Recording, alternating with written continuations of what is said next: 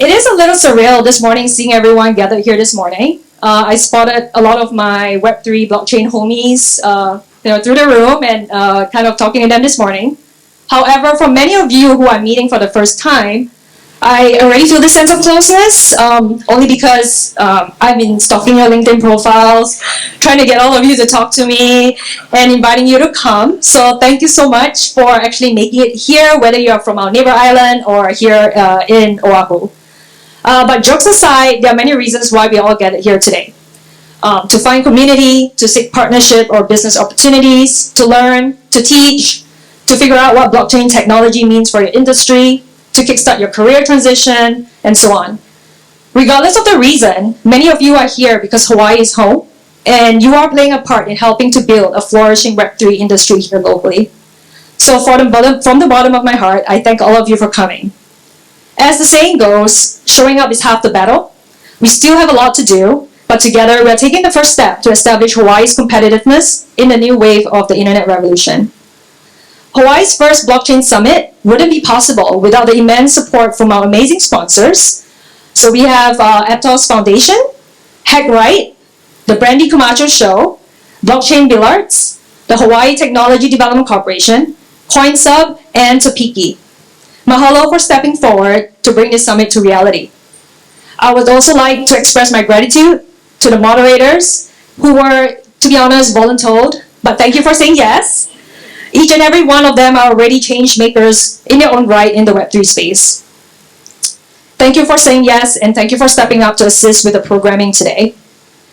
To our speakers from Hawaii, or those who flew thousands of miles to get here, thank you for coming to share your expertise and your perspectives.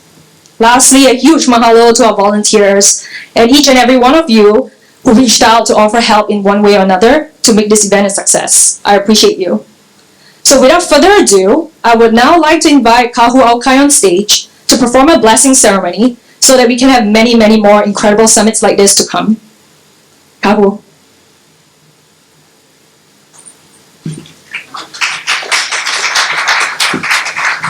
Wonderful. Mahalo. Aloha mai kako. Aloha. Wonderful. Welcome, everybody.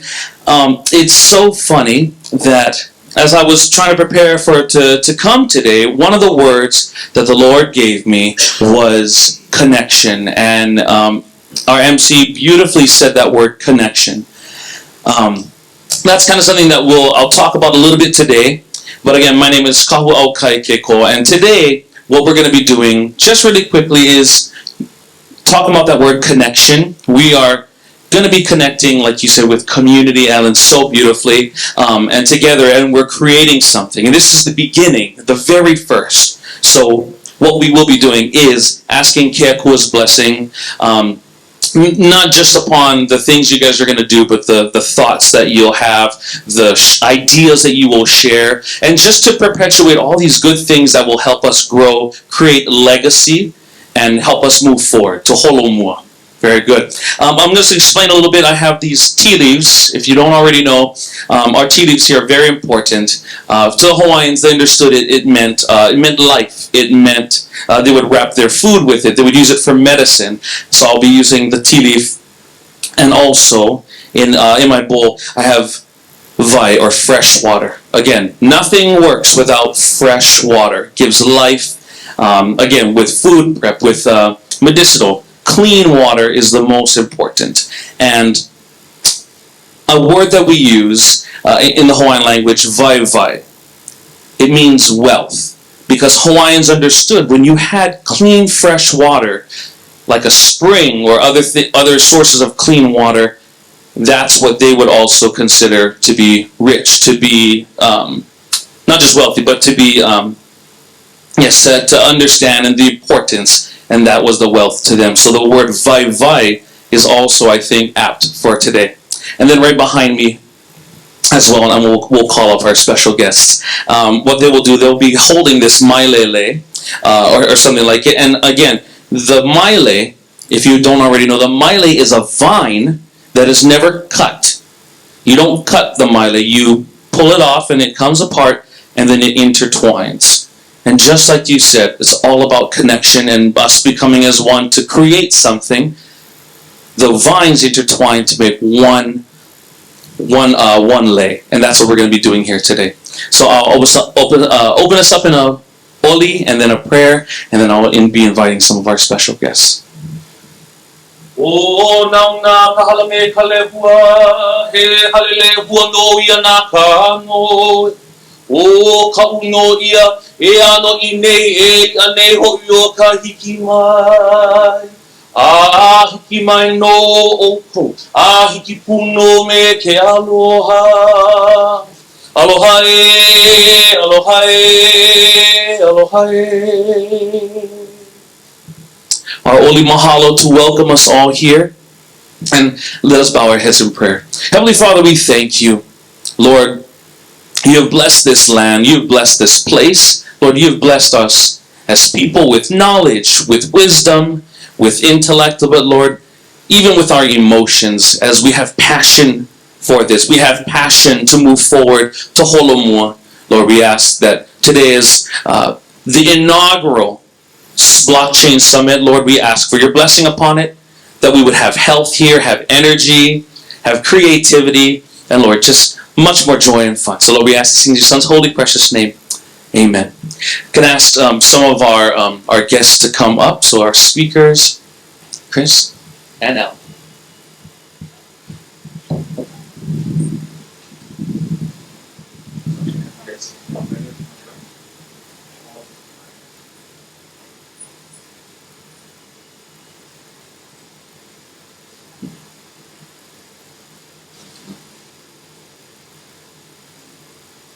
So again, as we hold this slate, you, for this summit, you are integral to this.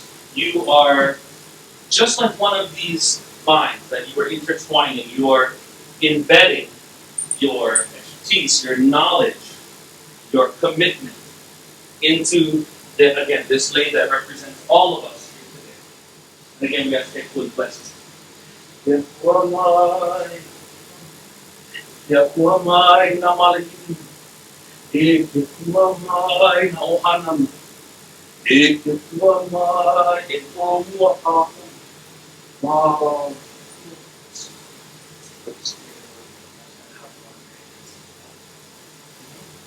That's it.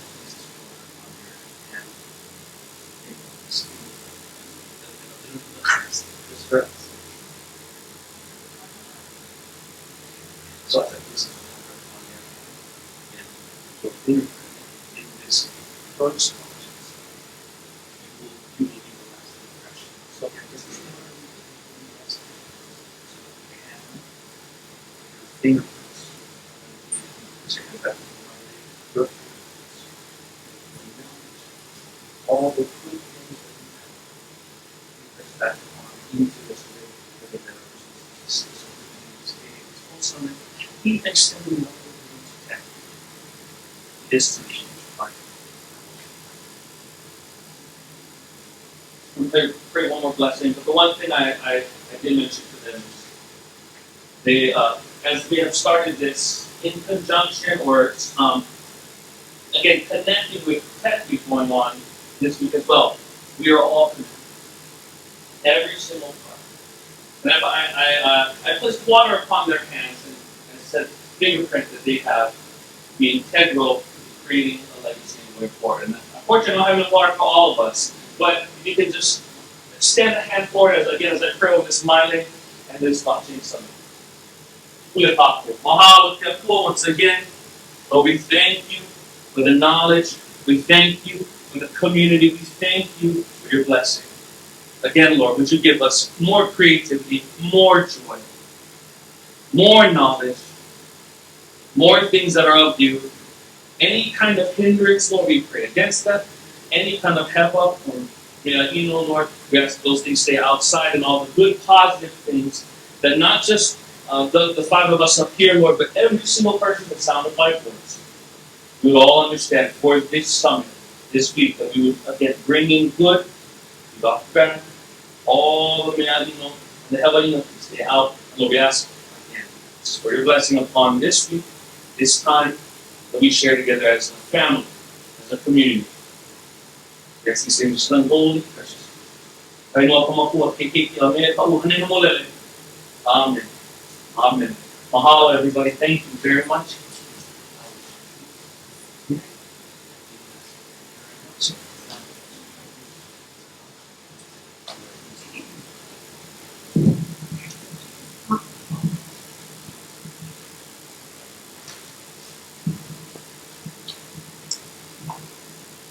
Thank you, Kahu Alkai, for the beautiful blessing to mark the start of the first ever Hawaii Blockchain Summit. Now it's my pleasure to welcome State Senator Chris Lee to the stage to deliver the keynote address.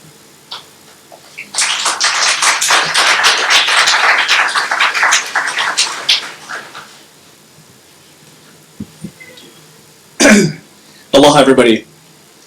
I sound like I have COVID. I promise you, I took a test. It's not. I'm actually getting over a cold. Although, if any of you want a week off, just ignore that last part I said. But you know, it's really an honor to be here this morning. I represent part of the Island State Senate. I've been part of our legislature and our community for some time. I've just been really fortunate to have been able to be involved in a lot of really innovative initiatives over the years. And what's so exciting about this, and we do a lot of, I think, these blessings and untying of Mileys and new projects and things like that so very often. But this one in particular is really special because I think what this represents, at the first blockchain summit, the first gathering of this kind, that represents not the untying and dedication of one particular project or one building or one thing, but rather the start of what ultimately has an economy-wide, statewide, and really across the Pacific, regional-wide set of changes and innovation and application in a space that is yet to find a ceiling. And that's really exciting because in Hawaii, I mean, the opportunity is so huge. And I think like a lot of places, first of all, how many people are from Hawaii here? Real quick. How many have been from other places helping to share their knowledge? Okay, great, yeah. So, you know, in Hawaii, I think a lot of us are really fortunate to live here, but often because of that, we have a very insular view of the world. You know, we know what happens here, and everything else happens elsewhere, and, you know, okay, people do your thing, we'll do ours. And to get through, I think, often some of the inertia and some of the bureaucracy and other things that I think are common in so many places, you know, we have a chance to catch up in a way and to really go beyond what other places are doing. And that's really what this conversation, I think, catalyzes. And that's really exciting because, you know, we have been at the epicenter of change for some time. I mean, in this community in particular. You look at countries like Estonia, which have moved completely from where they were 20 years ago now to a digital society, digital economy, digital government, where people literally can vote online, can pay taxes online, can do all the things that you think you would do with the ease of using an app. It's implemented and it's real. And that's here in the United States, yet a long ways off, but I think an inevitable future, and one that is only going to be created by folks standing up and innovating and developing specific applications that can be replicated throughout. And it's not impossible. And what's really exciting about this in Hawaii, we've seen, I think, so many different opportunities both come and go, but also opportunities come and be taken advantage of. And you know, I'll go back to one thing in particular that stands out. In 2013, 2014, I had a great opportunity and fortune to work with colleagues. Ended up writing a law which made Hawaii the first state to commit to 100% clean energy. It was the first of its kind throughout the country and had never been done before. And everybody prior to that had said, yeah, I mean, this is a great idea, but it's not only financially impossible, it's technologically impossible, and it's certainly politically never going to happen. But we knew where we wanted to go. We knew we wanted a future that was better than what we have now, to get off of reliance on imports and focus on what we wanted. And when you get into the nitty-gritty of how we were able to achieve that, it was the most scientific, data-driven careful process where one of my colleagues wanted 2050 and I wanted 2040, so we agreed on 2045. We're going to do everything by then. And we put this into law. What's really exciting about that is it's not just something that happened in Hawaii. It was working with colleagues in states around the country to replicate success and best practices and adopt basically exactly what we did here in other states. California first, and then eventually now we're at a point in the United States where more than half the people in the country, more than half of the states have adopted the exact same targets for renewable energy, for zero emissions economy, and carbon neutral future. And that is something that was unfathomable politically just a decade ago. But it took one example to make it happen. And now we're on a track where we've completely reinvigorated our economy, completely changed the opportunities for jobs and finance and investment in the energy space. In fact, here in Hawaii, what that helped create was a moment where during, the peak of our last recession, a majority of a lot of the development, innovation, and growth was still in the renewable space. A quarter of all building permits in Honolulu were renewable energy-related building permits. And that's where we did something small and started with an example, even though we didn't know exactly how we were going to get there, which let people see what was happening and gave them a roadmap to follow. And we're all going to get there, but now we're doing it as a nation. And we're partnering with other nations. In fact, I was just in Norway and Sweden and some other countries, partnering with them on these same things to get investment here from those places. And in this space, in this digital space, where blockchain has sort of a vehicle, a mechanism that can enable that same kind of innovation, but much more broadly in a whole lot of industries, in government, across sector and sector and sector, on and on and on. That is limitless. And I think in Hawaii, what's really exciting is, there is a desire, there is a thirst for that kind of change and the benefits it brings.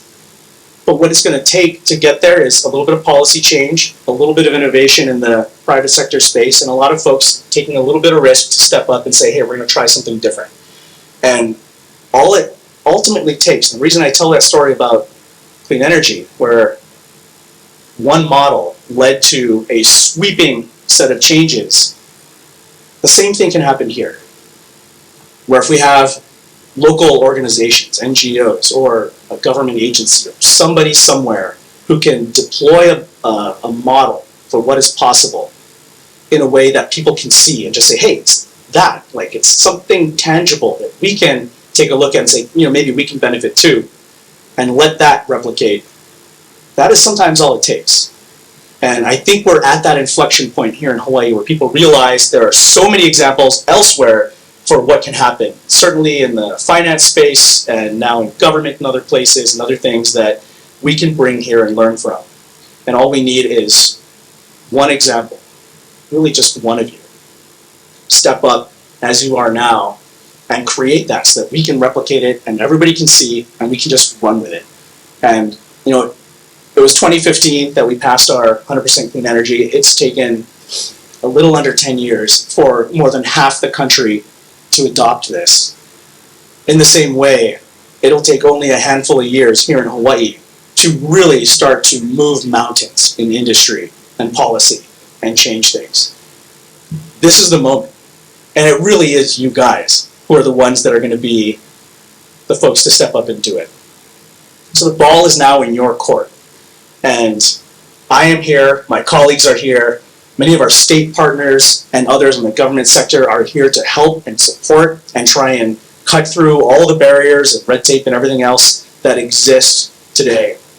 But we need your help to rewrite that future and create that shining model that we can all learn from and show everybody that there's a path forward to the better future. And that's really what this is all about. And that's why this particular summit is so important, because nothing like this, I think, has been presented to us before.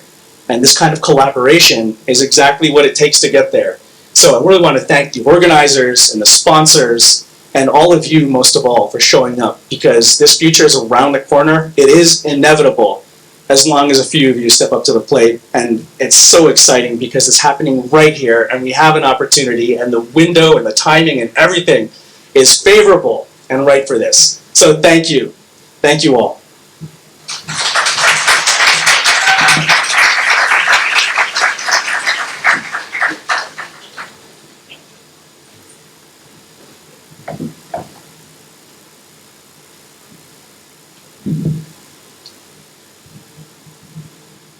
Thank you, Senator Lee, for so accurately capturing the opportunity in this room today.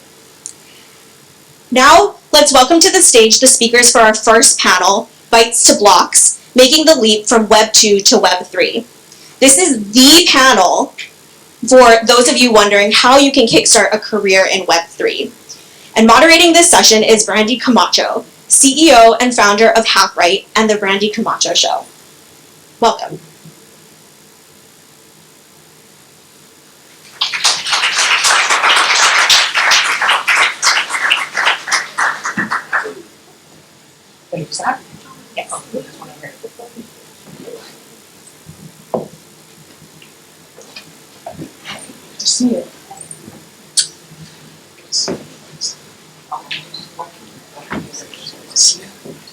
Okay, so we have a fantastic group here. Something I just want to mention is, if you want to go ahead and take your seat, we only have a short amount of time. So there's something that we need to do. The senator said it best, sector by sector. How many of you have worked in technology, I want to say, since we started digitizing everything? Can anybody relate? Raise your hand if you can relate to digitizing everything. Are we done yet? Keep your hand up if you think we're not done yet. Okay, sector by sector. So what I want to mention is, my apologies here. What I want to mention about this group is that we have this responsibility to pay attention to these sectors, right? Now, my sector obviously has been in technology. I'm a 25-year tech veteran, Brandy Camacho, very pleased to meet everybody. In the engineering side, we're always looking at how do we solve these pain points? How do we move forward? The sector's looking, thriving for, adapting for tomorrow, right? We've seen it with the way that we look at magazines, we've seen it the way we look at our own newspapers, but then we look at our everyday life and we're constantly transitioning. And so this is our time where we can own our data. We actually get the time right now to change the narrative. And so when we're looking at things like public and private markets, I think we're forgetting about the folks that are working in the everyday workforce in Web3. Most people I meet, they think it's just so dang technical. How do I even start? And that's what this panel is all about. When we're talking about bytes going to Web3, it's really about the transition of Web 2 to Web 3. How many in this room know what Web 2 is? Please raise your hand if you know what Web 2 is. Excellent. Just in case if you don't know, because there's a couple of you that don't, didn't raise your hand. Like, we're looking at traditional internet. Like, when we think about Web 1, that's a static world. All the information's static. If you're going to go ahead and post up an update on the internet, it doesn't change. It's static. You have a responsibility to remove it online so that way you can update the folks that the data has changed. In Web 2, this is the advent of things like social networking, Facebook, LinkedIn. This is where you can post data, you can change data in real time. We've seen it with the way that stock markets work. Something that's been a bit of a pain point in the industry globally is about value. How do we take these things of value and make sure that we have real ownership? I just want to put everybody's thought into one specific thing I think everybody can relate to, technical or not. If you were to purchase a stock, let's say your favorite company, and you want to gift it to, I don't know, your kids, or to your mom, your dad, whoever, like, the barriers to transfer this asset is rich. Rich in a sense that's not pleasurable for the end user to pass this as a gift to anybody else. But in Web3, we finally get to change that. That narrative's already switching right now. That's the underlaying of the back-end process. So I could talk about this the whole time. I'm going to stop right here because what I like to do is have this fantastic group introduce themselves. And we'll start with Meili. Meili, will you please provide an introduction? Hello, everybody. My name is Meili Hamasaki. I was born and raised in Kaneohe, and I now live in Makiki.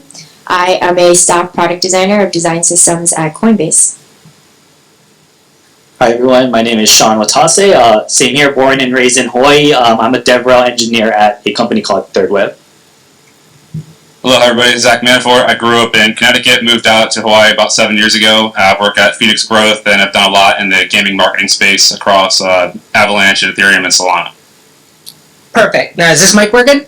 Okay, keep the mic, Zach. Keep the mic. Pass it down. All right, we're going to start with Zach, and then we're going to come right back down and bring it back to me. All right, Zach? So you're having the mic. Okay, Zach, tell everybody, again, in a sense of your role, how you got started. Take a few minutes, just please, few minutes to explain what that journey was that got you into Web3. Yeah, absolutely. So for me, I was in the military for 20 years, and around 2015, I started looking at counter-threat finance and how money was laundered from terrorist organizations, and stumbled across blockchain just in doing some research. And outside of the job, I really just fell in love with the technology and innovation that it could bring to the masses and everybody.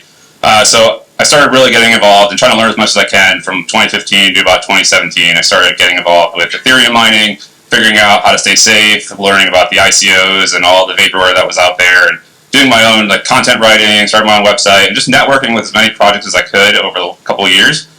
When Vitalik moved away from proof of stake to proof of work, kind of felt like left out in the cold as an Ethereum miner, and I was like, all right, I need to start learning more about the actual blockchain and everything else it can bring to the space. So I started exploring other blockchains, started exploring Solana, Avalanche, Polygon, a whole bunch of others, and I just started meeting more people and doing more freelance work and just getting involved as I could in the network and learning as much as I could from other people, because I was still brand new to the space, as a lot of us were, but quickly found myself at the lowest part of knowledge when it comes to talking to these people, because they were way smarter than me and had way more technical expertise. So just try to learn as much as I could from them. And as I kind of continued to grow and grow and grow, I just got more opportunities to get involved, take part, go to events, start speaking to people, and start helping projects market themselves. And that's where I became interested in how do I help market the blockchain in general. So I started working for Ava Labs as part of the Avalanche Foundation and doing their gaming marketing, because I'm a gaming guy and I love gaming, and I figured let's start there with something I know in gaming, and then let's add the blockchain, which I want to learn about. And really just from there, I just opened up so many doors to how can I get involved in the community and events like this and all over, and just start talking and seeing where the pain points are, and even just working outside of that, whether it's a paid position or a free position. To me, it's just moving the space forward, because the further we get, the faster we get there, the easier it's going to be for everyone to do these things like real-world assets and transfer money. So that's been my quick journey to Web3, and it's something that I think, as long as you're transparent and willing to learn and put yourself out there, there's plenty of opportunities in the space that's still in its infancy. Okay, Zach, real quick, time to transition. How long did it take from interest to actually working professionally? So I started in 2015 doing it on the side. I think my first paid opportunity started in 2019, part-time, and then full-time I made the final switch in 2022 to my first full-time Web3 job, and then did that for a couple of years, bounced around, and now I'm back full-time again, thankfully. So I just want to say thank you for your service and joining. We much appreciate it in the ecosystem of blockchain. Global, sector by sector, we're talking private awareness, going into public markets, making change. That's what Zach's doing right now, and a really good job. So thank you very much. Thank you, appreciate it. If you don't mind, pass it to Sean. Sean, Absolutely. Can you go ahead? Yeah, so I got into the blockchain Web3 space, I'm going to say end of 2020, beginning of 2021. My friend introduced me to something called NBA Top Shot. If any of you are familiar with it, it's basically, think basketball trading cards, but digital versions of it as NFTs. And essentially, my mind went down this rabbit hole of how is this possible? How can someone sell LeBron dunking a highlight moment, which is like a 5-second clip, for $35,000 to someone? And that is what caught my interest at first, as I think it is that catches a lot of people's interest, the financial aspect of the blockchain and everything. And the deeper I went down that rabbit hole, I started to understand what blockchain really is. I think a lot of people stop at the NFT layer, the crypto layer, but there is actually one more layer behind that, and that's the technology that runs everything, that opens up the possibilities of what this can actually do. And that's understanding what blockchain really is. A lot of people just think blockchain, cryptocurrency, Bitcoin, Ethereum, scams. That's what the majority of people, I think, in the world think, and they don't take the time to understand how it's actually working, which it can get technical, but it can be very simple at the same time. My journey started then, and as I started going down that rabbit hole, I got more and more interested and wanted to start building things on top of this technology. So I got into NFTs. I started learning about smart contracts. I started learning about all these different pieces of tech. I self-taught myself how to code again. I searched things on YouTube, and I came across this tool called ThirdWeb, which is the company I work for now. And we're basically a full-stack development platform helping on-chain developers with front-end, back-end, smart contracts, basically anything and everything you need to build on-chain.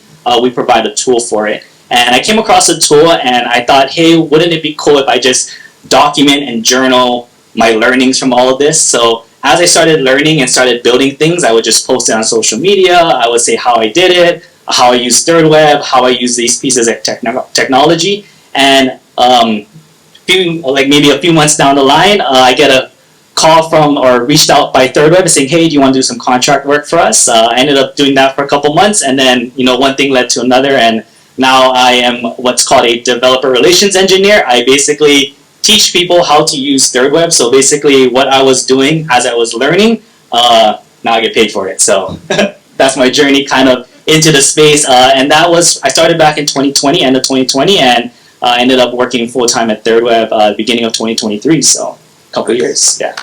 Excellent. Melee, wonderful story. We're going to come back, promise. Melee, if you don't mind. Yeah, my story is a little different. I got recruited off LinkedIn. I specialize in design systems, so I'm a builder. And Coinbase was building their design system. They needed someone to go from 0 to 1, and I had the skill set for it. And I decided to take the leap of faith. I was working at Workday, which is very much large enterprise technology, the opposite of this space we're in right now. And yeah, I feel like I've approached it from a builder's lens. So we are using a lot of the same processes, and we're doing the same thing that I was doing at my older job, which is really interesting.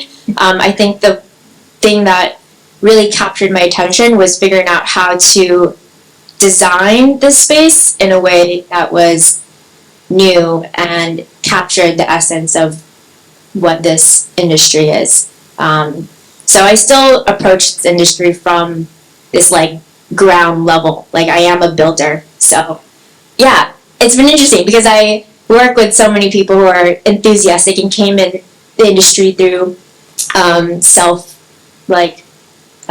they learned, you guys self-taught, yeah. And I'm constantly learning from my coworkers and people in the industry. Fantastic. So, real quick, are you basically expressing that the lens in the space is still developing, that your outlook on blockchain is, in a sense, growing, it's young, from your lens specifically, on the product development side? What's it been like for you going into this unknown world of blockchain, knowing that your work is a lot the same of what we consider Web 2 at Workday? So now you're in Web 3 and you're like, what is that lens like? Explain that moment where... Yeah, I mean, we're still building applications, so we still need buttons. We're still using this. The button design hasn't changed at all. The only thing that's changed is the pattern, a transact or a swap pattern. And so we're still using the same elements. So I think that's a very interesting. Okay.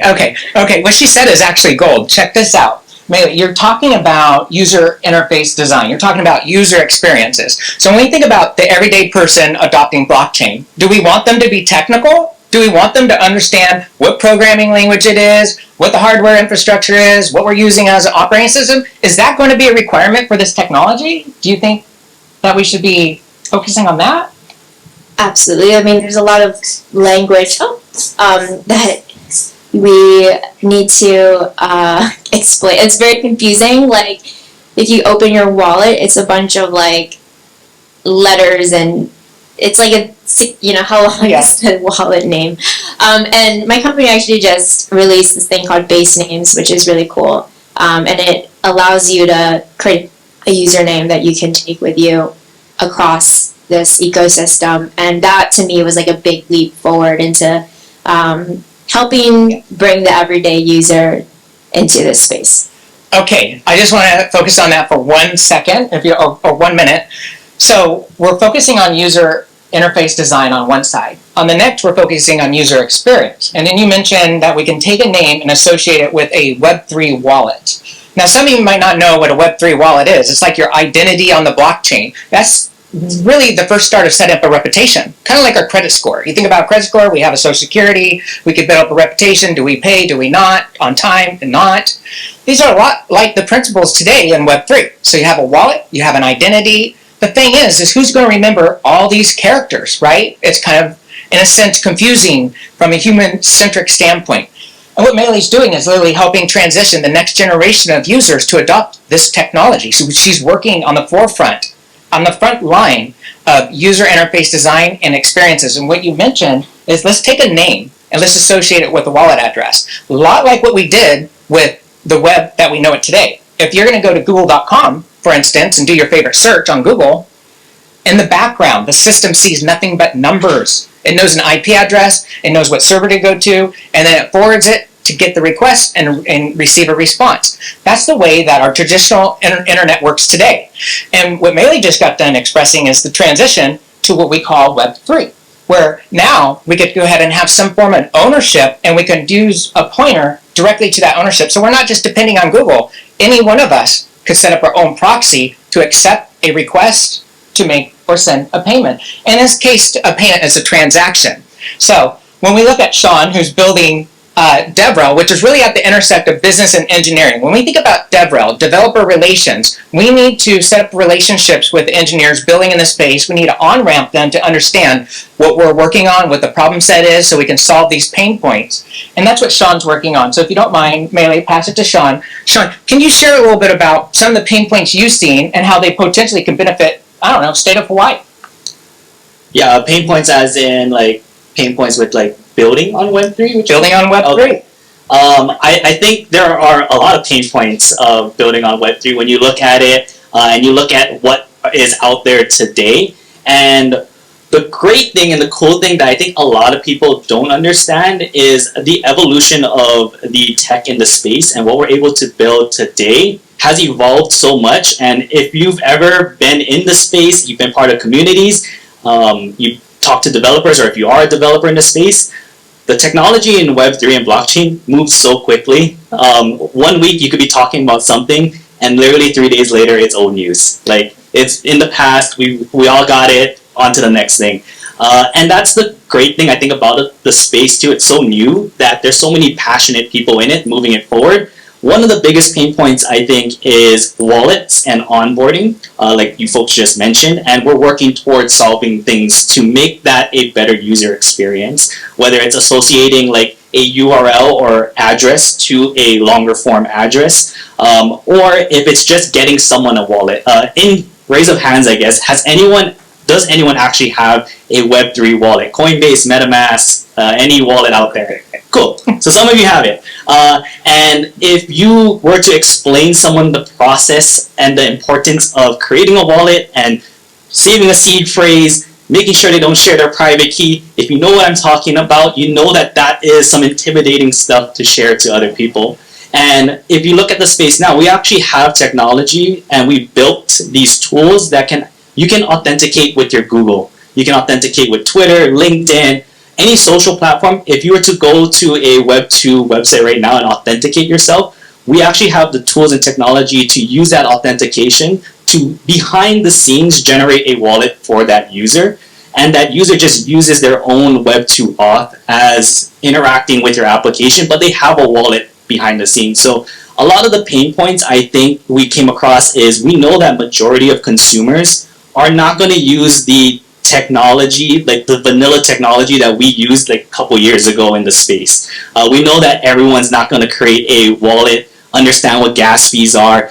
All these words and lingo that I'm using, if you don't know, great, because the idea is you shouldn't need to know this stuff when we get into the space for consumers. If you're a developer, if you're a builder, you're going to have to understand this stuff. But I think ideally, nothing changes as far as the user's perspective. Everything should look exactly the same. You might get another notification or something that says, you know, you're transacting something, but the user experience, I think, on the front end of applications shouldn't change. The understanding of how blockchain works and is implemented, I think that's the pain point right now on how do we get businesses and people to understand the business side and how do we actually implement this into real life scenarios.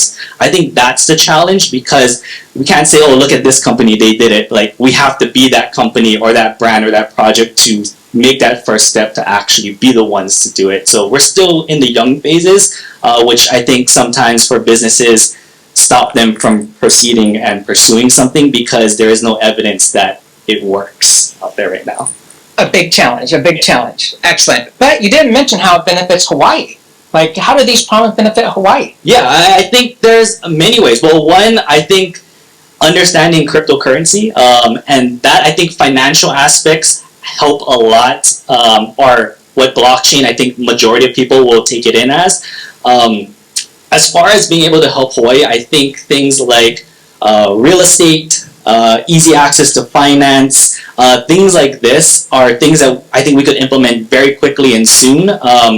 I think the gamification of business is an interesting thing that I like to talk to people about, where you look at today's world, we have reward systems, we have points, you go to somewhere, you get points, you can redeem free boba or whatever it is that you collect. You can actually gamify that system much further on the blockchain, whether it's building a community, building business, using that as an on-chain currency to go cross business between other businesses.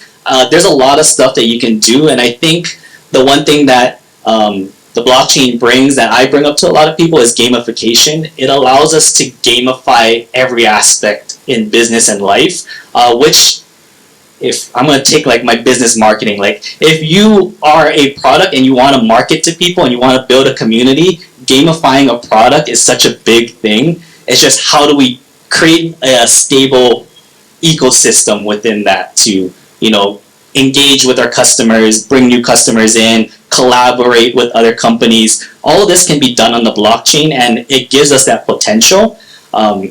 Yeah, I'm trying not to get too deep and trying to speak really quickly, but yeah. You're doing really good. You're doing really good. Okay, so there's a lot of passion here, I can tell. And also, I think something that we're not mentioning is at the core of DevRel, that intersect of business and engineering, you're working a lot on the mindset of the user, right? And the mindset of the developer to build for the user. And so in Hawaii, we have a special place right here in the middle of the Pacific, and we want to keep a lot of folks home. And what you're seeing today is everybody working remotely. And so when we think about this in this new digital age, finally we get to build stronger and better right here in the islands and keep it local within our families, globally into our island. I'm very proud of that. I think that's just an awesome opportunity, and I would like to see more of it. Now, something else you kept on mentioning is about the fact that the end user shouldn't know about these things. And it's a lot like a magazine. When I was talking about digitizing everything, the folks that are getting their favorite magazine that's now digital, they didn't really care about how it got there. What they wanted was access. I think we're going to repeat that same problem, and I believe it's already occurring, and I think a lot of us can see that. And what we're trying to do is figure out how we remove friction. And Mela, you mentioned this earlier. We connected earlier about trying to remove the friction and how it could be quite confusing. We're going to get back to that. Before we do, let's pass the mic to Zach. Zach, if you don't mind, can you share a little bit more about the community? Because we have the business engineering. I want you to take it forward and share to the audience the power of community and why this is important when we're talking about the Web3 revolution. Yeah, so for me, we spend a lot of time working on community, and basically a community as a service from where I'm working is like full stack Web3 marketing, but we also do a lot of community building, and how we approach that is first on an education piece. I think, taking all the technical stuff out of it, we want to explain it at the lowest level so everyone can understand it and use it without as many pain points as possible, and having to remove the barriers such as the wallets that we talked about, tying them to usernames, tying them to emails, to something so they don't have to worry about seed phrases and compromises and exploits and hacks. And how we can do that is, making sure that we've got communities that are globally placed so that there's 24-hour coverage, different languages, making sure that every project that we support has those representatives to explain these tactics at the lowest level. That way they understand, exactly what they're getting into, how the project works, and then keeping those communities engaged. Because a lot of times back in 2020, 2021, these Discords and Telegram groups were mainly just focused around farming for whitelist access, farming for airdrops. They didn't really care about the technology or the points. They were all after the financial aspects. And I get it. A lot of us are too, and that's fine. But the second part of that is how do you keep them there after the airdrop or after a token generation event or after an NFT mint? And that's the part that's really hard for a lot of founders and a lot of teams, is how to keep those communities involved and engaged. And for us, it's like having a programming schedule to where they feel like they're welcome, and there's always something going on the server. There's always ways they can learn, directing them to like educational pieces, or having just online classes where they can come digitally ask questions to the founders, the team, and just so they're accessible. And so they just feel like they're welcome members of the community, because if you're going to something as like a hobby or an interest, you want to feel welcome, you want to feel that you're involved and that your opinion matters, and you can ask questions without being run out of town. If you have a question about a project, or you're not trying to, like, as everyone says, flood a project to death if you don't understand it, you're just trying to ask the right questions so that you as a user can understand what you're getting involved with. And I think there was a lot of people didn't support that a couple years ago, and now it's opened up to founders are more open, teams are more open, and just accepting communities and users in to really give them the education they need so they can have an enjoyable experience both using the whatever app they're using, but also understand the space better. And for me, it's like transparency is the key there. I think as long as teams are transparent and founders are accessible, and they've got community builders and community teams that are there to support, and let them focus on building the product. Because a lot of times founders try to do it all, and they get so wrapped up in building, which they should be, and then they try to handle the community at the same time, or the socials at the same time, and stuff slips through the cracks. Can't do it all. So just having the team there to support you from 0 to 1 and then 1 and on, it's incredibly important. So I think going forward is really just bringing that community and keeping that community engaged. That way, there's the understanding's there, and then those people just turn into ambassadors of the project, and then ambassadors of the blockchain. They go out, hold their own mini IRL events in whatever country or area they're in to help other people learn, and they bring those people back to the community, and that just keeps growing exponentially until we just have a general understanding of how everything works. And I think, yes, we're still there in the early infancy stages, but it's rapidly increasing year to year. It's great to see that kind of involvement going globally. Perfect. Pass the mic to Melee, please. Also, I would love to have a time check. And who's responsible for the time check this morning? We're good on time. Can we take questions? Do we have time for questions a little bit later? Okay, cool. So, Melee, if you don't mind, can you please explain the feelings that you had when you first got the opportunity to jump into Web3? I'm sure that it must have played a little bit in regards to, like, what is this and how am I going to contribute? Can you kind of share those emotions? Yeah, so the way my director hooked me to join, because I was very on the fence, she was like, Melee, do you want to hang out with your safe friend, or do you want to hang out with your interesting friend? I was like, oh my god.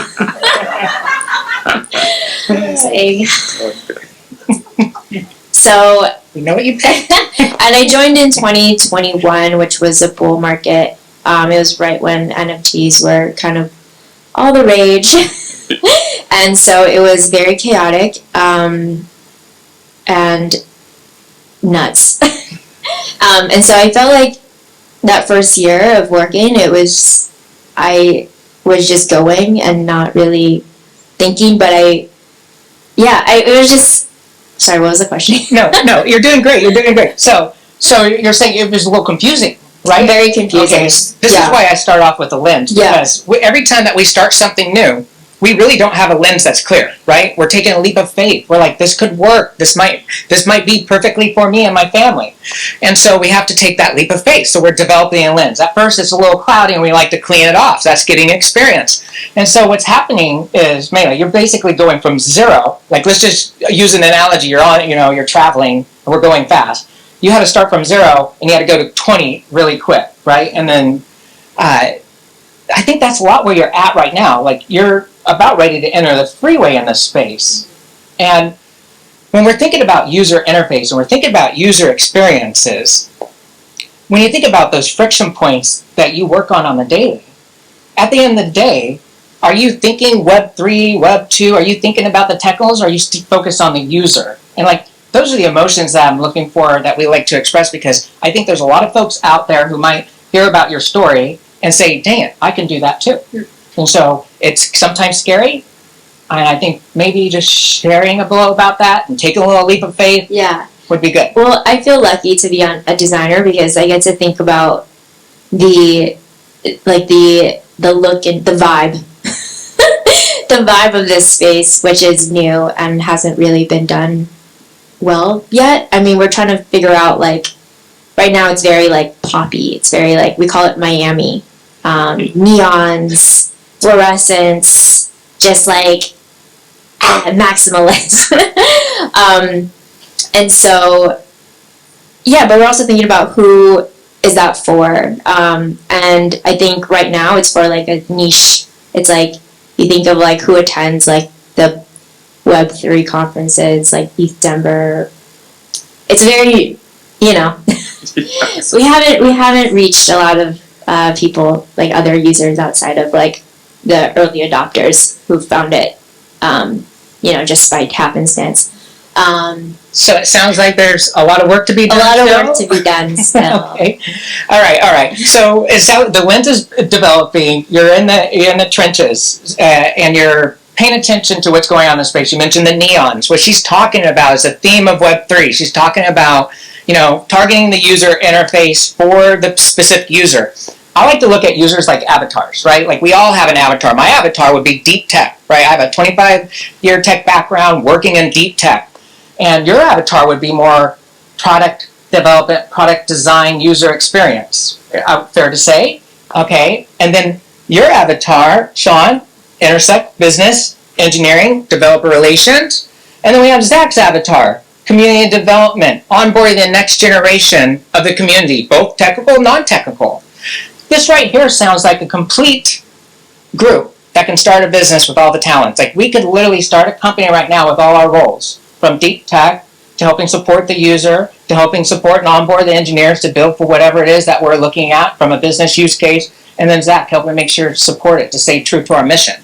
This is the power of Web3 and working in transformative technologies like blockchain. So, Actually, so you asked about my feelings. I had to like process it. Like, wait, what did I feel?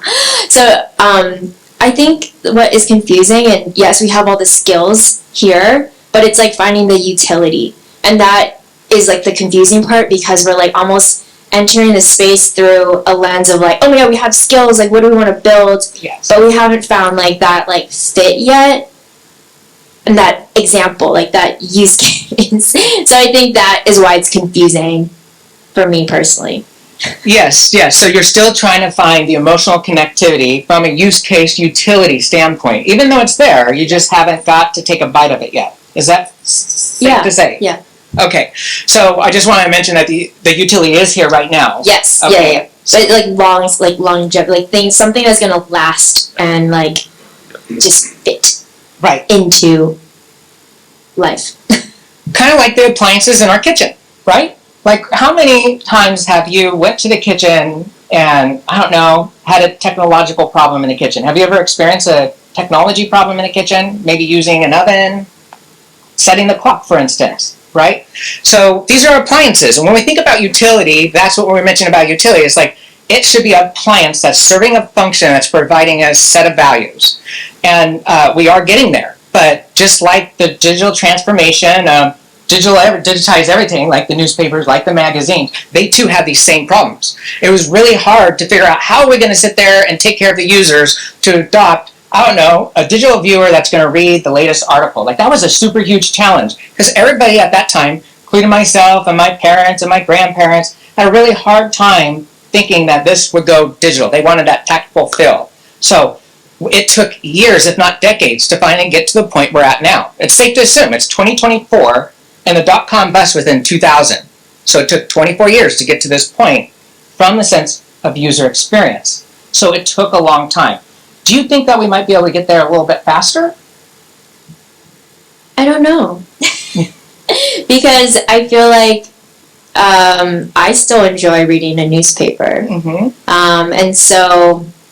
And I feel, I don't know, some people, I feel like it needs to be a balance. Like I don't think we should completely erase. I think I'm also just like I have a deep respect for craft, and so when I think of a newspaper and I remember like the class I took, like seeing how the newspaper was made, I like deeply respect, and I don't want it to go away. I like the tactile feel, right? Yeah. It feels good. It also easier on the eyes, and it reminds us of history. Yeah, but I will say, because of just like what the knowledge we have and like the technology we have available, we can build things really quickly. Yeah, we have many problems to work on. This is by far the biggest problem, by the way, in the industry. When you think about what that utility is and you think about how do I get into this space, there's actually so many problems that it's a little hard to figure out which one to focus on. Which one do you devote your time to? And we were mentioning about sectors, Senator, thank you so much. Like you have sector after sector that are at an inflection point. We actually currently today still have mainframe systems that were made in the 80s servicing our infrastructure. Now think about it, those are mainframe systems servicing infrastructure that require a dumb terminal, that require another process in the middle to make these things work. Hospitals, for instance, on the way they do billing, some of those systems are just very archaic. They're still having a hard time transitioning over. So we are potentially at a point, and I think a lot of folks don't know this, it's called leapfrogging. And what that means is that if the infrastructure is already built and we can serve a use case, we don't need to rebuild that infrastructure. We can leapfrog and start servicing this. And those are one area. So you think about today, conversations just aren't talking about how we go ahead and service the transition from these archaic data systems to maybe a new system that's fundamental on blockchain, right? Transparency or the way that we're going to convert our digital lives, I think, are right now being defined. And by far, it should be confusing. You should have these emotions. It should feel weird. And you took a leap of faith. You're meeting a new community with a new culture, and we're here at home. In a sense, although all these challenges still exist today, and we're working through them, what about the fact it's also bringing you closer together to your family here in Hawaii? Can you kind of share like how that actually happened as an opportunity that was kind of unforeseen? Yeah, I mean, I never thought I would be able to move back home. I don't know. I thought I was going to have to live in the Bay Area forever, so very grateful. Thank you. Okay. So that just tells you how big the opportunity is, because here we are on the island, right? And we could come back home, and we could still service the global infrastructure and help up the transition. Okay, we've been talking a lot about the road, and there's so much more in the transition to Web3, where we're going, how we're going to get there. I certainly would love to talk more about it. We just have a limited amount of time. So maybe we could take a moment right now to answer any question. Does the audience have any questions for anybody, any of the panelists? Questions? No? Maybe from a role perspective? Yes. I'm going to hand her a mic. Utility, how do you make this mainstream? That's the key. Yeah. Okay, just to paraphrase the question, it's your question is about utility and how we make utility mainstream. You want to take that?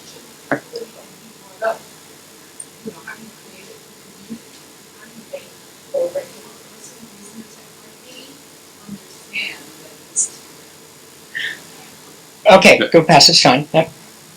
So my quick take on that is utility. So don't think of Web3 and blockchain as a product. This is my explanation of it. Don't think of it as a product, it's a feature, right? And a lot of times when we're thinking of what product do I build on this blockchain, like the biggest question is that you'll get from other people is why Web3? Why the blockchain?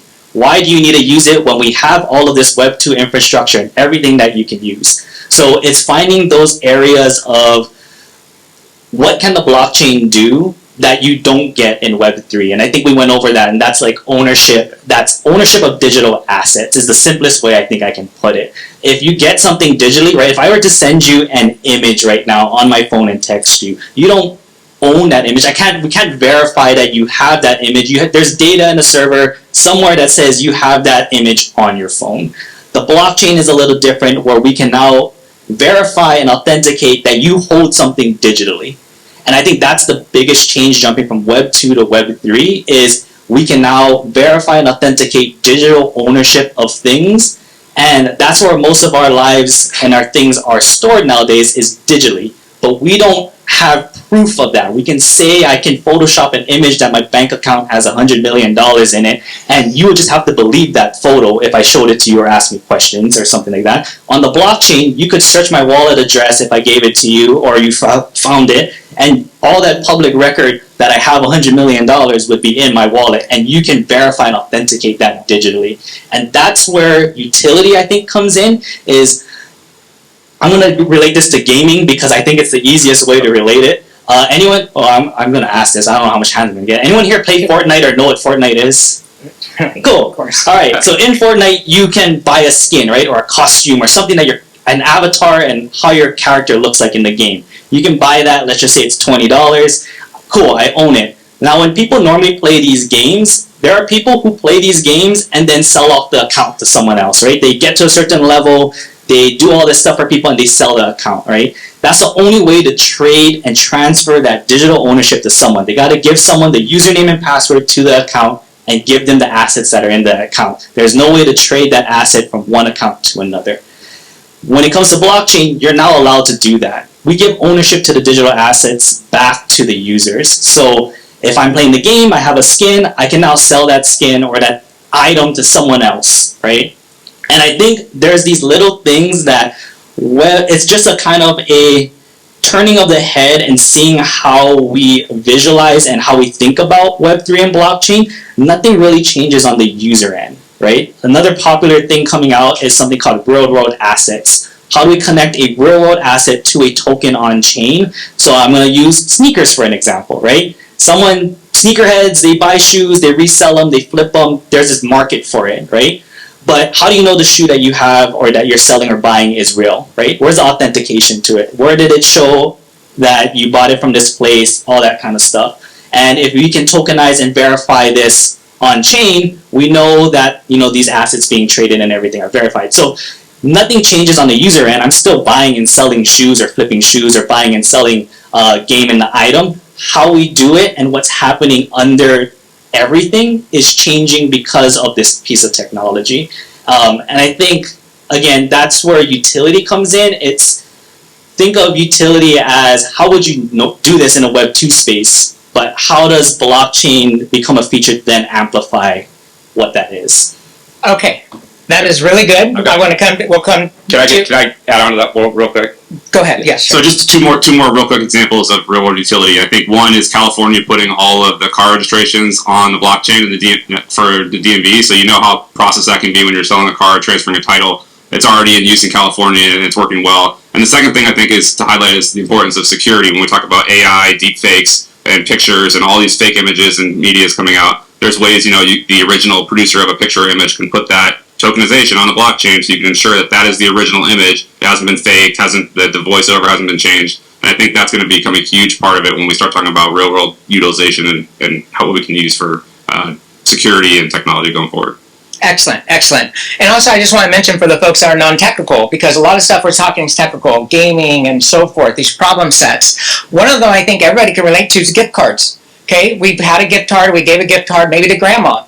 She's not technical, my grandma certainly wasn't, but she's had a gift card. She doesn't understand how these things work, she just wants to use the gift card. But maybe the gift card had an issue. She knows there's no balance on it, but she has to depend on a central authority to tell her it's still validated and solve this issue. So my grandma has a problem with the gift card, but if it's on the blockchain directly connected to my wallet, I have direct control over that gift card, so does my grandma. So now I don't have to depend on a central authority. I can say this value is absolutely here in my wallet. It's a direct to the consumer to maintain control. And what we see these problems on things like gift cards, because if you look and research gift cards, there has been a history of some issues on the way that the gift card industry works. And from a technical standpoint, that's easy to be solved with blockchain because we make it direct to the consumer, removing the people in the middle or the processes in the middle. And so there's a lot of that, and thank you, from the security side and the real use case with the DMV and gamification on everything we do, and then from user experience side. Yeah, go ahead. So I think it's like thinking about our everyday life, and it's like how could we use this technology to make things that are really tedious and difficult easier? Like as I was talking to Chris earlier, and he mentioned taxes, and I was like, oh my god, taxes suck. Like who doing their taxes? Like that shit is so painful. And imagine like if everything was like tracked, and we didn't have to do anything. We just had a ledger that followed us. I think some people would hate it and some people love it, but I don't know. I think it is like not so much like creating new use cases, but reinventing our existing use cases. Excellent, excellent said. Thank you so much. Yeah, I would love to digitize and set up an automation for Schedule C, by the way. Okay, you mentioned a question. I think we have enough time for your question. Hello everyone, my name is Walaa Wahba, and I'm also very intrigued with the blockchain since 2012. I've been in it. When it comes to utilities, like we'll talk about utilities, would you say that right now most of the people that are in the space are more technical and they want, like you saying that they are trying to find something to do for the people, right? Because people, they are not really adapt to it yet, so they are not offering what their ideas are to give it to the people in the space in order for them to actually run with it, right? So for example, something that I want to do for the space, if anyone wants to do it, real estate, right? Deeds, they can be an NFT, right? You don't have to lose your paperwork. You don't have to depend on anybody. Your deed can be an NFT in your wallet. It states, it shows that you own that house at this place, and you can just transfer it with no escort and take out all the brokers, take out all the middlemen in between. This is a great saver for people. All right, it's all about the community, right? My question to you though, applications, regular apps. Building a regular app versus a DApp. All right. Like, I'm building an AI system. I'm in the AI field, and I'm trying to combine the AI and blockchain. All right. And I'm trying to see, would it be worth it to take that extra step and put my app make a DApp instead of an app. And so from your standpoint, would that be, first of all, can it be done right now with the technology that we have? And what would be the benefits of a DApp versus an app? Okay, that could get quite complicated. Hold on, time check. How many more time? Let's. Okay, perfect. I would say it depends on what you want, right? Because I could say we could easily build an AI application where whatever you feed, let's say an AI chatbot, and we record the whole chat history on chain, right? There's certain aspects of AI that you can record on chain, maybe generating an image like you mentioned, and we can now take the information or the metadata from the AI generation, embed that on chain, and now we have proof that this was generated with AI on chain, right? I think there's so much things that come into play on whether you should build a DApp, and for those of you who don't know what DApp is, decentralized applications, basically our way of saying that this is built on chain. And I would say it comes down to that question that I brought up earlier, why Web3, right? Why does this benefit on chain, right? What are the beneficial aspects of putting AI on chain or building a app that is a DApp or decentralized on chain? If you can answer those questions, then yeah, it makes sense. And then maybe there is a use case for it and people will use it. To address the other things, like why don't we just create everything on chain, right? If we understand the blockchain, everything becomes so, like, the potential becomes so clear to us. Why don't we have all our social security on chain? Why don't we have all of this on chain? Why don't we have deeds on chain? Why don't we do all our transactions on chain? It all makes sense when you understand the technology. Now, then the question becomes, how do we implicate that, and how is that implementation done in real life? That's where it becomes difficult, right? Because now we have to, how do we find that intersection between telling someone you needed all these people, brokers, everyone to do your real estate, so, oh, you don't need anyone now, you just need a computer and hit OK and it gets transferred over, right? How do we train the mindset of people going from that to that? It's such a drastic change. Or how do we gradually transition to that, right? the end goal, I think, is always there. We can make anything on the blockchain. It's just how do we get there? Should it belong on the blockchain? One of the benefits or disadvantages of the blockchain might be that it's way slower than your Web2 application with AI that you might want to build, right? Writing stuff to the blockchain sometimes takes time. And yeah, to answer like both those questions, I think you have to answer a bunch of other questions to get down, should you build an app or a DApp, without like going through this whole process like right now, but love to connect and stuff afterwards. Yeah. You want to add to that? I just want to touch on a point. So you say like we cut out middlemen, right? But I think like part of the reason why we put up with brokers and everything is because we don't want to do it alone. Yeah. Like it's a very like part of like the reason why it's really hard for this technology people to grasp this technology is because we like talking to people. Like we want a friend in that process. And even though we have no idea why they are there and we know that, you know, we could replace them with technology, we don't want to. Yeah. At least like, I don't know, some people. But having the choice, I guess, to do that. Yeah. Yeah.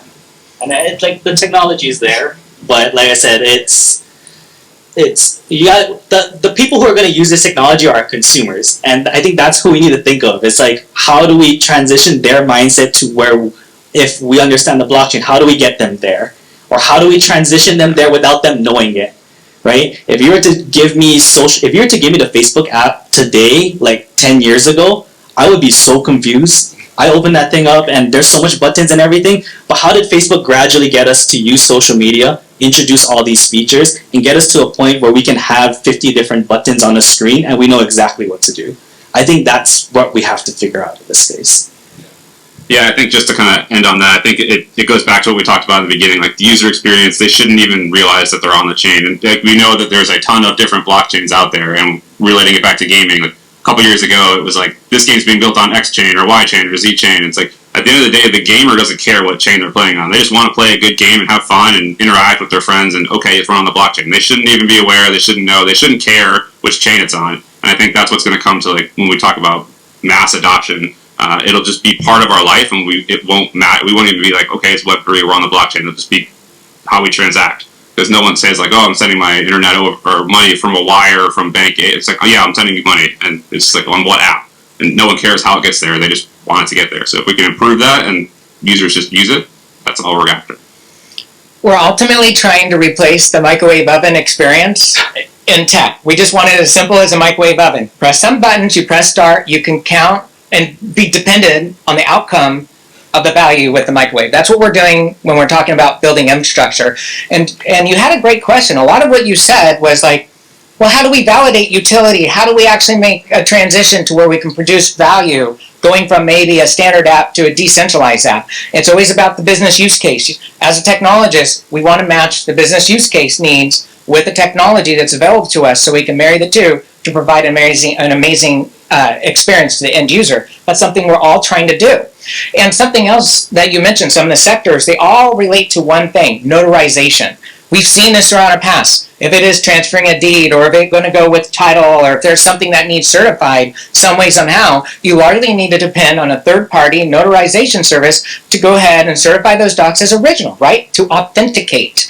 And right now with blockchain, that's done natively on the blockchain. It's being notarized every time a transaction is embedded on the chain. And so that's a new way to start thinking about these problem sets. Like, well, what are the things that we're using in legacy tech that oftentimes is hard to verify for trust, right?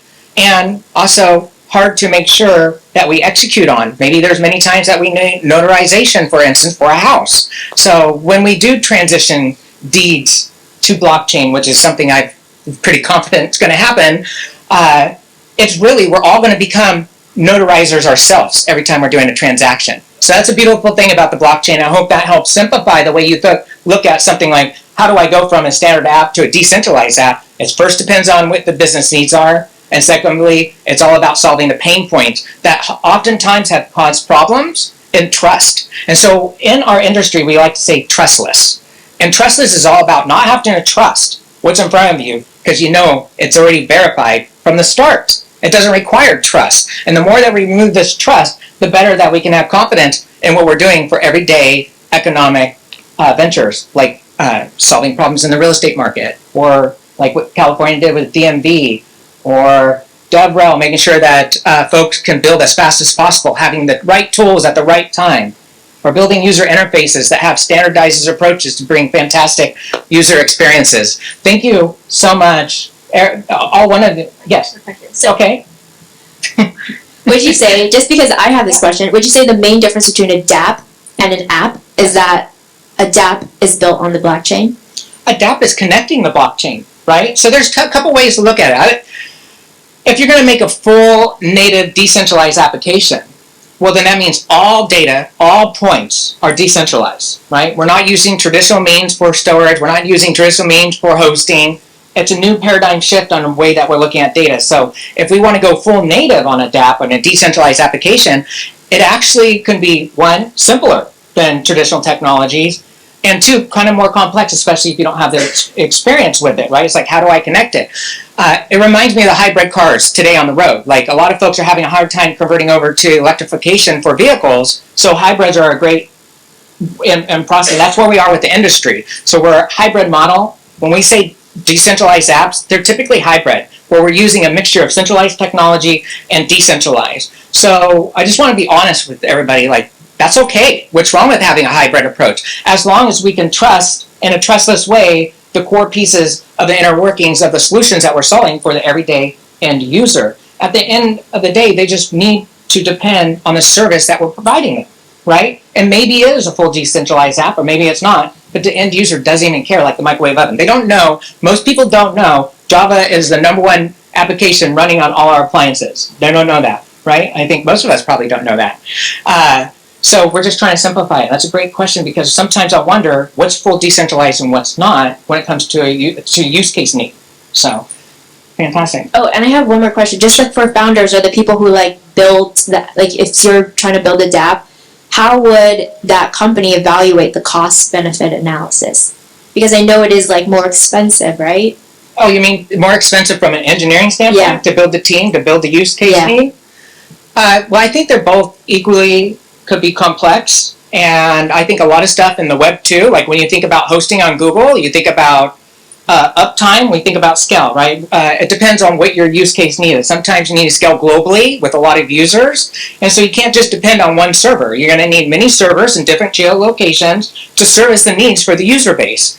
And when you think about that from a cost standpoint, blockchain actually reduces that cost, because naturally it has global reach at focus from the start.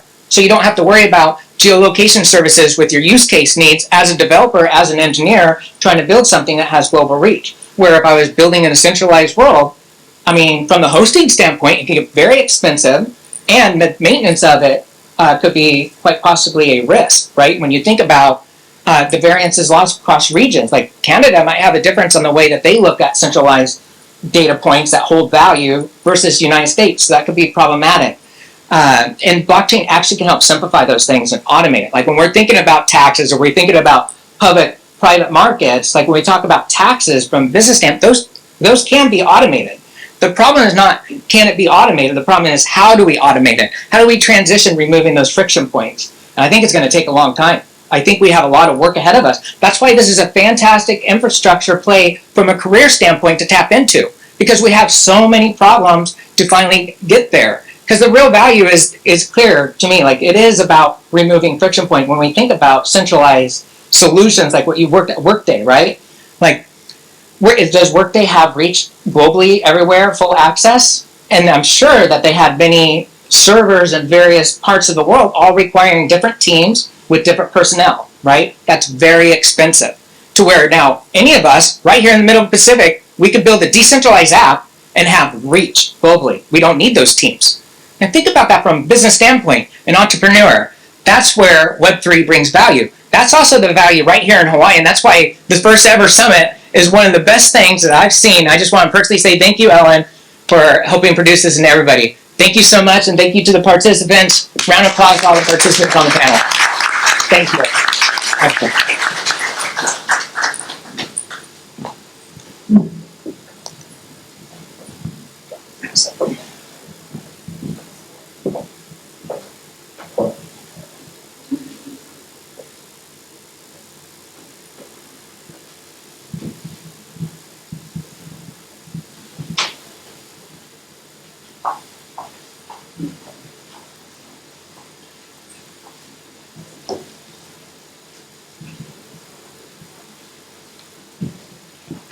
Thank you, Brandy, Mele, Sean, and Zach. For those interested in a career in Web3, I hope you found this panel very helpful. Now, the moment that we've been waiting for, this summit's fireside chat with Avery Ching, Chief Technology Officer and co-founder of Aptos Labs, which is currently ranked among the global top 20 blockchains. Let's welcome Avery and Ellen.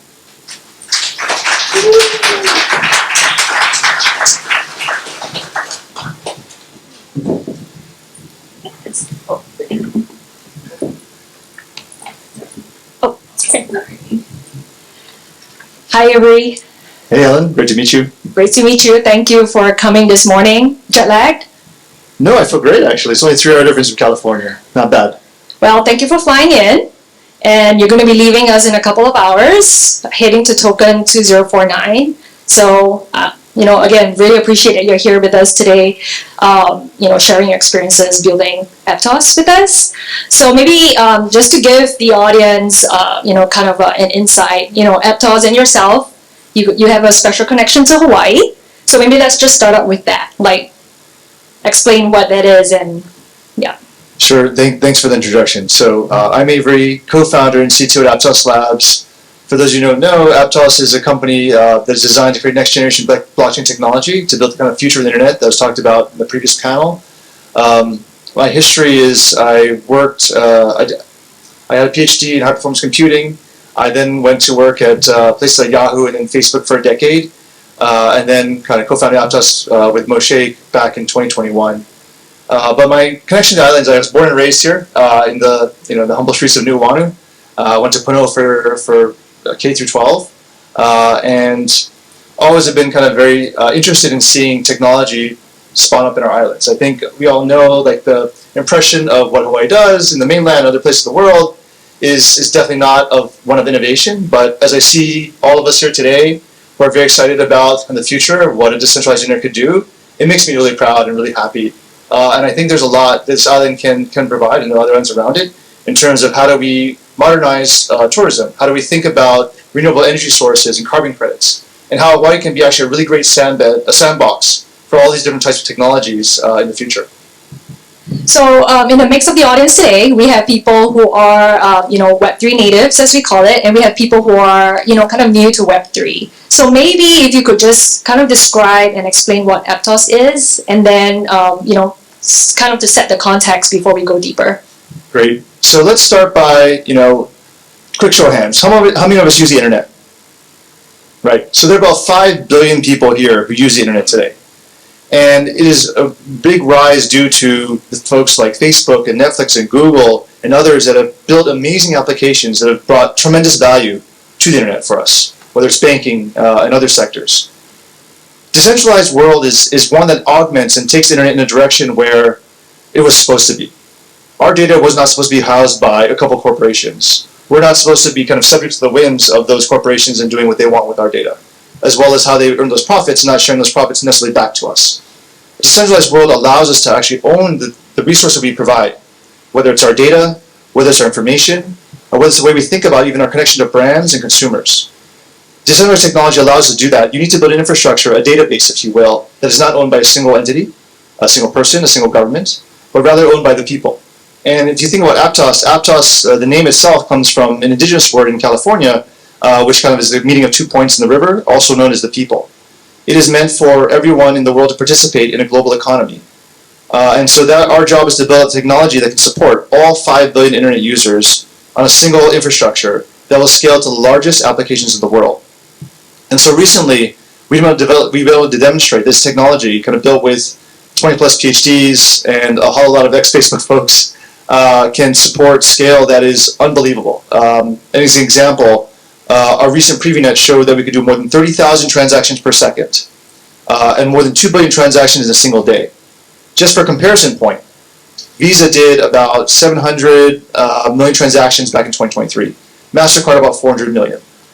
Aptos demonstrated they can actually do more transactions than Visa, MasterCard, and every other credit card provider put together at a cost at 0.005 of a cent per transaction. So our goal has been always to prove that technology is ready, capable, and then start to accelerate and build up the stack to make sure we provide these services and infrastructure that will then support the use cases of the future. How do we think about decentralized finance? How do we think about money movements, where I can send USDT from me to you in under a second at a very, very low cost without intermediaries getting in the way? These are some of the problems we're trying to solve, and we're a team of about 150-ish people at Aptos Labs. We have folks in the foundation. Michael Ching is here as well, who have many, many tens of people as well to grow this infrastructure and this ecosystem. There are hundreds of new developers, or new programming language, which are starting to build out the most interesting DApps and the most interesting applications that aren't possible in today's technology stack. And so that's kind of the mission of Aptos.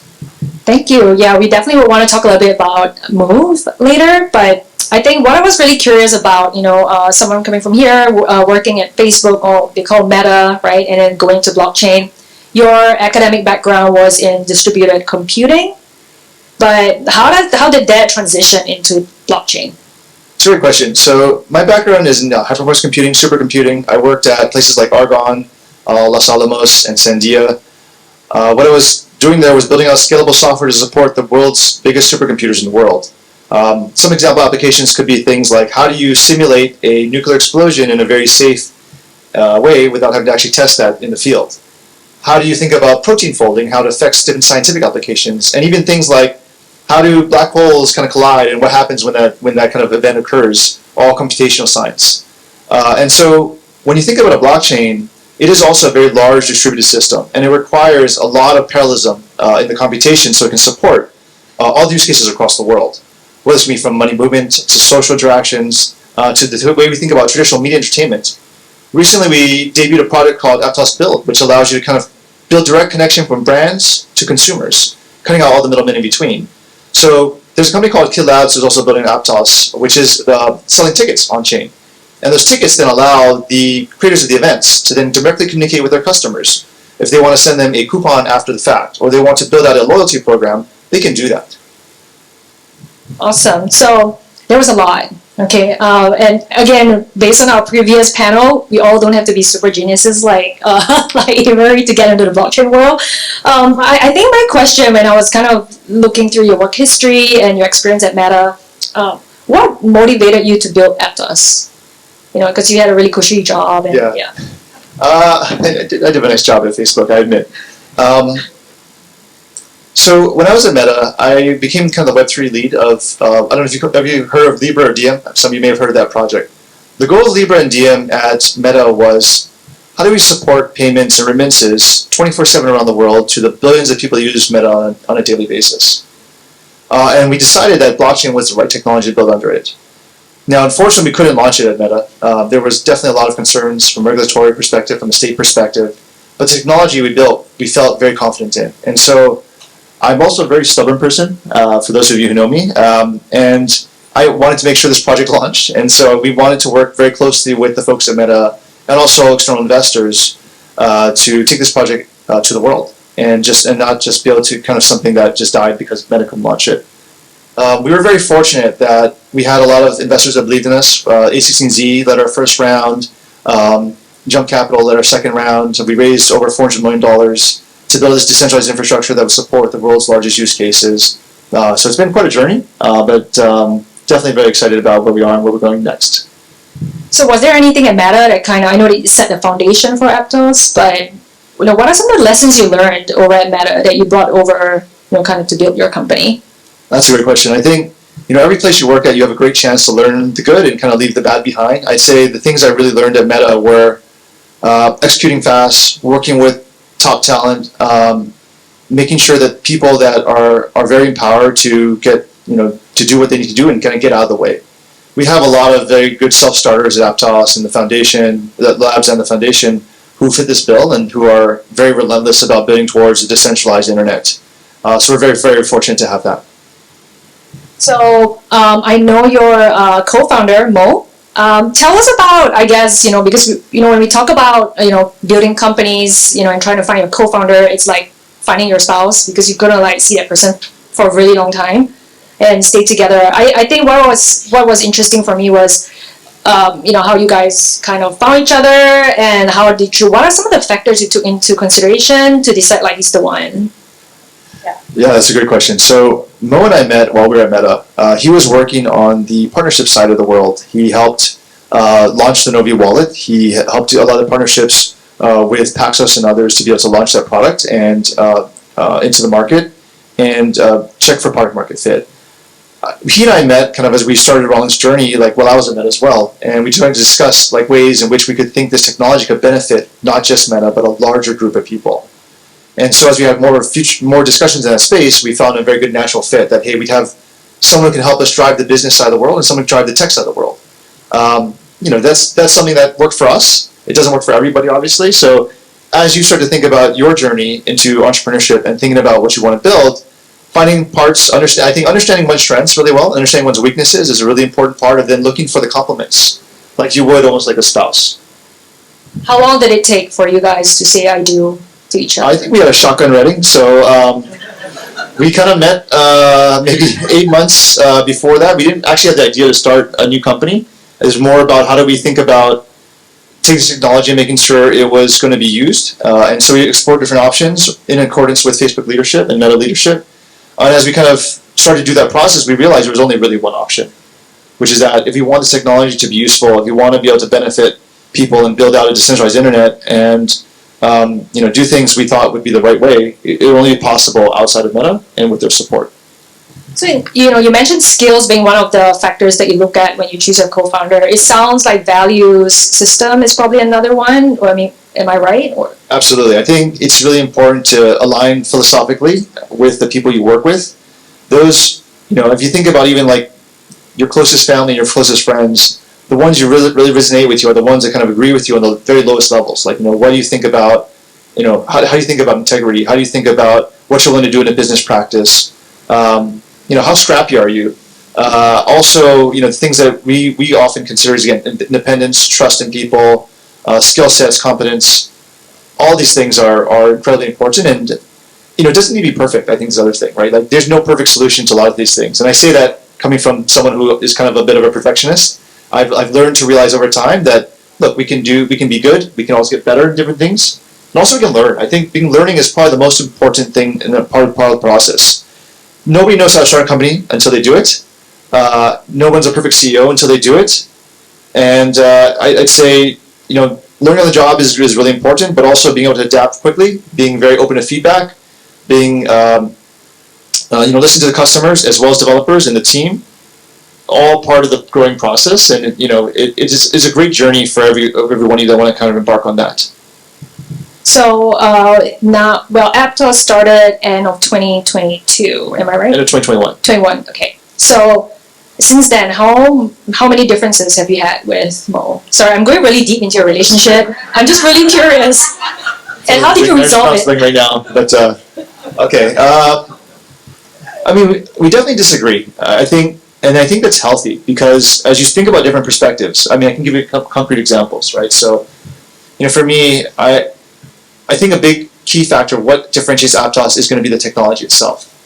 We need to build things that can actually scale. We have the lowest cost in the market, we're the highest throughput, we have the best reliability, we have all these important factors that are really important for building an infrastructure on top of. But we also need to then compromise that with how are we also growing the business at the same time. Are we developing the ecosystem quickly enough? Are we pushing, making sure we're seeing good, high quality projects starting to launch our applications on Aptos, as well as the business development of enterprises and corporates. Our strategy in Asia is very focused on places in the world that want to see blockchain come to fruition, whether it's going to be India, Korea, Japan, Vietnam, and others. And so balancing these efforts will definitely have some conflict, right? We can't do everything at the same time all at once. There's a great movie about that.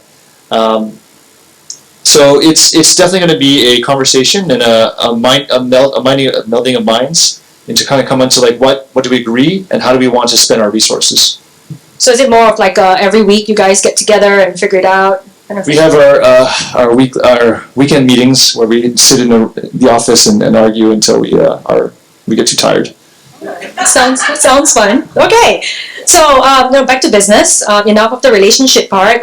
We can open up for relationship questions during Q&A. Some of the things I'm curious. So, Aptos, you might want to also explain what is layer one. Just really quickly, because there's layer one, layer two, layer threes, and people who are not familiar with that, Aptos is a layer one. But maybe you want to explain that and like. Sure. This is a really fun debate. That takes a It's a layer zero too. Yes, there's a layer zero, but it's not actually. Well, yes. Let's talk about all of them. So, layer one is traditionally kind of a network that stands alone by itself. So if you think about Bitcoin, if you think about Ethereum, these are layer ones. Aptos is also layer one. It doesn't rely on another network for security or scalability and things like that. Layer twos tend to build on top of layer ones, or other layers, let's call them. I'll just put layer twos, layer threes, and all in terms of building on top of other layer ones and other systems. They try to solve the scalability problem by putting some of the functionality in their layer and some of the functionality in the lower layer to settle, for example. And they can do this by having fewer validators or using a sequencer or using zero-knowledge proofs or a variety of other different things to now kind of take the problem of scaling into I solve part of the problem and a layer one solves part of the problem. And layer zero kind of fits the bill of bridges. And bridges kind of support the flow of transactions from one layer to another. It could be from layer one to layer one, from layer one to layer two, from layer two to layer two, and so on and so forth. We believe that building on layer one for Aptos is really important because layer twos tend to cause fragmentation in the market. So if you look at Ethereum, there are probably 100 plus layer twos built on top of Ethereum. And each of these layer twos is kind of tasked themselves with the mission of like, okay, we're going to be the focus point for DeFi, or we're going to be the focus point for this particular application, or for this game. And it is a way, from an engineering standpoint, it's a way to scale, but it's a way that really puts a lot of pressure on the user. Because being like those users that have assets in one layer two can't easily take those assets and use them in another layer two or the layer one themselves. There's a lot of user friction in those paths, and those bridges that then connect these layer twos are risky. They tend to be hacked. Billions of dollars of money have been hacked out of these bridges, and they're natural points of attack because they hold so many funds and so much assets.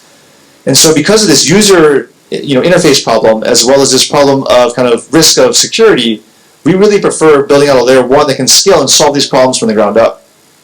If I were to make an analogy to some degree, I'd say it's like, you have bank accounts at Chase, at American Savings, at Territorial, at a bunch of different places, and it's such a pain to move money from one place to the other. Now the good thing is that the system here is pretty safe. The wire system, the ACH system is pretty good about handling those. If you make mistakes or if you accidentally send money to the wrong place. But in blockchain world, once that money's gone, it's gone. And so that problem is far, far worse and far more risky than it is in traditional systems. And that's why we really think a layer one approach for safety and security and scalability is the right approach. The hardest problem there is solving the scale. But we have a great team and a great technology that's built out to scale to the largest use cases in the world. Yeah, it sounds like a frustration point. The ability to recover funds once they're gone. Would you say that that's the biggest frustration you have when it regards to blockchain and Web3? I would say that it's definitely the biggest worry I have, right? So, again, today's world, when we miswire money or we actually wires are pretty bad, right? You lose your wire, it's hard to get back. Sometimes you can, sometimes you can't. And expensive. And very expensive. And yeah, that's the point. ACH transfer is a pretty safe way to move money. You can actually recover it pretty quickly in most cases. In the blockchain world, again, if I send money to an address and that address is I mistype one of the numbers or the letters, it's gone, and there's no way to get that money back. Like it's locked up forever in a place you can never recover from.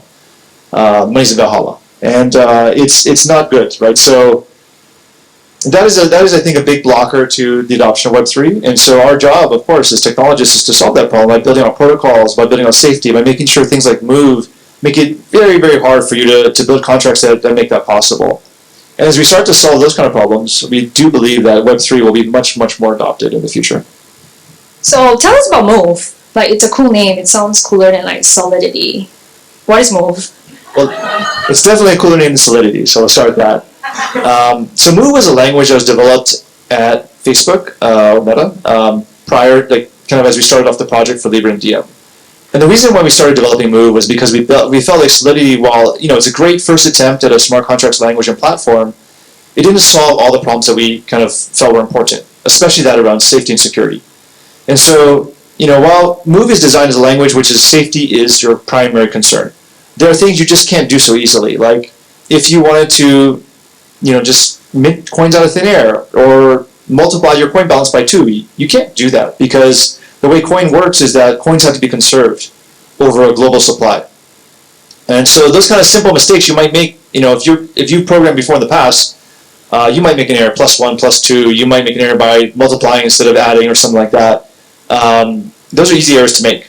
And in traditional software development, then traditionally the way we fix them is by just rolling forward and fixing the balances. And then if you're in a financial services platform, you'll go and reconcile the ledger and make sure, okay, whatever bugs I had are going to be fixed and the consumer's balances are updated. In blockchain, you can't do that. And so starting with a ground-up language that's designed for safety first, where you can't make these kind of mistakes, and is designed with that in mind, we felt was the most important thing for building out a scalable Web3 platform. So you have 30 seconds to pitch to developers in-house to start building on Move. What would you say to them? I would say Move is the best platform for you to get from ideation to production as quickly as possible. It is a smaller feature set, yes, but is also more constrained in terms of safety, and you will not have to spend as much time doing auditing, as much time doing testing. There's something called formal verification, which allows you to specify constraints you want to have as guarantees. Like, again, I want to conserve the money movement after this operation. And so with all those and there's amazing toolkits out there as well. As you start to build here, and what we've seen from the 300 plus developers building Aptos, they can get faster from ideation to production safely, quickly, and Move, and also get the performance benefits they need from the Aptos blockchain. So I might be wrong on this, so don't quote me, but what I've heard from developers who are building on Move, they say it's an easier language to learn versus like Solidity or other. Is that true? Or I think asking on behalf of the developers who are trying to get into Web3 and who are lazy to learn new languages. Yeah. So I think once you start playing with Move, you gotta get Move pilled right away, and you understand. If you come from a Solidity background, you're like, wow, I don't have to put this resource in a hash map. That's crazy. The user actually owns their own resources. I can put permissions on them. I can constrain what's done with these resources in a way that makes me feel very safe about how consumers are interacting with the code and with the application. And that's an important, definitely important for all developers to think about as they're building out things that will not just scale to tens and thousands of consumers, but to millions over time. Thank you. So, I've seen a lot of really cool projects coming out at Aptos. What are some of the other use applications you wish you would see coming out? And also asking, so in case you guys want grants, you know what the answer is. Yeah. Yeah. There's a lot of things can be built in this technology stack. I'll talk about some of the value props, and I think that will hopefully inform some of the applications that can be developed. These days, I think we're really focused on what financial use cases can do in the space. We think that the area of payments and remittances and a base layer actually is really important. And so with things like USDT coming to Aptos very shortly, and other stablecoins moving to Aptos, with that speed, with that low cost, and the reliability, we're going to start to see amazing new products that can't be built before. So things like, I don't know if you've heard of streaming payments, or micropayments, or autonomous payments. These can be the underpinnings of things like DePIN, I don't know if you're familiar with DePIN, but decentralized physical infrastructure. How do you build a decentralized cloud service that competes with Amazon, AWS, and GCP and Azure that is powered by unused hardware in the world? You need to have a great payments infrastructure for that. How do you compensate those people building those products? At the kind of day level granularity or the hour level granularity requires a great payments network and a great payment solution. If you think about today's trading platforms, a lot of them today in traditional world, I think more than 80% of trades are done by kind of hedge funds and by kind of algorithmic trading. All of this trading probably can be done with AI agents and bots on a blockchain with instant finality, with access to funds, and as long as you have those payment rails that can be done in a way that suits scalability, you can imagine really, really new systems in which our robots basically are trading on our behalf with each other and interacting on our behalf, doing our tasks on a daily basis. And those will require payments, those require other kinds of token transfers, and you need to build infrastructure for that. AI is really interesting when you think about the payment space as well. Being able to pay people for using their data, what a novel concept, right? I've watched an ad. I would love to receive a portion of that ad budget to myself. But it can't be done today because you can't scale out payments platforms to billions of people around the world. There's too much KYC to be done. The banks won't do it, especially for small payments of like a cent or less. But blockchain can do that really, really well. And so we can see many more applications taking advantage of the capabilities of blockchain that can be done elsewhere. That's how we start to build out the kind of new world of internet applications and the new future of the economy. Yeah, you brought up the word that I don't really like, AI, only because AI overtook crypto and blockchain as the cool one in the last 2 years in Hawaii. So I think, but we can run from it. So what are your thoughts about, blockchain and AI coming together? What are you seeing in the space? How is Aptos kind of, incorporating it into what you do? Yeah, so full disclosure, I used to work on AI before blockchain. So I also like AI, sorry. I would say that there's a lot of hype around this space, AI and blockchain put together, and there's been a lot of money raised in this field, and I think, it's really hard to separate kind of what's real and versus kind of what's more hype-based, but we've spent a lot of time studying this space, and I think there are a couple of really strong value propositions for AI that make sense in the world. And so some of you probably use ChatGPT or Gemini or others. One thing is interesting, though, is that as ChatGPT and others start to consume your data, two things, I'd say. One thing is that there's a privacy aspect. It's starting to learn a lot about you. And how is using that information is a really, really interesting question. And as we talked about earlier, being able to opt out of that information being used for large language models for training is something I think that's really important for consumers to have a choice about.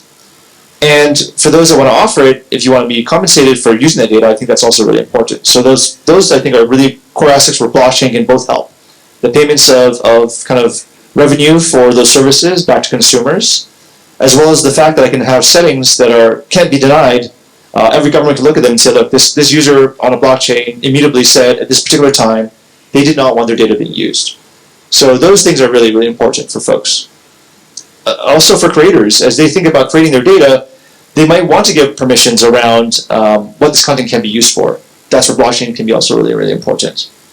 And then finally, I'd say for AI, there's different models on the deep space where you think about inference serving. So inference serving is kind of like I have a bunch of servers that are using a model to then serve the query results for any queries you kind of provide around questions.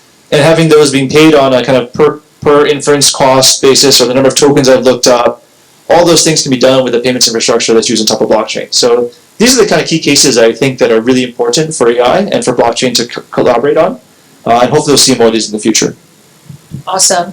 So after this summit, you're heading off to Singapore. I know last week you guys were in Korea. I think what's really interesting for me is how Aptos has this really strong focus on Asia. Can you share a little bit more about that? Is there a strategy, or do you see a huge user demand and adoption in Asia? Yeah, I think what we've seen is that Asia is moving faster than other parts of the world in terms of blockchain adoption, development, and users. And so if you look at, for instance, Vietnam, Vietnam is not necessarily the biggest country, but it's like top 5 in some of those categories. And we also see enterprises moving very quickly in Asia. So an example would be something like Lotte Corporation, which is the largest retailer in South Korea. They partner with us to build out different kinds of programs around how do they help their retail business, loyalty programs for the large consumer base. We've seen a lot of gaming companies like MapleStory and Nexon starting to take off in those spaces as well. There are companies like Supervillain Labs who are working with us who are building out kind of novel games. And I think what's kind of obvious is that Asia is taking the lead here in terms of moving the needle forward in terms of the adoption and development. And so we're there where the developers, where the users are, and we feel like it's a core area for us to continue to invest in. So I guess a lot of the experiences that you're building out with like Lotte and MapleStory and Nexon, for instance, they're all like account abstracted, right? So the users don't know that's on the blockchain. Am I right to say that? Or? I think there will be different types of use cases and applications in the future, and we've seen a bit of both. For gaming, gamers have kind of traditionally rejected blockchain to some degree. They've said this might be a scam, we're kind of worried about this. And so the newest games are trying to really integrate blockchain in a way where they don't even know about it, users don't know about it. Yet you own your own resources, you can actually transact with them outside of the game, you can use them in other pieces of infrastructure or products that are being built around this kind of NFTs or other tokens. And that's fine. I think that's definitely something that they need to adopt for the user base. But if there's products like DeFi space, that is where you really hit the Web3 natives. They really want to understand exactly how the DEX aggregators work, the routes that are being taken, Why something like Aptos can actually offer more routes and more interesting things because of the fact that prices are so low and it's so fast, and so I can take 10 different routes to get to the same place. So it really depends on the application space and kind of what the users are thinking about in those application spaces. But we definitely support both cases. We also have something called Aptos Keyless, which allows you to log into your blockchain account with your Google account or your Apple account. And it creates a zero-knowledge proof between kind of a temporary credential that you created on Google and the backend blockchain, so that everything you do is kind of pseudo-anonymous. Yet it's all kind of protected by your Google login, which is really amazing. And so we definitely support, we believe that Web3 to Web2 adoption is really important, and it's definitely a big focus point for us, but we don't ignore the Web3 use cases as well. I think that makes sense. So I kind of just want to circle back on your co-founder. Again, no, we're not talking about relationships here, but in an interview with Forbes, your co-founder Mo, he spoke about diversity at Aptos, which I thought was really cool. And he was talking about how it's actually very crucial and intentional. Specifically, he mentioned that both of you and him, you guys don't fit the typical profile of like Web3 founders, right? Caucasian male, sorry. No shade there. As the CTO, is diversity important to you? And how do you incorporate it into your team building and policies and so on?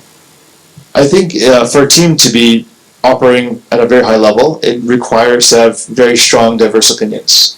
You have to be challenged. We can't just be a bunch of yes people to each other, saying like, oh yeah, actually that's a great idea, that's a great idea. We need to have that different perspective. And so diversity of background, of culture, ethnicity is also really important to kind of building up a really successful company.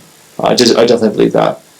When it comes to the kind of founder space, I would love to see more people from the islands, from different backgrounds, taking on that role of responsibility and entrepreneurship at a very high level. It definitely feels like there's more diversity needed in that space, and you can kind of look at the different founders in the blockchain space. We are a bit unique in that sense. We don't want to be unique. We would love to see more folks from minority backgrounds taking on those roles. And this is not just about ethnicity. This is also about gender. This is about other areas. We don't want to, we definitely want that diversity in our industry as well. It's required for us to grow as an industry.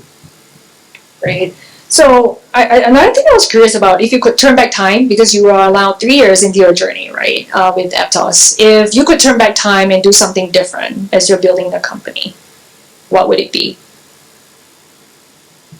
Yeah, these are great questions. Turning back the time 3 years ago, what would we do differently? I think there's a lot of things we would do different. I mean, I think you learned so much in 3 years. As I mentioned earlier, the journey of creating a company, I think you're going to make a lot of mistakes along the way. And I could go back and recap all the different mistakes we made along the way. I think the thing that again I'll focus on is that journey of growth is really, really important. Learning from those mistakes and not repeating them over and over again is super, super key. I think one thing for myself, if I kind of reflect back on, is being a bit more patient. I had high expectations in terms of how fast we could deploy our technology to mainnet and kind of get the technology ready for mass adoption. I thought I could get done in a year. It took us 2 years to get there. And I don't think that the team could have worked any faster necessarily. I think it's more my expectations could have been set better. So probably that would be something that I've hopefully grown from over time. And I think there's lots of lessons if you look deeply. And I think retroing is super important. We retro every 6 months or every quarter, and actually every weekend, thinking about what can we do better next time, and how can we make sure that we're attacking the problems and thinking about the ratio of those problems. You have short-term problems, you have medium-term problems, you have long-term challenges. And sometimes it makes sense to focus on the short-term. Sometimes it makes sense to work in the medium. But having the allocation and being aligned on the allocation, and then making sure you have great communication with the company about these changes as they manifest is super, super important. Even though our organization is not that big, a couple hundred people at best across Foundation and Labs, that communication is key to making sure we're all rowing in the right direction, the same direction, which is where we kind of get the most multiplicative effects of our efforts. Awesome. I think another burning question, I'm pretty sure for a lot of people in this room, especially founders with fundraising.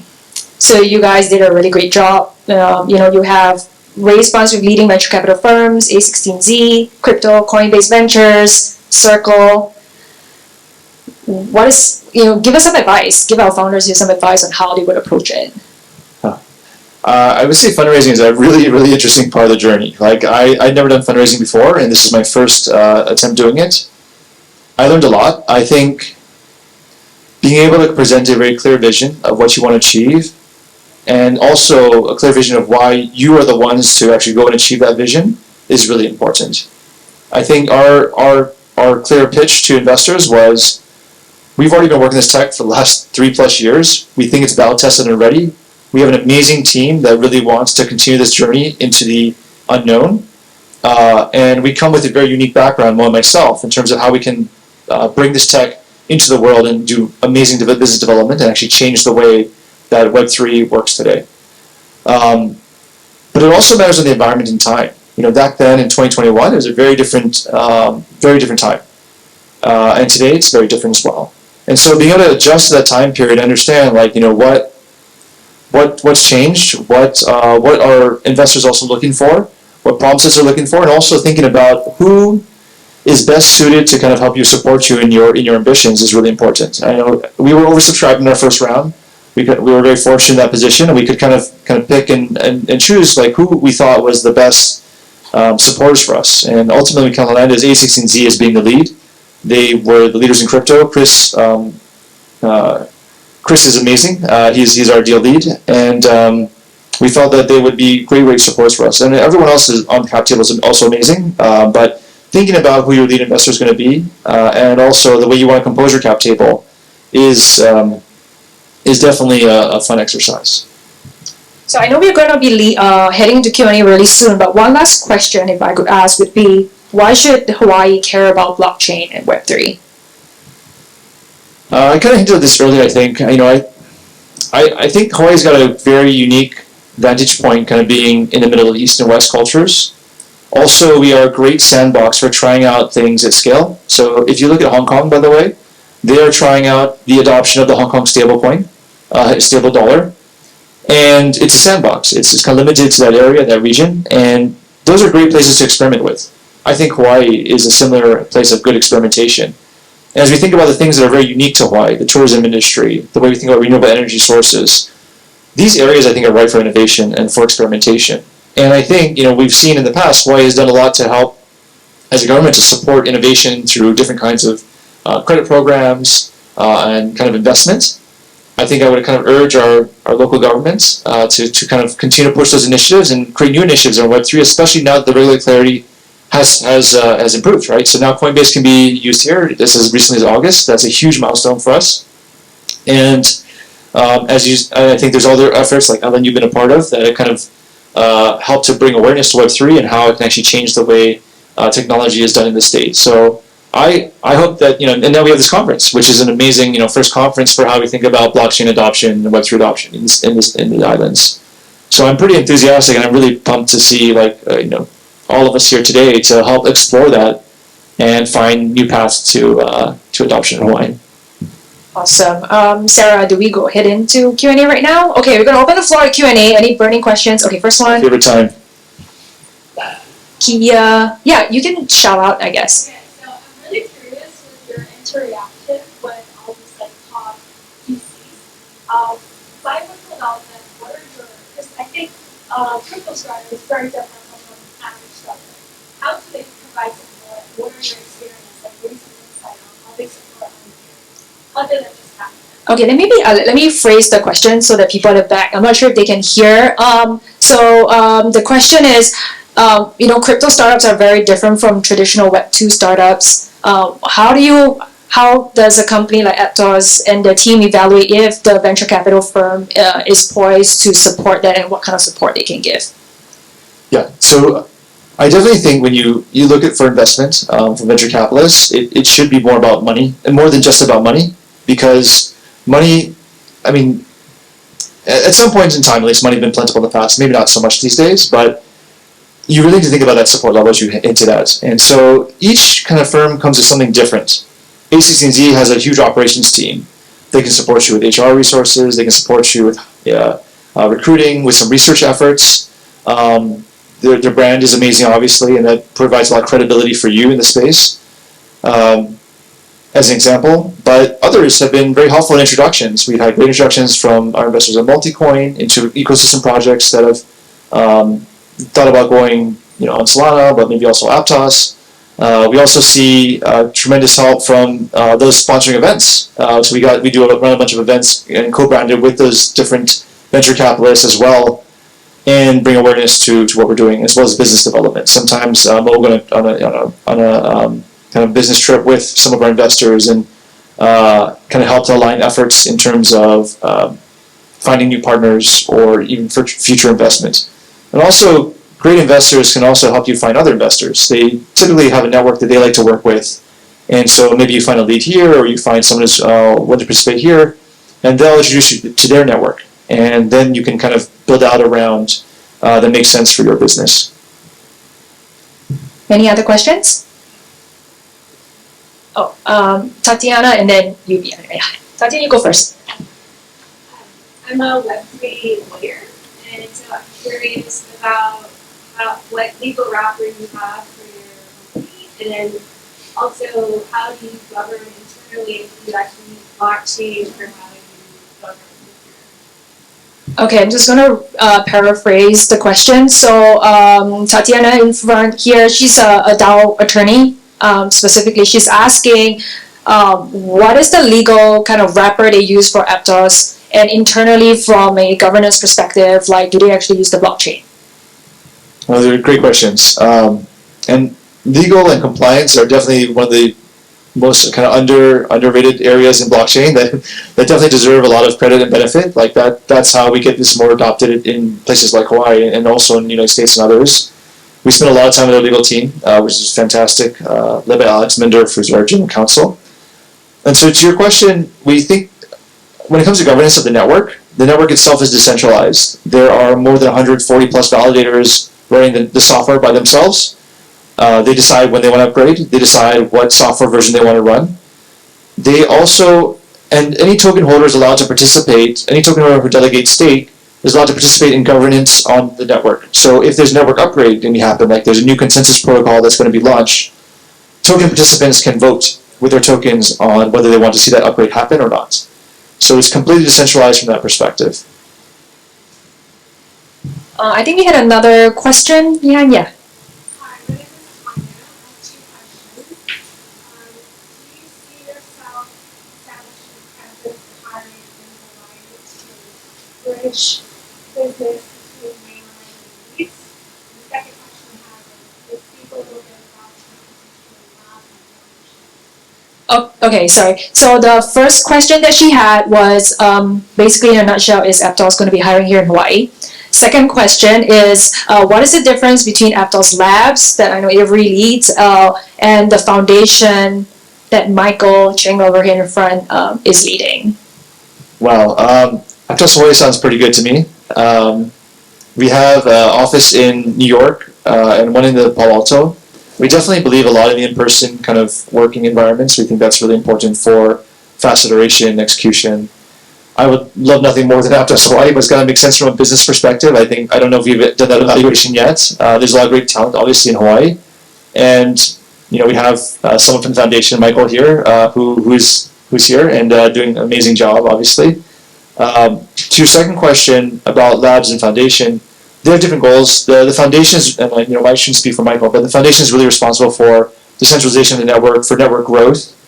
Aptos Labs is kind of responsible for building out infrastructure and products that support those initiatives. And so it's a very good complementary relationship in which we can kind of both help. Our job at Aptos Labs is really to support the growth of support the foundation's needs, as well as build out products and infrastructure that we believe are crucial for Web3 development. Thank you. Any other questions?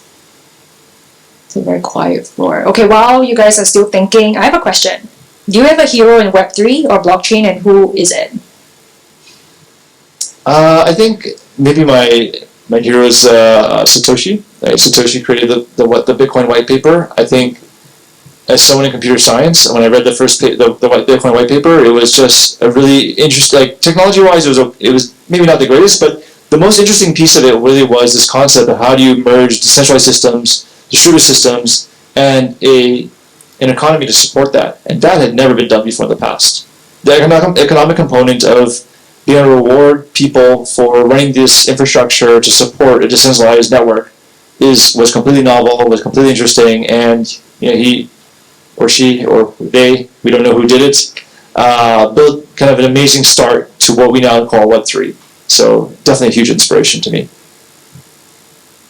Someone, oh, okay, Skyler? Yeah. I just was like, what is the value prop from like EVMs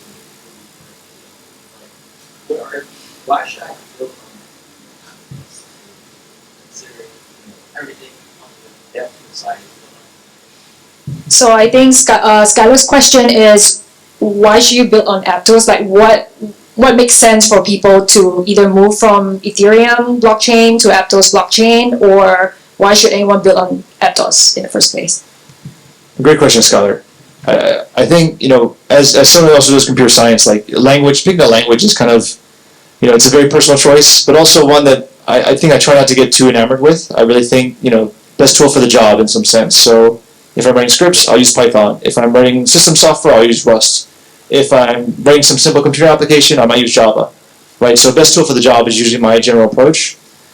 For EVM, I think they have done a great job of having, the first kind of smart contracts platform out there, the first toolkit and tool sets, amazing amount of resources poured into making the EVM into what it is today.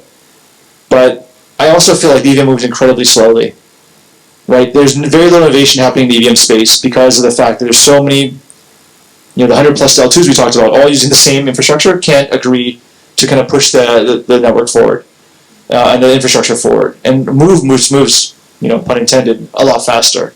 We can add features that EVM can't. We can add things like keyless very quickly. We can add on-chain randomness, which is a huge computer science problem you need to solve, like one of the hardest ones, to every transaction instantly.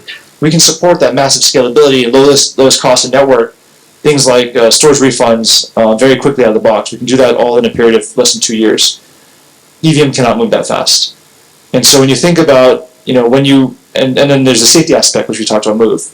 If you want to build a very safe program, Move is going to be much easier to be safe in than your traditional EVM program. And you guys spend a lot of time getting audits, very costly, very time consuming, delays your time to market. And then you got to figure out, of course, which network you want to launch on. And you're limited now in terms of what consumers you can access because you have a choice now. If you work on the, layer one Ethereum, it's very expensive. Transactions are dollars or more than that. So how many transactions can you do before your consumers get angry at you and you run out of money, or you try to fund the cost and then you run out of money? It's going to be tough, right? And if you go to L2 world, then now you're kind of box your customers into this little box, and now for them to get out is very hard, as I mentioned. Like the transfers go over bridges. How many people want to do that? It's very risky. It takes a lot of time. So I don't want to put you with those choices. I want to just have all that for you in one environment with Move. And that's why we think that Move is actually the right platform, and Aptos the right platform for you to build on top of. Thank you. So we're going to wrap up the session, the fireside chat with Avery. I'm just going to end it with one question. What's next for Aptos? What's next? There's a lot next, but I would say we feel pretty confident now we've solved the scalability problem to some degree. Recently, we saw an ecosystem project launch in Aptos and run at scale no one has done before in the past. There were more than 326 million transactions in a single day, more than 3,700 transactions per second sustained at a cost of, I think, 5-10 thousandths of a cent.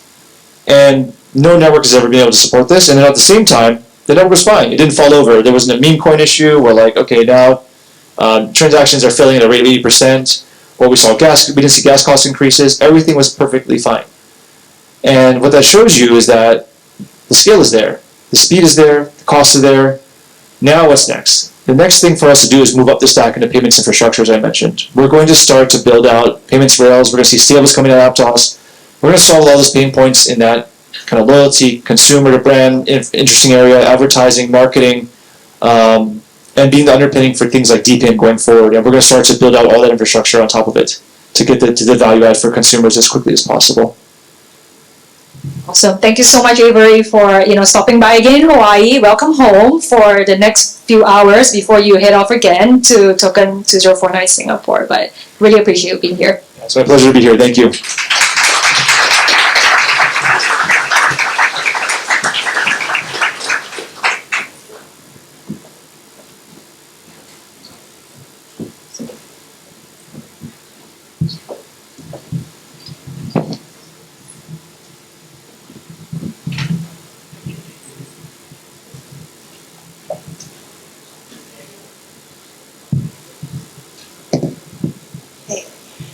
Thank you, Avery and Ellen, for such a great chat. I know I'm feeling inspired, and I hope you out in the audience are feeling inspired as well. It's time for lunch, and we'll take a 40-minute break. Please help yourself to food in the back, as well as non-alcoholic drinks at the bar.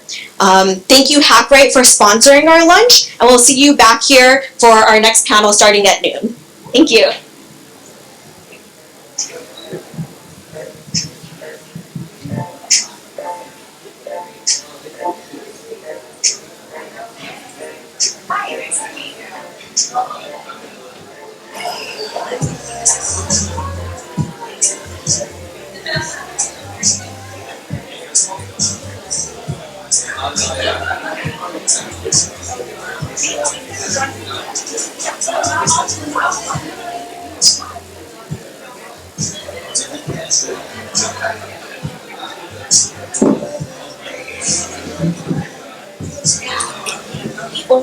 Thing is,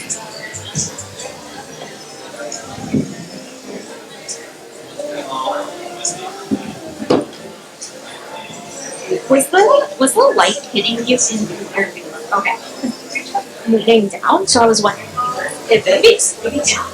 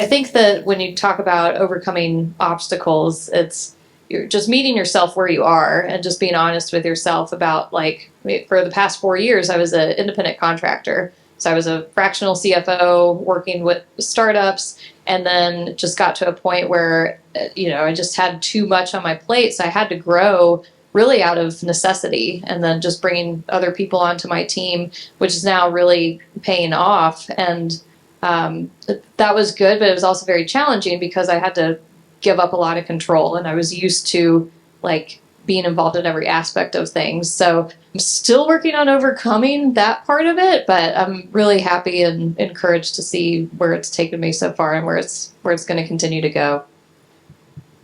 And Sarah, I want to kind of nuance your response. I'm going to jump in here really quick because you work directly with a lot of companies and have had a lot of exposure. Mm-hmm. So feel free to also add in what you've seen as the challenges other companies have faced, in addition to if you have your own that you want to share. Yeah, it's really interesting because I scale companies from scratch.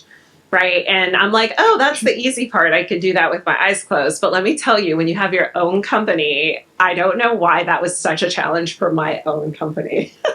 I was like, why is it so hard for me? I can scale any other company. I think that was a challenge, right? Because we all want to make, as a founder, you want to make the right decisions, right? I wanted to have the right people in place in order to scale, especially because you have to trust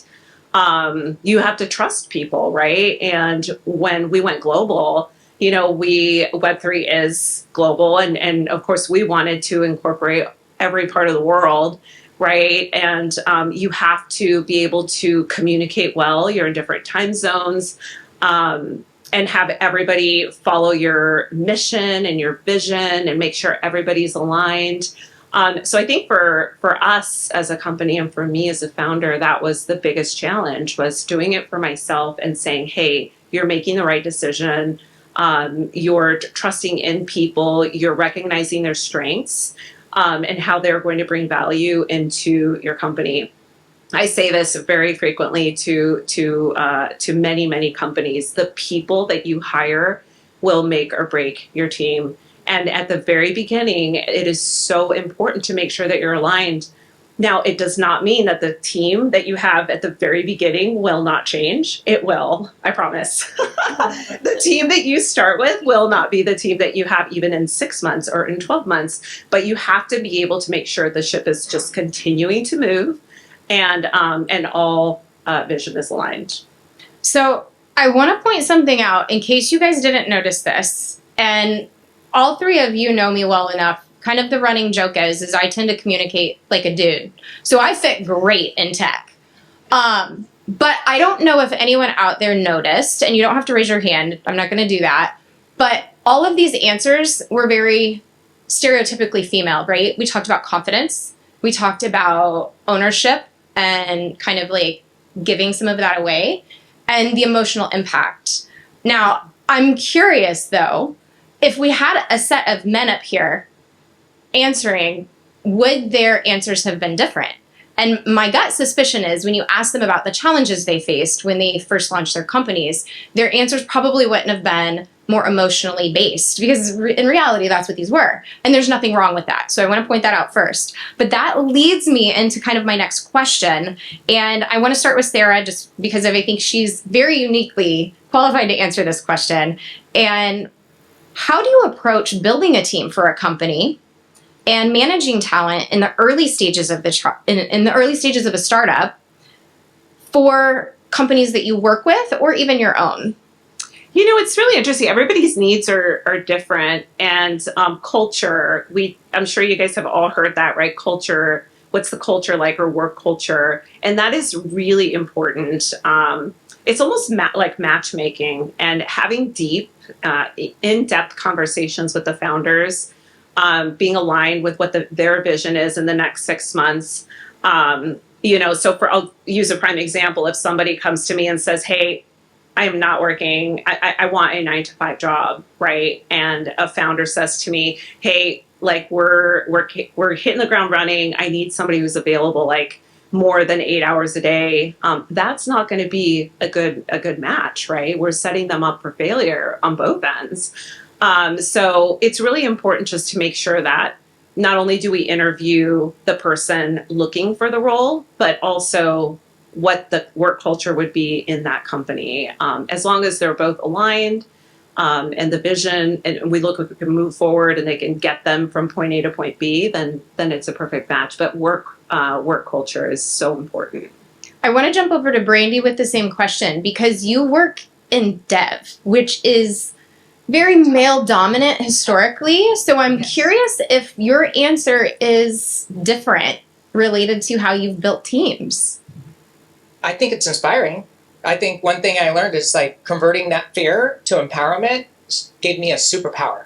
So more specifically, like I had a young child starting my first business, and to have the flexibility and freedom to take care of the industry that's so in demand, like you mentioned, 24/7 availability. You just can't escape it. If you want to scale in an area of like tech, and I'm in deep tech, right? Like working on the building infrastructure, roads and bridges, it's hard, it's very demanding. So with the child, I had to learn, like, how do I make this work? And my first challenge was just understanding that I can empower myself to believe, to do some bold things. And one of them that nobody talks about is like childcare. How does a founder, female, with a child, single at that time, divorced, like, how do you get childcare? How do you get the flexibility to travel vast geographical locations and still make an impact career-wise? And what I did is I just start working with like-minded individuals that would value family, that would value my skills. And I actually was able to score a contract where I was able to put my son in my contract so that way I can take care of any time that a company needed my skills. And so what I've learned is that you can actually carve quite a niche for yourself. And I think it takes courage. And I think that's really, really hard. Maybe that's different than like what you mentioned earlier. Like if there was a counterpart, it's male driven, I think also, in a sense, that's also probably to my benefit, right? It's more like, how do we get other people to see that? How do we get other people to say, no, you have more control over the situation than you would think? And so for me, it's just having courage, confidence, and in tech, I think it's universal, even when it comes down to product development, helping founders. I had to do a lot of recruitment. I built a lot of teams. And let me tell you, nothing gets you more respect than when you're in the trenches building with your team. And so one thing, everybody that I ever worked with, they loved working with me because I was in the trench with them. So if I made them work overtime, then I would be there working overtime with them. And so I think that means a lot. And it certainly helped me out along the way. So I just want to say, just work really hard and believe in yourself. You can do some crazy stuff.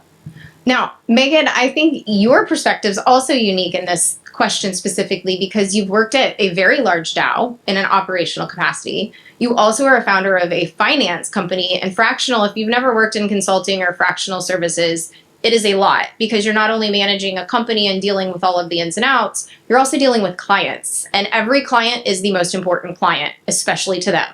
So I'm curious for you, when you've built out teams and all of these different businesses, how it's different than Sarah and Brandy.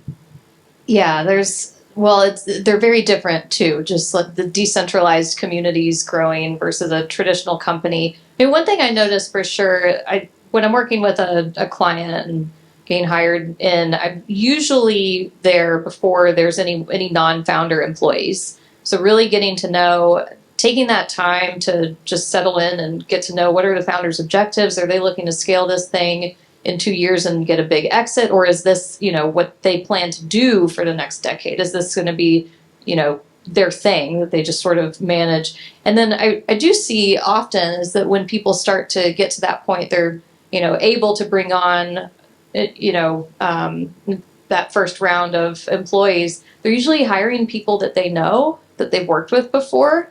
And I think that's great, right? You've got a lot of that one-on-one, these people, their work ethic, but that can only take you so far, right? And then pretty quickly you get to, now we've got to post a job, and there's a lot of trust that goes into the process at that point, where Sarah probably comes in and adds a lot of value as well, is getting founders to trust that, okay, we can go outside of that, people directly that you've got work experience with.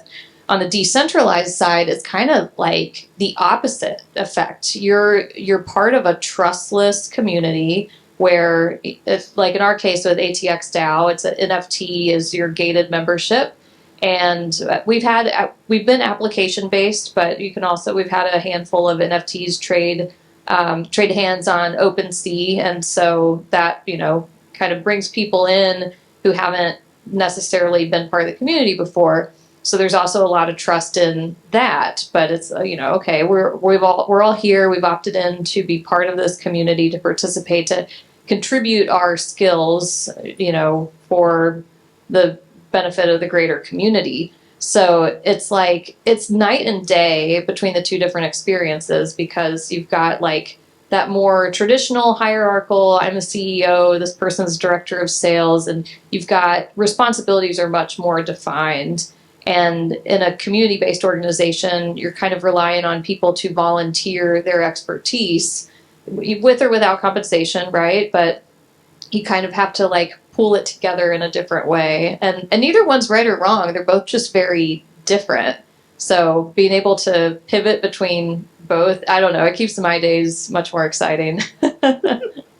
So I'm going to pivot just a little bit, and I think I'm correct in this, but if not, raise your hand and tell me. Everyone up here, because this is a really hot topic, everyone up here's companies are bootstrapped currently, right? No one has raised a round successfully. So I'm going to throw a little bit of data at you guys, not boring data, I promise. 98% of funding goes to non-female founded companies. The actual precise statistic is about 1.78% goes to female founded companies, which is a pittance when you think of the overall scheme of funding available. Now, to kind of throw a wrench in that thinking just a little bit, and stick around later this afternoon, we actually have a really great panel where we're talking to some investors, VCs, and so they can share their perspective on this. But in talking to them, one thing that all of us have heard at other panels is that some of that is because of they are getting their directive and initiative from the people who are entrusting their money to them, right, to invest in other projects. And so a lot of female-founded companies are driven by ideas that aren't necessarily always on the cutting edge of the tech space. So I'm curious with all of us up here, with the funding aspect, are you planning to do a raise, or are you going to continue to bootstrap for your company? And if you are planning to do a raise, is there anything that you're going to do differently because you're a female founder? I'll speak to that. So services is very unique, right? Because it's pretty much self-funded. So we really haven't had a need to raise as we scale. Obviously, the company grows, right? So I don't see a need for it. But who knows? If we wanted to expand, I guess if we wanted to hire more people, we could. But I wanted to strategically scale the company. So it was a slower process, I think, for us, but we were comfortable. So that's kind of where we stayed. I'd say pretty same for me too. Not really in the current model that I have with Leo Luna, not really looking to take on VC unless it started to become obvious that we had a niche that tech could fill and that required bringing some sort of product to market. But that's probably a little far off. And then in the DAO space, I think specifically in the, with working with a city-based IRL community, there's not really room for the traditional VC in that in its current state. That doesn't mean things can't change, but I personally don't see a whole lot of room in my perspective. But not that there's anything wrong with that. Is it different for you, Brandy, since you are working on the dev side of things? Yes. I'm definitely targeting a fundraise. I just being very strategic. So in engineering, it's about key results, right? What are we bringing to the table that's measurable? And for me, bootstrapping is all about protecting my investors. So I'm looking at bootstrapping as a way to take my knowledge, take my net worth that I've worked hard for, go ahead and self-fund the start of the business, right? Protecting that equity, protecting the future investor. So when I go through things like a Series A, I'm able to protect, obviously the ownership for myself to stay motivated, and also a larger portion to the Series A investor. That's at the forefront when it comes to me in regards to getting my venture funded. Now, maybe I'm going a little slower than I should because I'm taking a little bit more time to be strategic, and I think that has to be a testament to my engineering side of the focus. Is always about building something, providing value, and then asking to iterate on it again. And so it's a little different from engineering because in a lot of sense, we're constantly sandboxing a test environment to see if we can build some type of value. And then when we get that aha moment, some folks take it forward and some folks don't. And I'm trying to push it forward. I already know for me to get impact, it's going to require funding that supersedes what I can bring from a value standpoint. There's a point where you have to think about scale. And for me to reach my goal, I'm going to need to work with other people. I need to bring other money in because the problem I'm working on is bigger than me. And I think one of the things is hard to figure out, especially from an engineering standpoint, my mindset is, if it's bigger than me, well, then I should be asking for some help sooner than later. And I think that's something you learn early on in engineering, and maybe not so much when you're trying to find some faith that you're going to be a CEO, you're going to impact Web3 or maybe the Web2 to Web3 transition. There's a bit of faith that you have to practice. I think it's different. Like for me, I'm engineering. I'm looking for hard facts. How we're going to do this? Where's the value? How are my investors in the future going to get their money back? Which is kind of different than sometimes when we're looking I just want to create a business. I want some flexibility and freedom. It might be actually scary to get investment. That actually might take away your freedom. And in my case, early on, it was childcare, right? It's I didn't want somebody controlling the way that I was going to work with my child as I was growing my career. And nobody else was doing that. I just wish we actually focused more on providing support for families so we can actually build good things. That's what I would like to see. So I'm going to answer this question too, just because I'm kind of on both sides of it, right? Because I have a fractional consulting company, but I've used that to actually bootstrap my other company, which we are now raising. But we have been very, very strategic in the approach. And one of the things that I think has made it easier, because we've had a lot of conversations with investors, and I personally think that's because of the idea suits the needs of the environment. So I think societally impactful projects are absolutely necessary and important, but they're harder to fund. They are historically harder to get funding for. So really thinking and answering the question of, is there actually a problem I'm solving using emerging tech in a way that's going to appeal to the current investment cycles that exist? So I kind of want to ask all of you, and this again is going to be very uniquely different based on the different types of companies, but how do you balance innovation with practicality? And further than that, what unique challenges as women has balancing innovation and practicality brought to the forefront of your businesses? Megan, do you want to start since you already have a mic? Sure. Yeah, innovative. Well, the thing is, it's regardless where you're at in the startup, once you're past the startup phase, then you're in the growth phase, and you really never exit the growth phase. You might exit the company through M&A, but that's not you're always fighting this cycle of, I only have so much resources, whether that's money or people or time or clients. It's just, you're constantly feeling like there's always something that's out of reach. And I think that for the right founders, that is a very motivating, encouraging place to be. For a lot of other people, it can be insanely stressful and difficult to manage. I do think that as women founders and part of early stage companies too, there's a lot of self-talk that has to come into the equation. I mean, a lot of learning that comes from our male counterparts as well is like, I'm just going to do this and figure it out. Well, that can be very difficult as women just because we're not wired that way. We're not like most of us, right? I'm looking at Amber. Fair. But so I think that there's just recognizing that like it's always a cycle. There's always things that you're having to trade off and opportunity costs that you're managing, and that's okay. You can't ever do it all, but you figure out how to work with what you have to maximize where you want to be, and realizing that that's always going to change and priorities are always going to shift. What was the question again? I can repeat it. Yeah, go ahead. I want to hit it on point because my head go. I think in engineering you have I have ADD. Like I'm like looking at one problem, I want to solve it, and then there's another problem, I want to solve it. And I want to make So sure it's constantly squirrel? Yeah, Okay. squirrel. Yeah, exactly. So what ways have you pivoted innovation and agility, and how has that been shifted or impacted by you being a female? Like, how do you kind of encompass all of that together? Okay, remember I talked about confidence?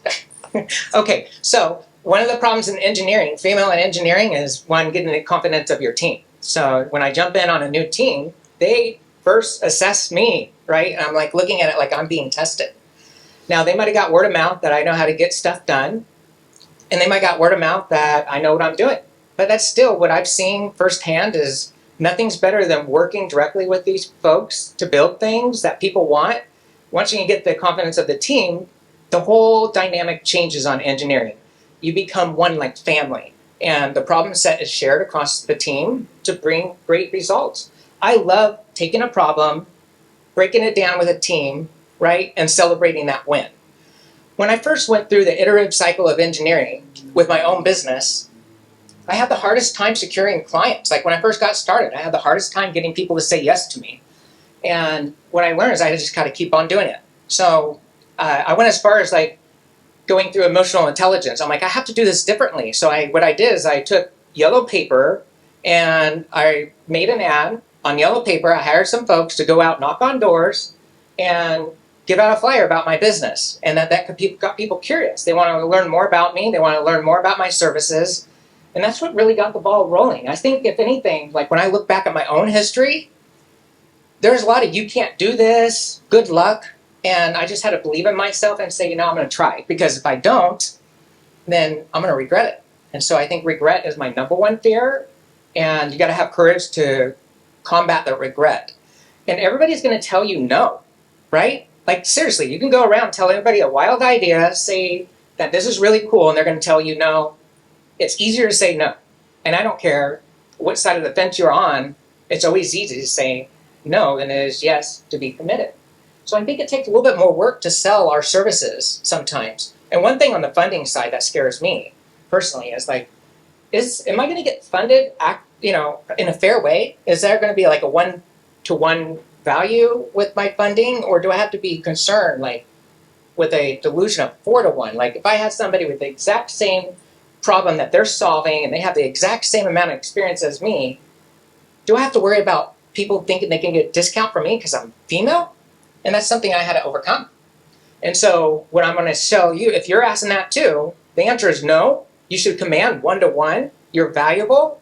And that's where confidence come in. So I would love to help out this confidence issue, because if not, I think that it persists in your field as well. I think confidence is something we're constantly, today I battle it, like confidence coming up on the stage, like breathing techniques, like make sure I don't pass out up here. Like, my goodness, these are all real things. They're emotional, and emotions are high. So estrogen versus testosterone is a real thing on the way you manage a team, on the way you build a project.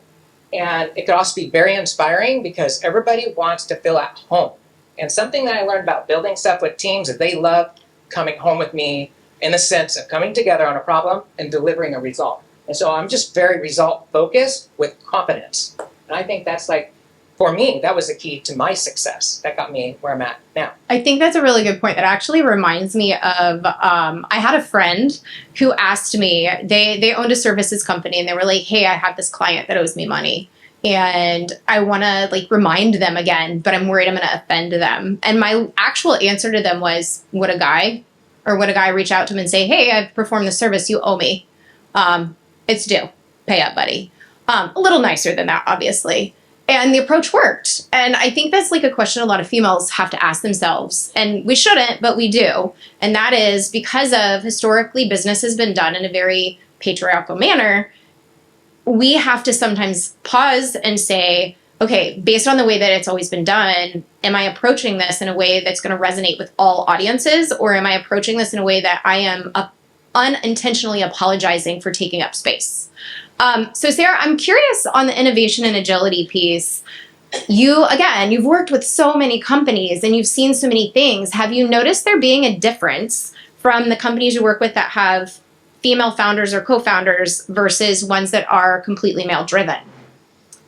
You know, I've been kind of blessed in a sense, and maybe I just bring that to the team, right? Because I do see it. Hiring is very intimate, and you just have to make sure that vision is aligned, right? So I listen to what people are looking for. So if somebody says something to where it may come across where they don't want to be inclusive, right, I ask a little more questions. Like, there's got to be a reason, whether it be a female-founded company or a male-founded company, right? I ask more questions. Like, there's got to be a reason why, and we work through those, right? Because we want to guide them in the right direction. But just being able to listen, being able to be that advice to them, right, or to guide them in that direction, it is really what I do. But I've been kind of blessed. I haven't really come across anything like that. Well, and I will say too, I've noticed like by and far, because one of the things I didn't mention is I also host a podcast that's based around talking to marginalized groups in tech.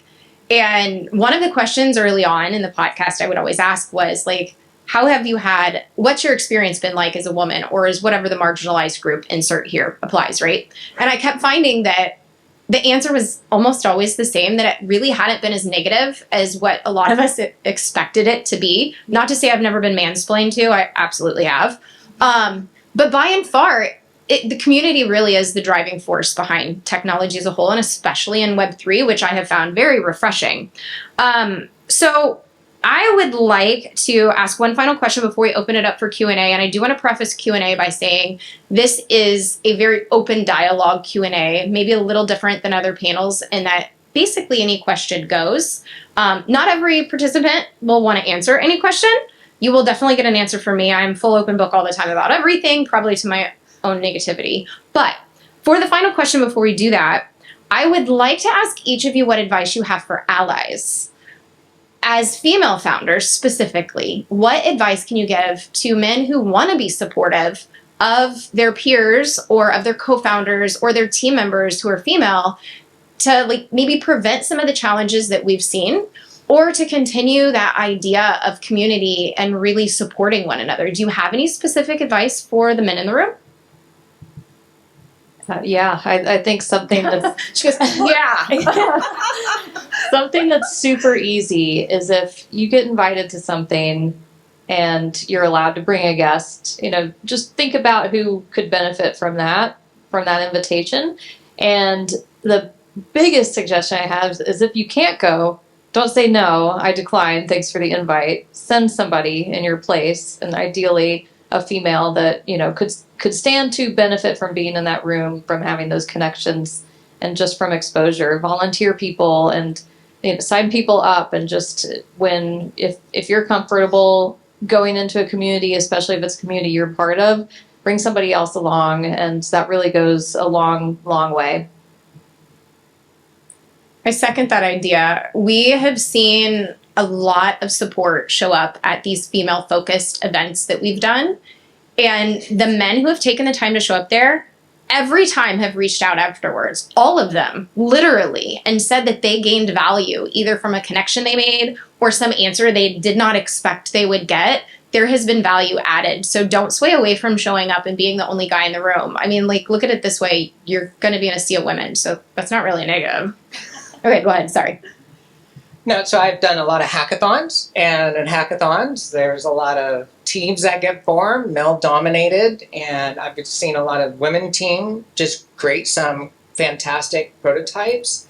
And so I just want to emphasize that it's scary, and that maybe that you should think that it's scary for her, you know, whoever your colleague is, maybe you can see some skill. Like, I would challenge everybody here that has, you know, women on their team, try to find somebody on your team that could use a little uplifting, right? Maybe they lack insight on how their skills that they learn could impact the way that they build tomorrow with whatever their skill set is. I think just asking the question about where you want to go is really important. So start opening the dialogue and finding out what she wants. And I think that would really help. I think if folks started asking me a little bit more like what I wanted early on, I could have told them a lot faster than it took for me to figure it out. And when I figured it out, I just started commanding it. Like when I would go in my one-on-one meetings, I would come in with my agenda. I'd be like, I want to do A, B, and C, and by the time we're done, I need X, Y, and Z for follow-ups. And I learned that I just needed to start commanding it because it wasn't coming to me. So I would want to help out whoever's like not having the tooling to get you uplifted to start asking those questions. And guys, please start asking the girls in the room, like, what do you want and how I can support you? I think that'd be really good. That's a good start.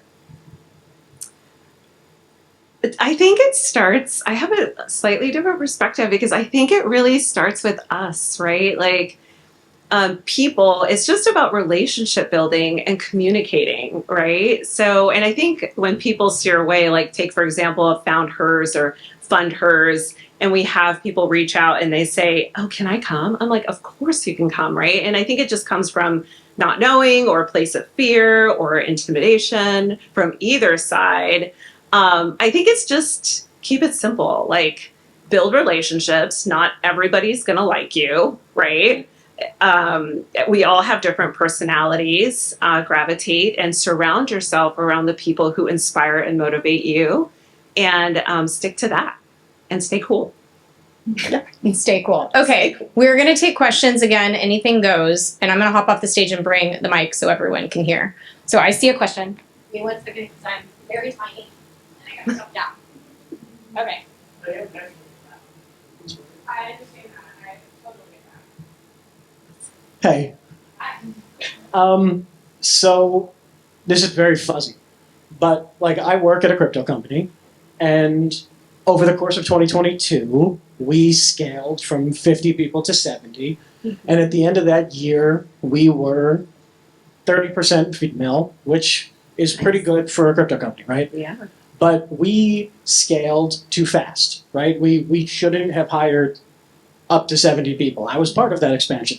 And so over 2023, we cut from 70 down to 22, right? Tough year for 2023. And now we are 2 women out of 23, right? It's like a 10% thing.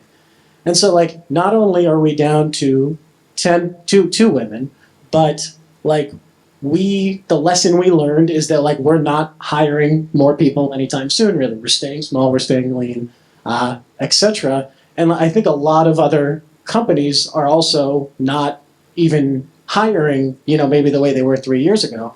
And so like, I'm friends with the 2 women on our team, and I think, I don't know how they feel, but I think they feel relatively empowered to speak up at least because we have a relatively open communication system. But like for them and for me, just observing on the side, it's like, yeesh, at this point, we're here, we're not diverse, I guess, but we're also not going to be hiring anytime soon. It's a tricky position to be in from a diversity point of view. And so, if any of you could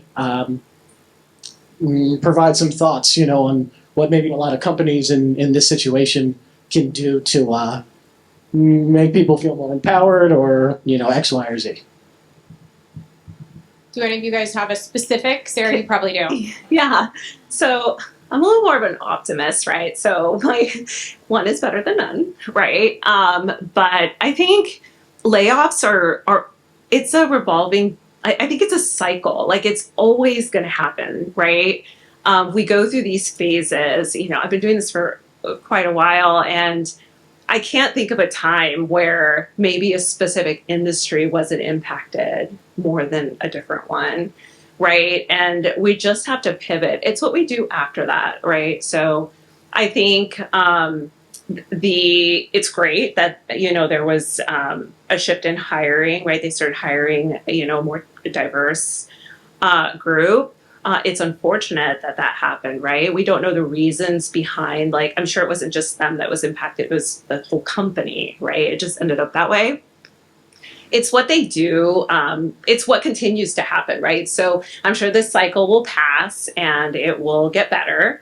And what do we do then, right? Do they hire more people again then and keep it diverse? So I think that's where taking a look at that and not just so much focused on the actual layoff itself. It's long term. Like, what are they doing for the long term? I'm going to chime in on this too, because one of the talks that I've given places is actually on diversity, equity, and inclusion, but from the money standpoint, not the moral standpoint. Mm-hmm. And the actual data shows that companies that are diverse in all areas, not just men to women, they are 60% more profitable. 60%. If you're a 500K company a year in revenue, think of what 60% more money is. That's a lot of money.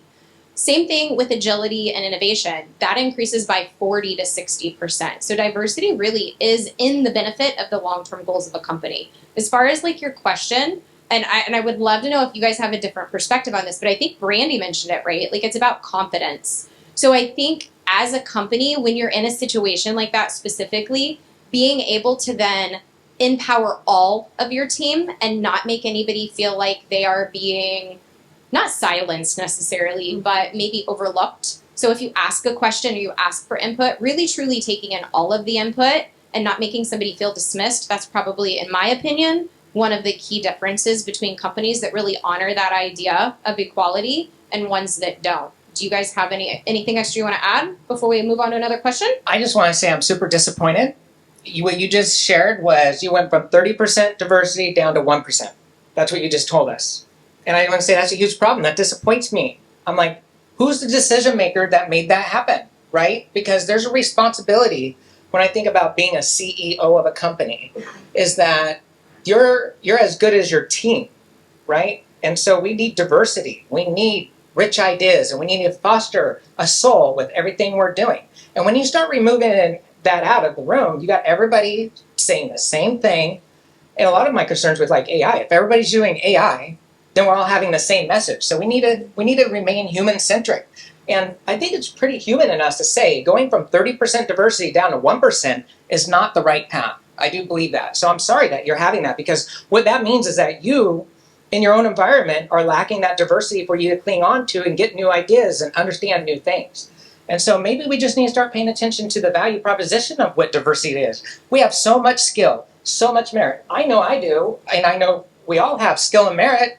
Like, shouldn't we be elevating each other based on our skills and merit? When we're adding diversity, it should be about how we are applying diversity with skill and merit that's going to produce a better outcome, right? Like how we're going to make good things together. I think these relationships, as we go through the ebbs and flows of them, obviously going from 30 to 1% is not the right direction. But what I've witnessed, and I just want to share this because seriously, I've hung out at Google a lot. I've witnessed 1% in the room of women, and now in Web3, I witnessed that growing to 30%. So I witnessed the opposite of what you did in your organization, and what I love about it is here we are, all women, all with different backgrounds, and everybody I work with globally, same thing. I see an elevation occurring right now, diversity, focus on skills and merit in Web3. And that's something I'm incredibly proud of, because I think big tech has largely failed us, certainly failed me. I had to really knock on that door many times. I had to really go out of my way to make it happen. I don't think it's that hard for some other people, but in today's world with Web3, now we're globally connected. Sarah, you're working, placing people with no boundaries, right? Like, it's a new world. we have remote workforce, and we have new solutions that we get to work on. We need creativity more than any time before. That microwave oven's getting a little old. How do we make it look more appealing for this new modern era? And that's why I'm looking at utility. Everything's just about servicing and building. And I know dang well that if I had a team at 30% and I had to lay off folks, I'm going to be doing so through skills and merit and making sure that I keep my team as cohesive as possible. Going down to 1% is just, that's a no for me. I do want to applaud you though, because he asked the first question on an all-female panel, and he's a dude. So that takes courage. What's the next? Anybody else have a question? Let's lighten the room a little bit, maybe. I know other people have questions. And again, it can be about anything. We have more time, so would love to have some more interesting questions. I know we talk about diversity all the time. I know we talk about diversity all the time, but ageism is a big deal in our industry. I'm sorry. I am not of the black t-shirt era. I'm an older folk, but I've been in technology for a very long time, and I've had to reinvent myself several times. And so when you speak about diversity, I hope people understand that ageism is a big deal as well. And it's a question for you, how would you solve it? But I also want to say that having someone in the room that has experience and has gone through the ups and downs, we know that there's going to be a battle, that there's going to be enough, no matter what we have right now in the industry and technology overall, because we have some experience. How would you guys deal with the ageism? So in case you didn't hear in the back, the question was, how do you approach ageism in technology? Because it's kind of a unique area of the marginalized grouping of things. Do you guys have any thoughts on ageism? I want to say I've faced this challenge myself when I resigned. Okay, I had a really good job. I made excellent money. And so it's like, there's a point where you have the house, you have the car. Where's my soul, right? And so I was really faced with ageism. I'm not sure if you ever experienced it, but I certainly can relate with what you're saying. And more recently, I faced this challenge. I'm like, maybe I'm not good enough anymore. Maybe I need to go get a facelift. Maybe these wrinkles are not going to help me out. I still worry about the ageism. I'm not going to lie. This is still a problem. I think it's a problem for everybody. When you do it, it's like the industry, especially in tech for engineering, is we need fresh blood. And I would get told that all the time. Why? Because we need new ideas that's going to foster growth and support so the ecosystem can thrive. Well, for those people that are coming up with these fresh ideas, they lean towards folks with experience so they can find out what are the lessons learned so I can save time so I can go to market faster. That's why ageism is really not an issue. That's why I proceed forward. I'm like, wait a second, 25 years of tech and engineering, I have unique value to the marketplace. I know dang well I can leverage this. So I'm just going to head and remove it. But I just want to tell you, I'm tricking myself. Every day I'm fighting ageism. I'm going to just tell you right now. It's part of us. I think we all can relate to it in one way or another. Are we aging out? I think we age out the day we give up. And so obviously I got a lot of fight in me, and I can't wait. And I hope you all do too, because there's just so much work ahead.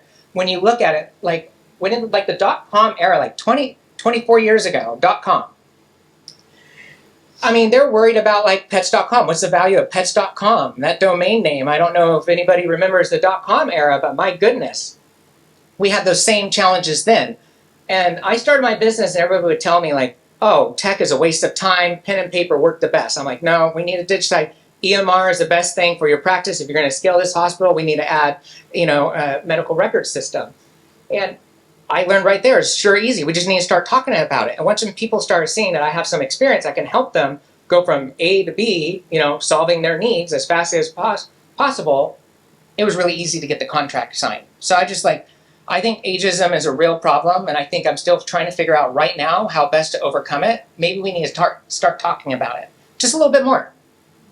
So maybe leading by example to answer your question, right? Like if you're a founder or a part of an exec team, lead by example. Make sure your team is diverse. Having worked in consulting, and I would love Megan's weigh in on this too, because you worked in a similar area, and Sarah even, because you worked with so many companies. One thing that I've seen is I've worked with 20-year-old founders running huge funded companies, and they look to me like I'm mom.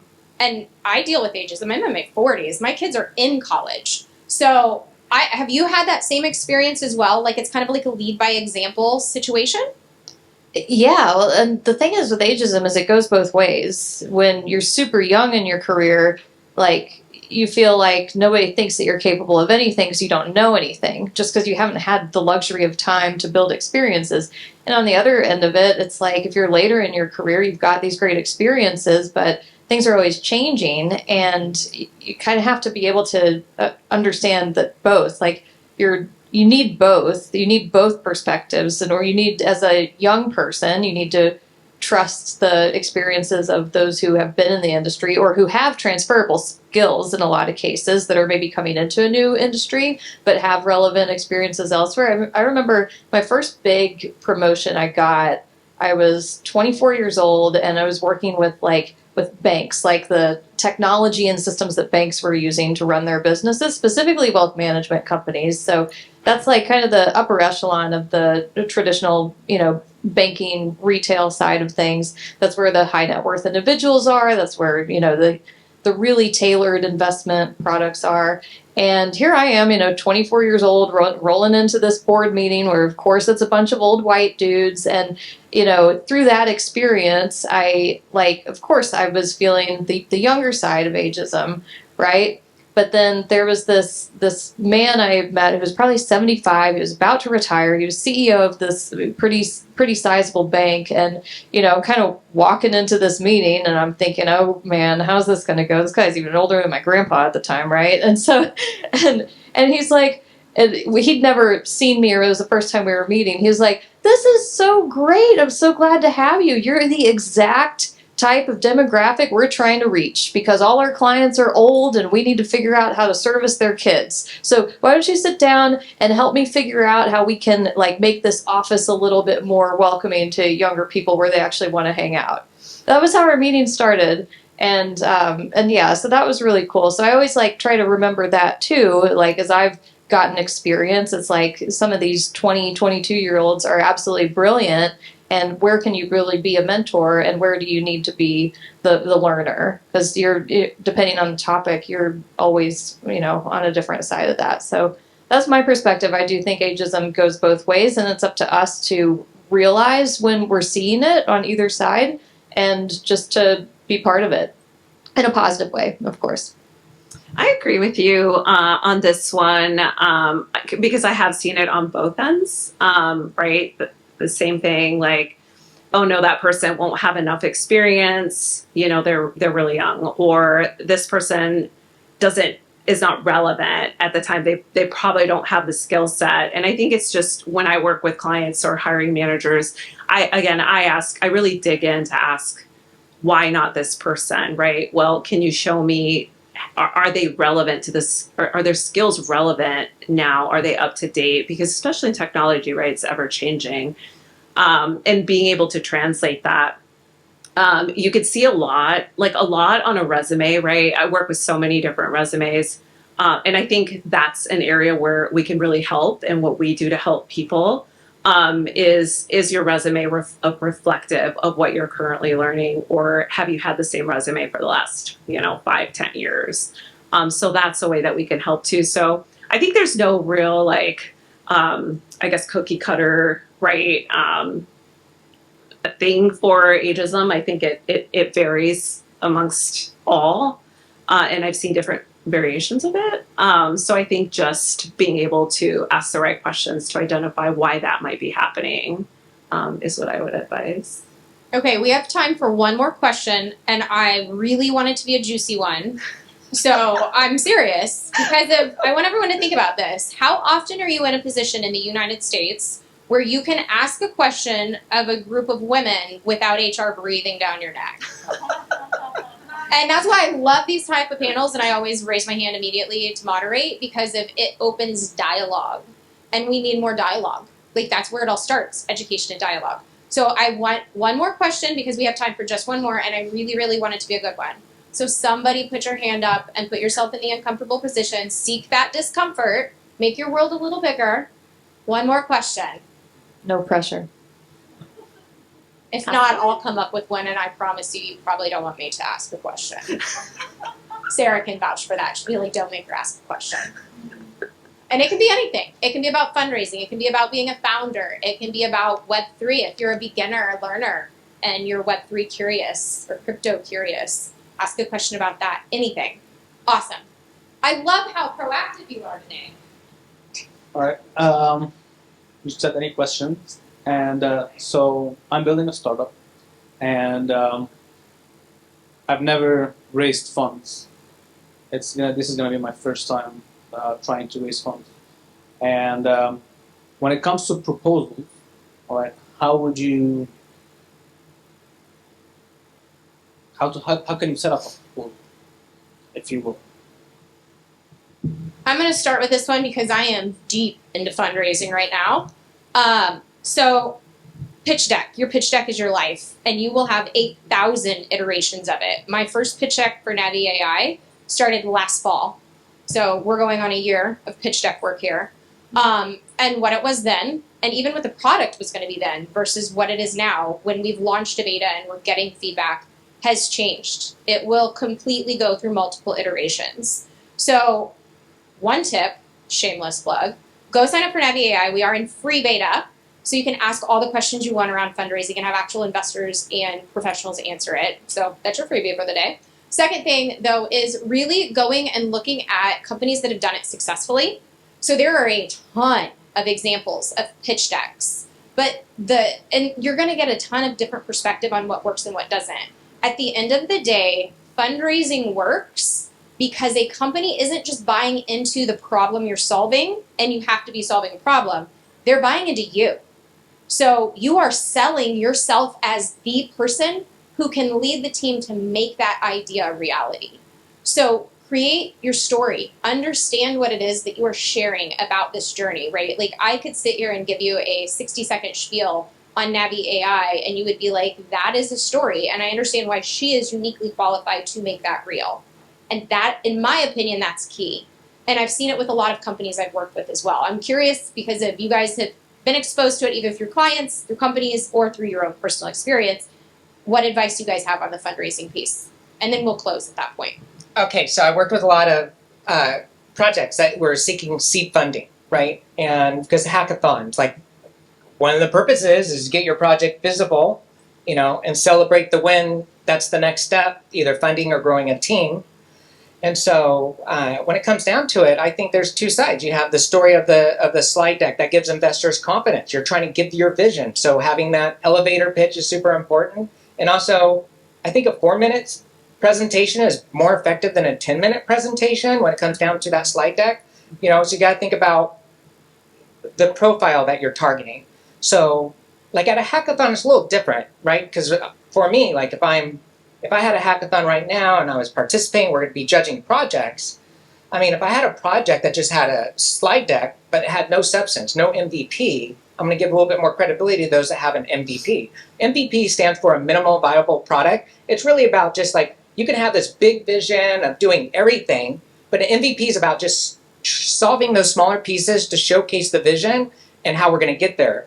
Whatever you're doing for an MVP is not going to be the final product, but it's really about just getting some foundational components out of the way to showcase that this is more than just a vision. We're actually starting to get work done. So I think combining both the presentation with an MVP is brilliant when it comes down to something like just getting started, from my perspective. Megan, Sarah, do you have anything to add? Because we're at time and I want to stick to schedule. I'm a rule follower. I have a really basic suggestion. One of the first startups that I worked with, every time they got feedback on their deck, someone had an opinion on something, they changed it, and which just led to constant iterations of the deck. And not to say that you can't get that feedback is great, but be mindful about, like, are you trying to appeal to changing this deck for someone who wasn't ever really even going to invest, and now they're giving you feedback that really doesn't matter. So that's just my 2 cents.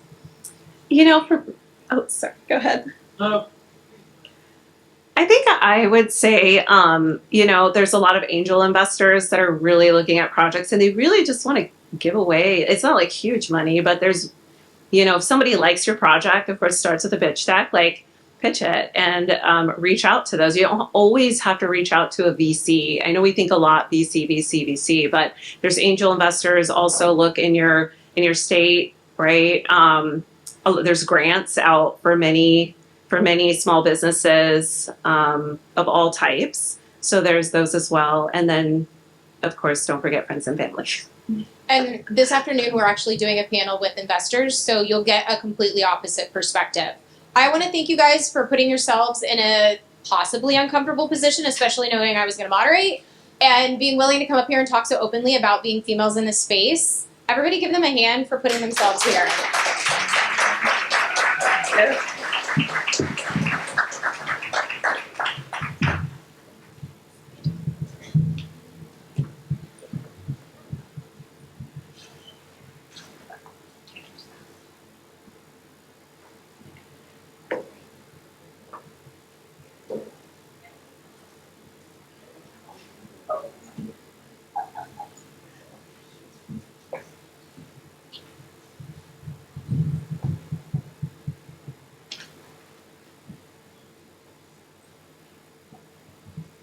Wow, what an amazing panel. If you would like to learn more about founders and funders, be sure to check out Brandy's interview with Megan, Sarah, and Amber that's on the Summit website.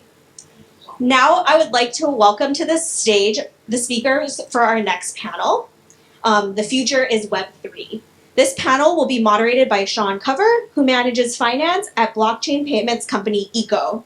Sean is also a co-lead for Blockchains in Paradise, a local blockchain meetup group.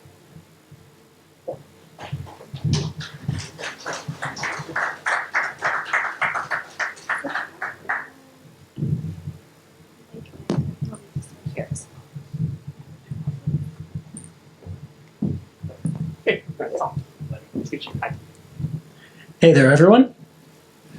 Good afternoon. My name is Sean Cover. This is the Future is Web3 panel. As I said, my name is Sean. I'm joined here by Michael, the head of operations and finance at the Aptos Foundation, Song Choi, who is the co-founder of Just Build, a Web3 agency, and the co-creator of the Sooniverse, which is a Web3 community that has over 30,000 members, and Ken Spedden, who is the managing director at Native Hawaiian Veterans and is an advisor to the Web3 project Constellation. I work at the Web3 company Eco. We are an A16Z-backed company that makes it easier for you to use stablecoins, which are US dollars on the blockchain, for app developers to use stablecoins. To showcase that application, we have a stablecoin wallet called Bend. You can check it out at bend.eco, and I believe that it is the absolute easiest way to create a wallet on a crypto application. So check it out, and we'll tell you more about it here. One thing that's so interesting about this panel, The Future is Web3, is that Web3 means different things to different people, right? For some people, Web3 means open finance. For others, it is a way to empower creators. For others, it's a way to make money. And for others, it's a way to, protest the government or authoritative regimes. And the truth is that crypto is all of these things, and it is none of these things. Crypto is open infrastructure, and what that means is that you can see in crypto what you want to see. And I say all of that to say that the reason that Web3 is the future to me may not be the same reason that Web3 is the future to the panel here or to the people out here in the audience. Everyone really has one part of crypto or Web3 that resonates with them the most personally. And I encourage you all to explore that further, because to me, the reason that Web3 is the future is because that crypto is optimism. There is no other industry in the world where the people participating in it believe that they are all making the world a better place in the way that resonates with them. And so here we are, we're going to explore that future. We're going to explore the future of Web3 here. And so first, we'll go down the panel here. And why don't each of you, starting with Michael, just tell the audience a little bit more about your work and what excites you about Web3? Certainly. Aloha, Michael Ching. As Sean mentioned, I help to manage the treasury and operations for Aptos Foundation. If you've caught the speech from Avery earlier, you learned a lot about Aptos, and it's a layer 1 blockchain really built to evolve. Its mission is to bring 1 billion people onto Web3. And so Aptos Foundation, which I help to manage, is there to support the growth and development of Aptos in the ecosystem. And so really trying to drive it to the next level, drive engagement. We do that through a lot of grant giving, we do that through awareness, we do that through education. I think it's appropriate that participating in this Futures Web3 panel, because it actually kind of, it was a hard pivot for me into this world with that belief in mind. So my career prior to joining Aptos was in traditional finance in support of what I've done. Most recently, I spent about 17 years at Bank of Hawaii doing a variety of different jobs. I had leadership roles in investments, I had leadership roles in online and mobile banking. I did corporate strategy. Most recently, I was in the treasury world as well, just running risk management, managing foreign exchange, etc. So just doing a lot of things that I think provided a very, very good, steady career, and I think a really, really good path forward. And then I started to dive into this space a little bit more, and just learning about Web3, the possibilities of what it could do, knowing that it was, the use cases would just be immense. The possibilities were really endless out there. And so just as I dived into the world a little bit more, I thought, hey, this is a really good opportunity to try something different, to do something that's really going to change the infrastructure of how we're doing things in the world. And, here I am on this stage now. So it's been a challenging journey. It's been fun, and I won't, not looking back. Hi everybody, Song Choi. Very similar kind of background. Spent 20 plus years as a normie in marketing communications.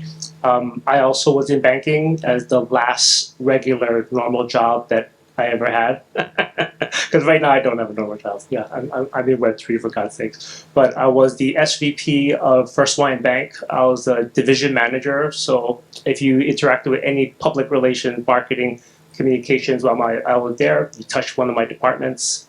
I got into Web3 around COVID because I was home and I needed something to do. It was an exciting time because number goes up, and that's why I got into it. I was having Litecoin miners mailed to me. You were getting ready to jump in. I was in XRP. Nobody judged me. I was new. I didn't know what I was doing. But back then when the Litecoin miners got in, we were literally doing calculations about how much energy it was going to need, and we thought to ourselves, my God, Litecoin would have to go to $50 for this to really work out. That's never going to happen. So we wound up selling the miners, and then it shot up to like 300 like a month later. Lesson learned. I wound up getting into a dev team with some friends. We wound up building a DAO on demand, an exchange, a marketplace.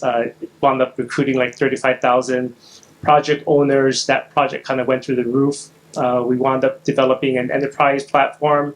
So we started working with Cisco, with Red Hat, with Accenture. They're continuing to do what they're doing.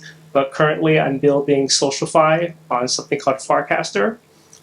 We started working basically inside the social space because we are at the point where we feel the application layer is where a lot of the innovation is going to happen. That's really where the intersection is going to be in terms of Web 2, Web 3. Functioning inside of Web 2 to deliver Web 3 features is what we think is the next war that's going to be fought, rather than trying to get all the normies to come into Web 3.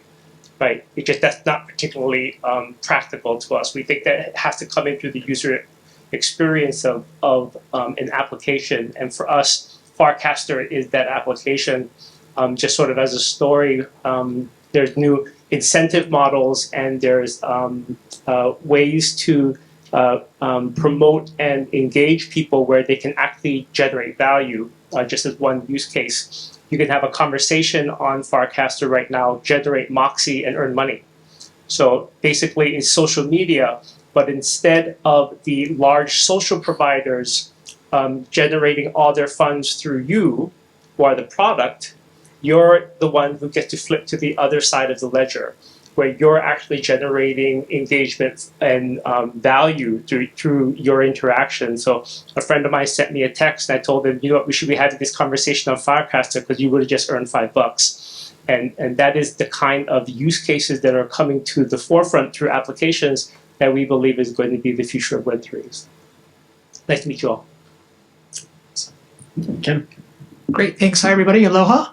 Ken Spedden, As Sean mentioned, I'm the company managing director of Native Hawaiians Veterans.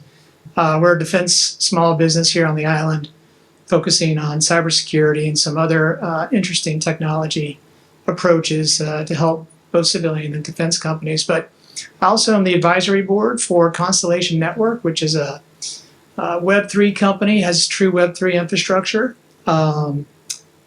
There's other advisors that I collaborate with on that team that are much more remarkable than I am. One is a former CTO for a Fortune 100 technology company, and one is the former executive director for the World Bank for the United States. He was one of the big principal advocates of how do you get blockchain and Web3 and tokenization into developing countries around the world. I think what we'll talk about today are some pretty interesting use cases for Web3 and the future of blockchain. I'll be focusing a lot on Department of Defense use cases. So you're starting to see more and more applications of secure ledger technology in certain defense applications. And also what's happening right now here in Hawaii with unique use cases for blockchain. Huge advocate for small companies, small businesses. I'm excited to see other entrepreneurs and other people that are building things here. I guess the only other thing that probably would resonate for me being up here, for some time I was the senior industry advisor for a U.S. intelligence community agency focused on like future technology capabilities, kind of tip of the spear type of things, and also served as a senior industry advisor for a civilian agency looking at unique things that happen around security protocols and things of that nature. I'm super excited about Web3 because it's the one technology innovation I've seen, and I've seen a lot over the last 10, 15 years that are really at the cutting edge where everybody can be a part of it. As Sean mentioned, every single person can be a part of this future, whereas other innovations around AI and cybersecurity, you have to get pretty specialized if you want to be participatory in that domain space. But I think Web3 kind of unlocks it for all of us. Thank you, guys. One thread that was sort of mentioned by each of you is this idea of applications, right? And I think that what we've been seeing a lot in crypto over the last year or so is that for most of crypto's history, the tooling hasn't really been there to make applications that are easy for people to use. But only in the last year or so, really, has the tooling gotten to a place where you can create user-facing applications that are easy enough for people that don't know anything about crypto or blockchain to use. And so these new kind of application types are just starting to pop up, and we're just starting to see the creation of new apps that weren't previously possible before. So Song mentioned Farcaster, which is a social graph protocol. And what I mean by that is that when you have a Twitter account or you have an Instagram account, those followers and friends that you have on that platform are linked to the platform. So you have your Instagram followers and you have your Twitter followers. You can't take your Instagram followers to Twitter and vice versa. You have separate logins for each of those platforms. With Farcaster, the way that it works is that your crypto wallet is the login for the social network. And if new social networks are created on top of that, you can take your followers from place to place. So what has really taken off there right now is a Twitter-type client called Warpcast, built on Farcaster, and that's really the only one that's there right now. It's sort of like a Twitter, but in theory, you could build an Instagram type of thing on top of the same social graph, and then Song could go on that platform and still have all of his friends and followers that he had before. And so that's an example of a non-financial new type of application that is just sort of becoming possible now. Now, Michael, there are applications that people have been building over the last few years, and then there is sort of the applications that haven't been built yet. Where do you see where apps are today and where they're going in the crypto space? Yeah, absolutely. I mean, I think the amount of apps right now, I mean, I think they're they're continuing to grow and evolve. I think there's going to be use cases that unlock over time as the technology evolves, as the tooling evolves, and gets better. I'd probably lean into a couple that I talk a little bit more about. I think finance is an obvious one in terms of just being able to provide financial services to a broader group of users around the world, including those that might be underbanked. Definitely, there's evolution in the finance space where basically you can do a lot in DeFi, decentralized finance, that you can do with a traditional bank in today's world. I mean, there's payment rails. You can pay in stable coins.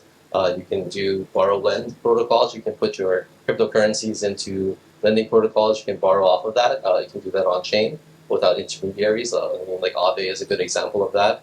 You can do trading. You can swap your currencies for another currency. You can do that through decentralized exchanges. There's a good number of them out there as well without intermediaries again.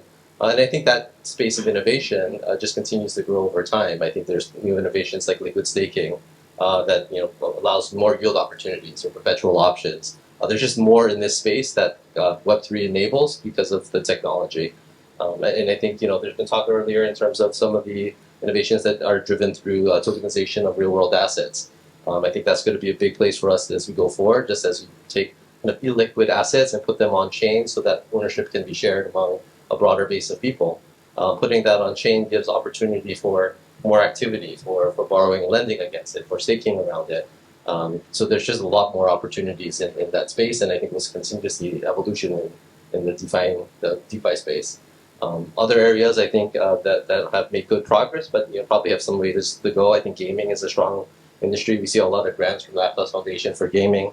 I think there's interesting use cases, and I think as technology evolves, just being able to use kind of what gamers have earned through their gameplay and being able to sell that in the NFT marketplace. I think that's a really, really powerful statement. I think being able to purchase skins or weapons or something that will help them in the game. I think that's just a new economy that can be built out based on gaming. So I think that we're not quite there yet, but I think there's more to come there.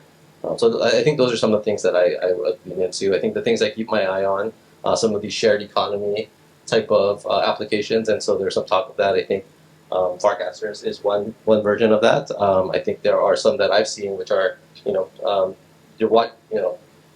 they're founders who develop the product where you're watching videos on that site. It's almost like a YouTube. If you're a user and you're watching YouTube, you're not receiving the benefit of watching the content. You're watching the ads, but there are platforms now where they're actually sharing part of that revenue with you because you're watching that ad, right? I think that shared economy is helping to drive incentives for that program, and I think it's going to help bring it to the next level. You see the same thing with some. There's a application I know that's on Aptos, which is it's like a walk to earn type of application, and so you download the app, you're walking, you earn points, and with those points you can earn incentives that way, right? So I think this incentive model of being able to leverage Web3 technology and specific kind of the payment rails that are built within are a good way to just drive more adoption, and I think those are some of the things that I've got my eye on.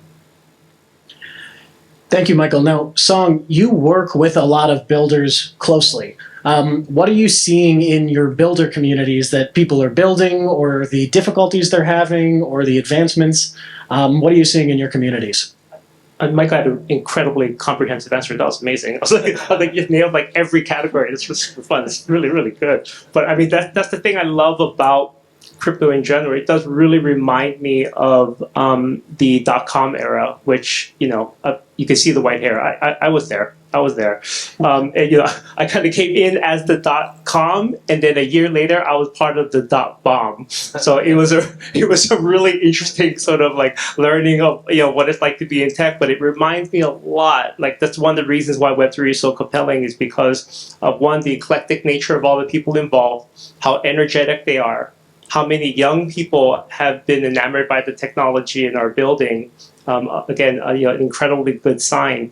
And then how sort of novel and esoteric all the different solutions are across of all these ecosystems, which is why, for me, L1, L2 doesn't matter. I look at the people who are building, what's going on, how creative are they, because I know sooner or later those use cases are going to be revealed. You both mentioned Farcaster, and I'm really glad, because one of my missions was to come here and convert all of you to Farcaster, because I think it is a brilliant social platform, and I want all of you to participate. It's like crypto Twitter without any of the venom and vile hate speech. It's literally one of the best places you could potentially be, and people are incredibly supportive there. But what that's a really great example to me of how social tech is coming into really what is a traditional market and then flipping it on this end and eliminating middlemen.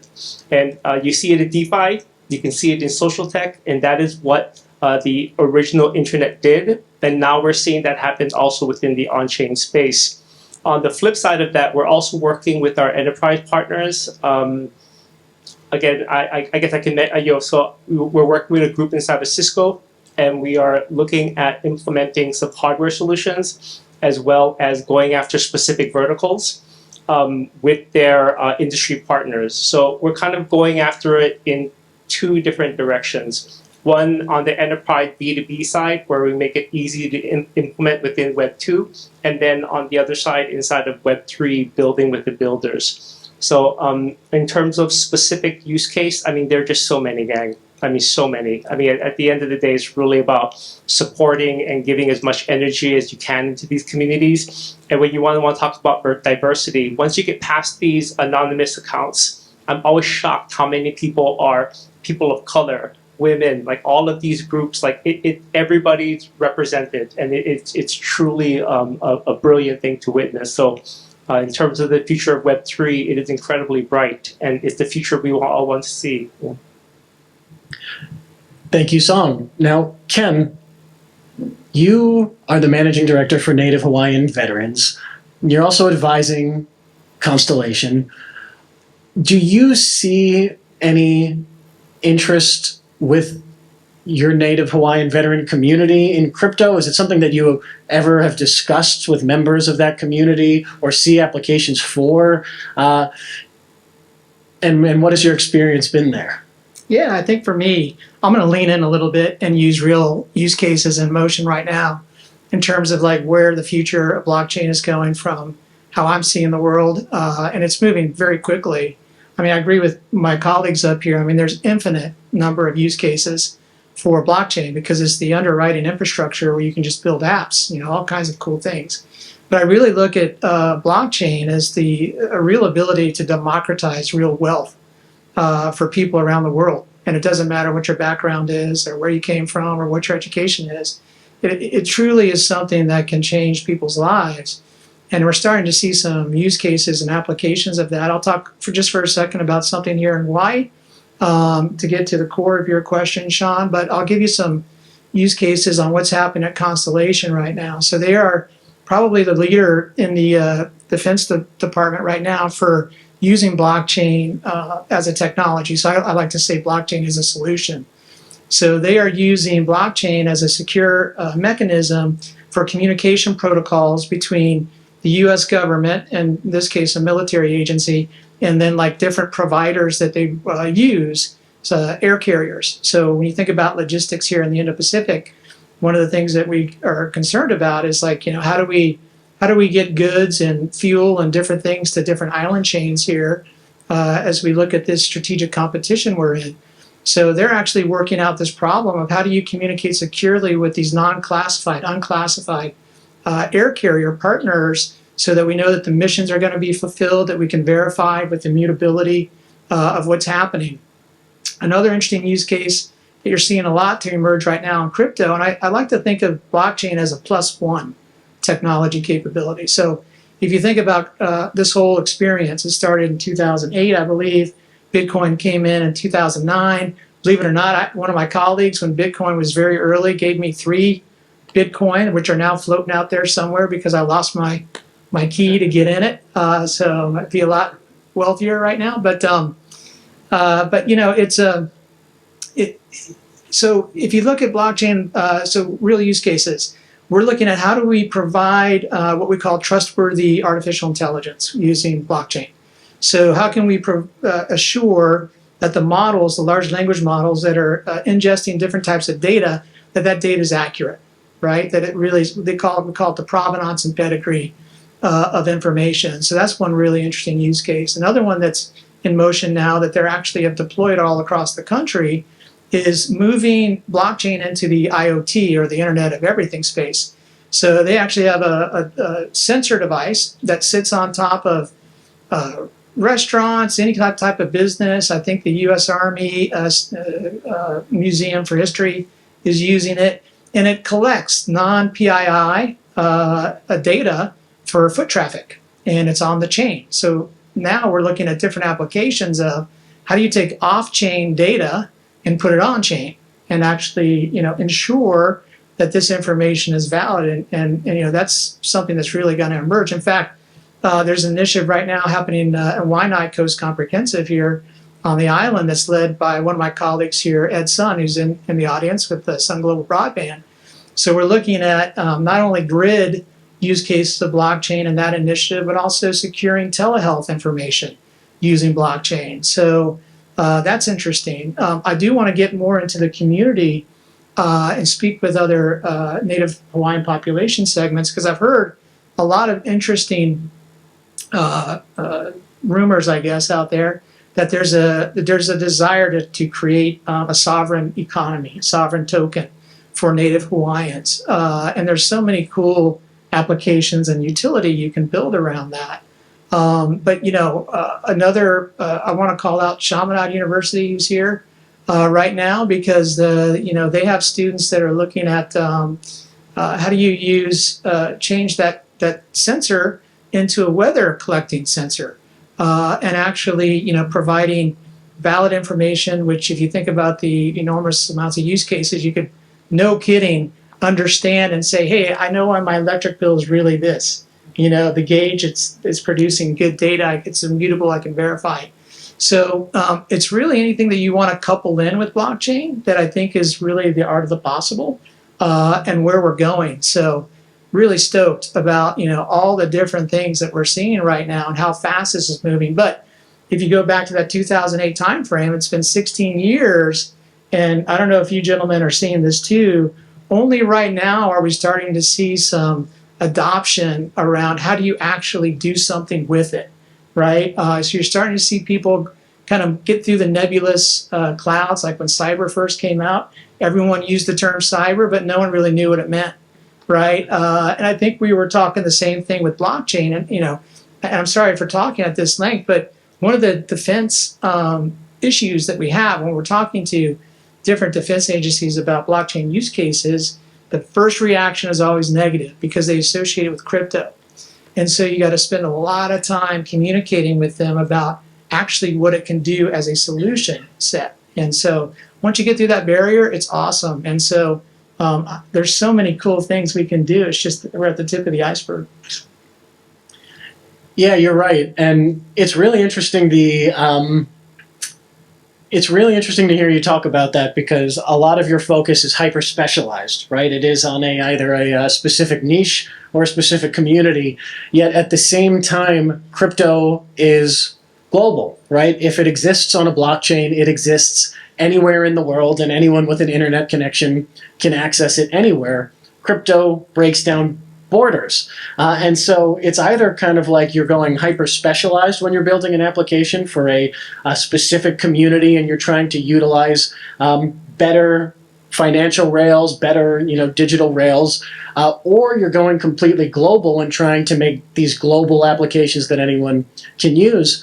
As an example, like Michael talking about DeFi and decentralized finance, if you're someone in South America or Asia or Africa, you can't get US dollars in a bank. You can't just walk up to this corner and open a US dollar bank account.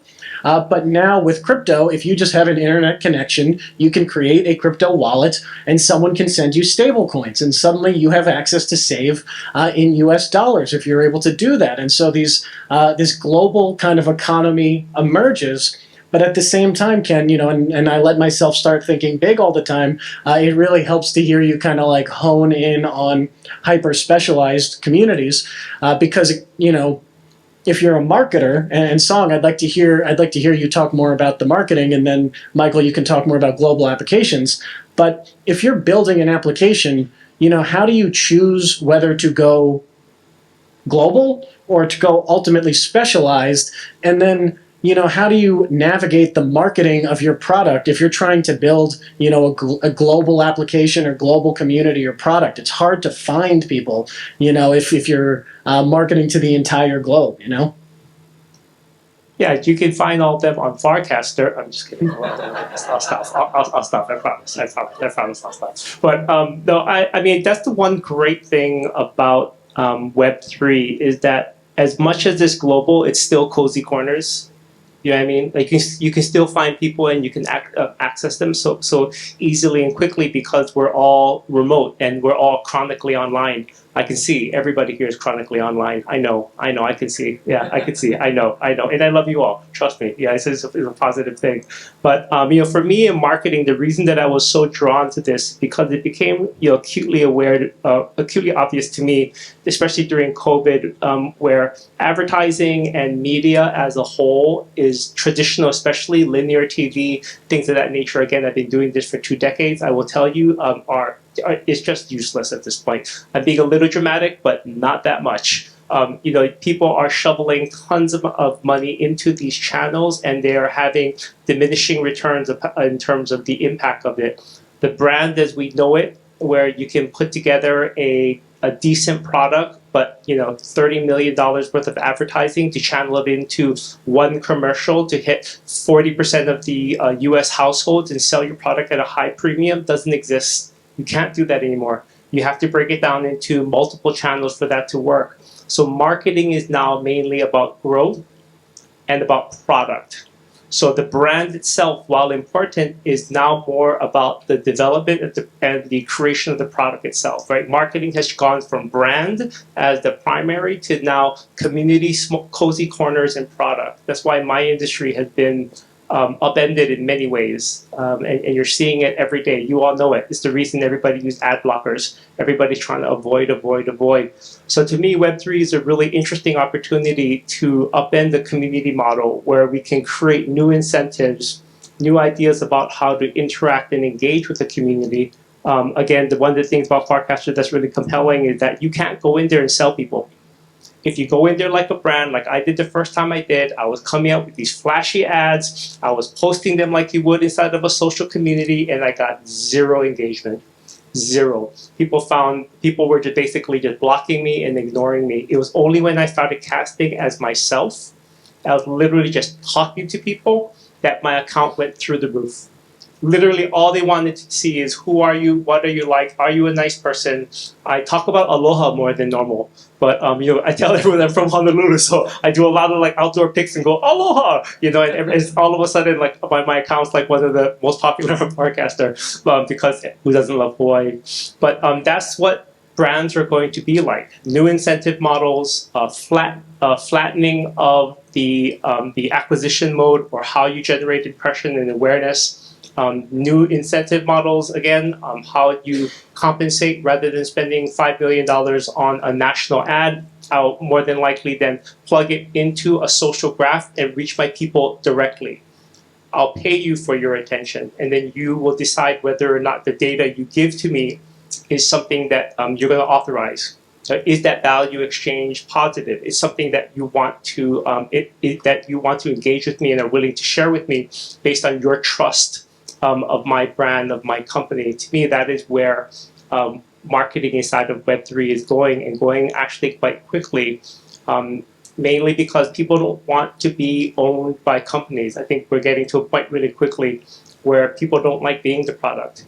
And now that we're moving into these different types of data models where these larger companies are going to basically spread across different cloud providers to access all of your information, that's going to get excessive and worse. And I think consumers are going to start becoming aware of this, and when they're going to be seeking some type of privacy. And this is where I think Web3 is going to play a really interesting role in terms of marketing. Michael, why don't you tell us about more global kind of applications? Yeah, it's really still to marketing or more broad? I suppose the development of global applications, and then how they reach maybe critical mass and large user bases. Yeah, got it. Yeah, I mean, definitely, for Aptos, we're layer one blockchain. We're a global organization. We're trying to drive as many users to the chain as it makes sense, right? We want people to utilize the chain. We've got people all over the world just supporting developers in different places. I'll tell you my day. I'm in Hawaii. I have the luxury of living out here. It's a great time zone to be in, but I talk to Europe in the morning, and so I talk to folks in the UK or Paris. Usually about 6 in the morning, 6 to 7. Got to take the kids to school for a bit, and then I talk to the U.S. for a bit of time. Got some folks in Canada. We've got some folks in the Cayman Islands as well. And then the evenings are Asia, and we've got big presence in Asia. We've got folks in Singapore, Malaysia, Korea, Japan, etc. And it's just trying to keep this team together. And the reason why we're so globally organized is because we've got developers all over the world. I definitely think, as you heard from Avery say earlier, that there's just they've probably latched on to blockchain technology a bit more quickly than some other regions, and so I think that ends up being a focus point for us. And so really the key for us is working with a lot of teams locally and globally, having developers, having people on the ground to work with developers in those spaces, making sure that we're building communities in those spaces as well, and really just trying to see the next use cases for applications. Can I just say that I didn't know anyone else was living that here. Can I just tell you how happy I am? I'm so on this whole conference. I'm like, oh my god, I thought I was the only one. That is fantastic. You said you saw me online. Yeah. No, that's why I was so laughing. I was like, oh, that's the same thing we're doing because we're working in Europe, right? So having that cycle, right? It's amazing. Guys, the time is going by fast here, and so I think that what we have to do now is to conclude before we go to the Q&A. Maybe each of you could just give a short your short feelings on what is the Web3 future that you envision. Where are we 5 or 10 years from now? What does the future is Web3 mean to each of you? Ken, why don't we start with you? Awesome. So I'm going to riff off one of my colleagues who's the co-founder of Constellation, because he came up with this really cool term called datapreneur. So where I see blockchain 3 to 5 years from now is the ability for all of us to share and exchange our data securely and even monetize that using blockchain as the vehicle to do it. I'm a huge fan of capitalism, and I love our big industry partners that exist, who are selling your data, right, and my data and everyone's data, and we get nothing for it. So I think we're going to start to see the ability for blockchain to give people the ability to actually monetize their own information, and use smart contracting to actually conduct the transaction, and to do cool things like that. From a national and global perspective. So interestingly enough, one of the fast movers around blockchain is the National Science Foundation of all places. So they created a national DigiFoundry, and it's kind of in its pilot beta stage. Constellation is the core infrastructure for this, but there are hundreds of companies and universities across the nation that participate in it, where you're using tokens to actually empower people and actually empower these companies so that you can be in working groups and use the tokens to do some cool things. And I think it was Yusong talking about the ability for us to use tokens, the utility of tokens, to actually incentivize people. If there's anyone in here that's ever tried to build a group, or Ellen trying to put this event together, which Ellen, wonderful job. I mean, it's a huge effort you did. How do you keep people galvanized around something? And typically, you're going to run out of steam, but you could actually incentivize these ecosystems using tokens where people can create wealth while they're actually being participatory. So I think you can do this at a global scale today. We're seeing it on a national level right now with the National Science Foundation. I know you think I'm going to say Farcaster, but I'm not because I already said it. Yeah, there is such a thing called message overload, so I'm going to pull back. I think both of my panelists here had done an exceptional job sort of outlining the technology and the specificity around certain use cases that are, going to be the future of the protocol, period, hard stop, full stop. So for me, the answer is, in terms of the future of Web3, especially in Honolulu and Hawaii, is all of you and me. It's us. And I say this unironically. I say this super cheesy. I know it's cringe. I don't care. Yeah, looking at this room, there's it's supposed to be 100 of us here. I thought there was maybe 5, right? So I wanted to come to this conference so badly. I had lunch with my friend JC. She's gonna be a panelist in one of the future ones. Where I literally at lunch told her saying, "I don't think there's anyone in blockchain in Hawaii." So when I found out there's that conference happening, I thought I had been sitting in my computer, just sitting there plugging away, going, everyone hates me. Everyone thinks that I'm part of a scam. My family thinks I'm nuts. But here we have camaraderie, we have friends, we have people who are building together, and I think that is just exceptional. I'm so excited about that. And I look at this room and I think, this year we're 100. Next year, let's be 1,000. The year after that, let's be 10. Let's look back and think, man, do you remember when we couldn't even fill the room at the old Ryans? And wasn't this place Ryans back in the day? How many Gen Xers are here? Y'all know what I'm talking about, right? We couldn't even fill Ryans, right? When we're at the convention center, I want to look back a couple of years from now and remember this moment and know that we built this thing together. That's the future of Web3 in Hawaii. I don't know how to top that. You and I agree completely. You actually echoed everything I said. I was thinking about. I started in this space about 2 years ago, thinking, hey, there's nobody in Hawaii doing this, and here we are, a full room of folks doing it, and so it's exciting. In terms of kind of what the future for Web3, I think Web3 is endgame. I think it's like the future internet. I think it's the kind of all of the features of kind of the shared economy, the authenticity, the security. I think all of that technology continues to develop and grow. I think all the applications that we're building on top of it continue to evolve and grow. I think the pace of, just even my 2 years in this industry, looking back 2 years ago, it's light speed. It's just so much different than it is now. And 2 years from now, it's just, it's even going to be more significant than that. And so I think it's just, it's endgame. I think it's where we're going to be. I think that's where we're going to focus our attention. And, I love being part of Aptos and seeing part of that vision realized. And so hopefully you all too as well. Yeah, I totally agree with that. And thank you all. Thank you three. For sure, we'll get to the audience in a second. I agree with you, Michael, that crypto is the economy of the internet. The same way that people might say that, China is a superpower or new countries are growing, the crypto economy is similar. Crypto is a growing economic superpower of the internet, and it's not something that cannot happen. Crypto is the natural evolution of the internet as it becomes more financial. It is the development of the internet's economy, and there is no way for the internet to progress itself without crypto. And so we are just getting started here, and there's a lot more to come as well. I forgot to mention at the very beginning that I co-created and host a crypto meetup group here locally, Blockchain in Paradise. We meet once a month in person, and this Thursday we will be at Honolulu Beer Works at 7 p.m. If any of you guys want to come hang out with me, you can come, every month and hang out. So now we'll do Q&A. Yes? I have a two-part question.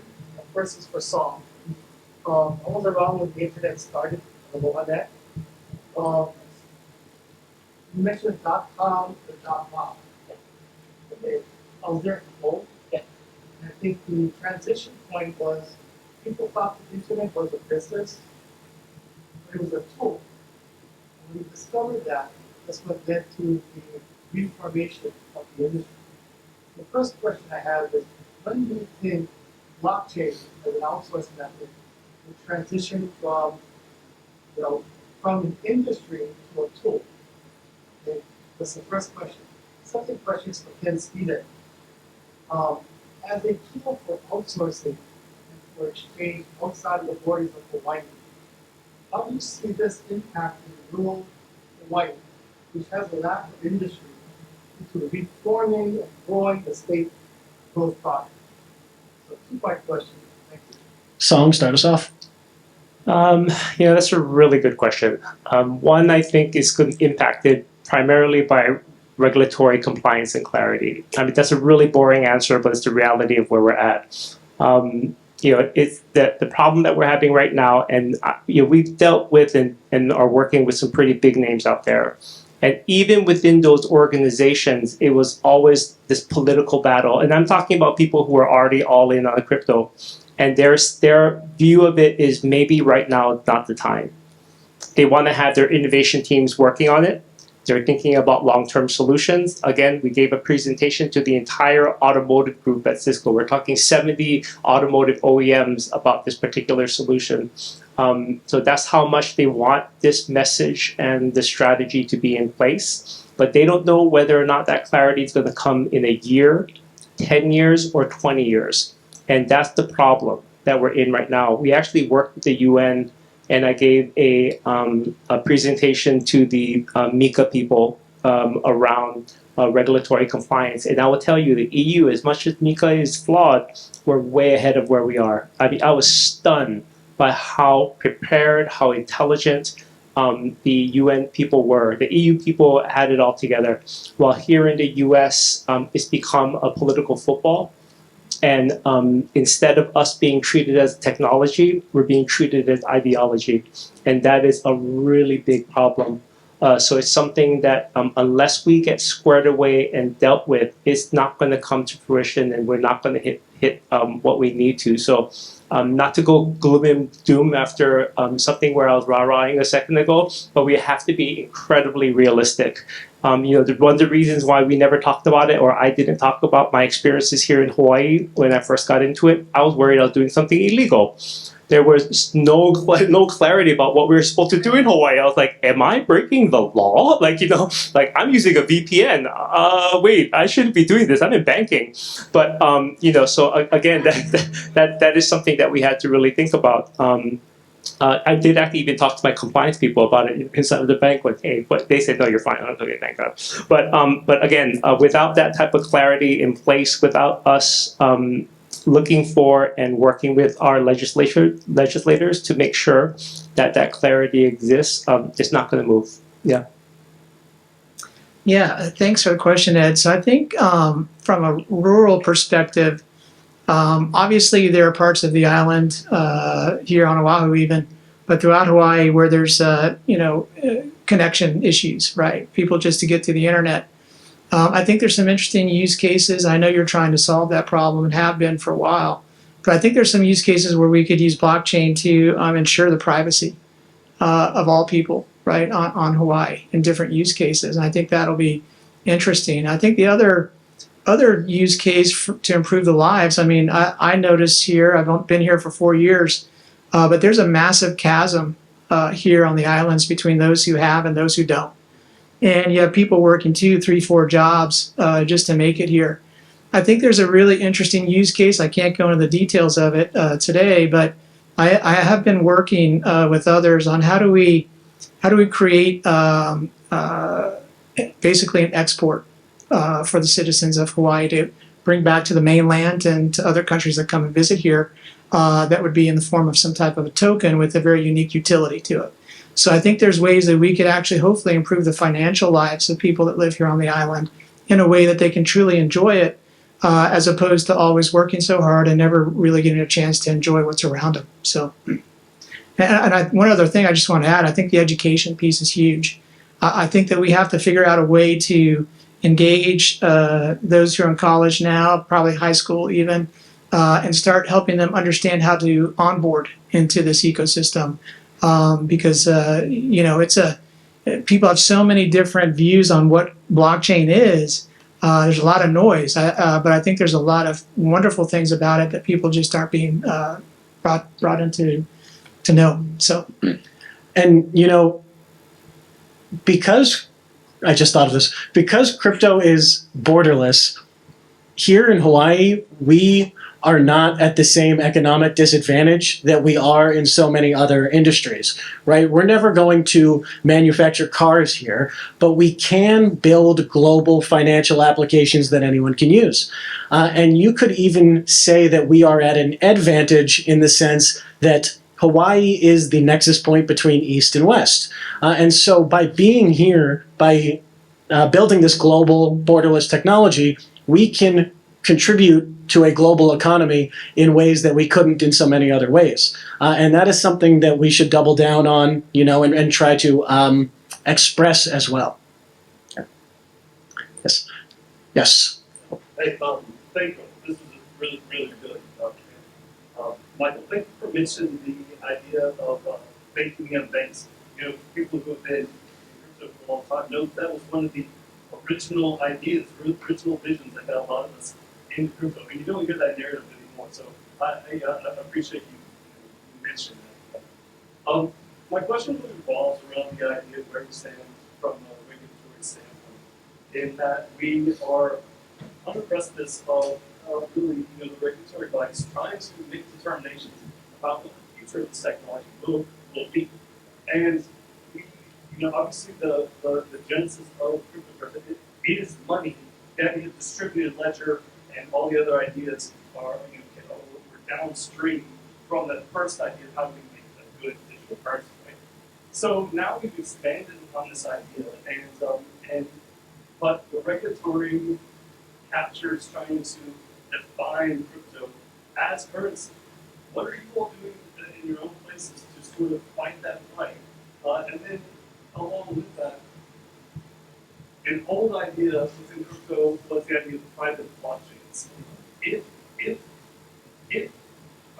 Gensler and this current administration gets crypto to be mostly defined as a security, will that force you all into a place of private blockchains? And I know particularly, and you mentioned something about supply. I know this has been done many times. The supply on blockchains has been done. It's only been done on private blockchain applications up here on private blockchain.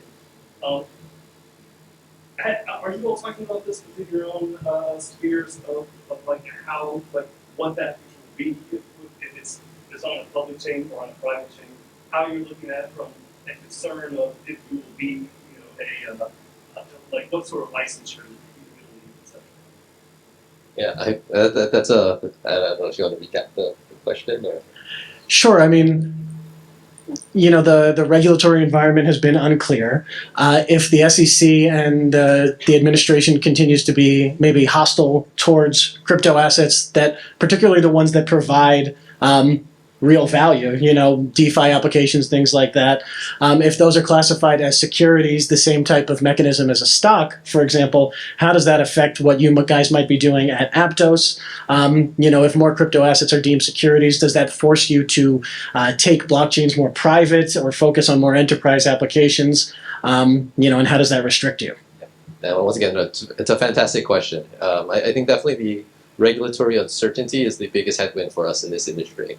It's not necessarily, it's just not having the rules to play the game, right? It's just almost being, punitively, fined for things that you didn't know you were doing wrong, right? I think that's the biggest thing, and who knows what will happen with the next election, but the hope for the U.S. is to have that regulatory certainty, or at least that clarity. I think other countries have done a better job of that. You mentioned MiCA as a good example. We're hearing positive sentiment from other countries like like Dubai, like Hong Kong. I mean, they're just a lot more friendly to crypto, and I think that's hopefully going to be the stance of the U.S. going forward. But it is a tough place to operate because of that. I would say, with Aptos, I mean, we're very conservative. We want to build this for the future. We want to take risks that cause us to be in jeopardy over kind of a short period of time, and so we take everything seriously. I think we're very mindful of the rules. We've got a lot of lawyers. We have a lot of compliance people. We have a lot of folks we pay just to make sure that we stay ahead of the industry best we can. We operate very conservatively. I think if there was more certainty, it just becomes a lot easier, right? I think it could really thrive in the U.S. I think you've got a lot of the users out here in the U.S. You've got a lot of strong builders, and it's just hard to kind of fully unlock that, knowing that there's some uncertainty. So it's something that we're very mindful of.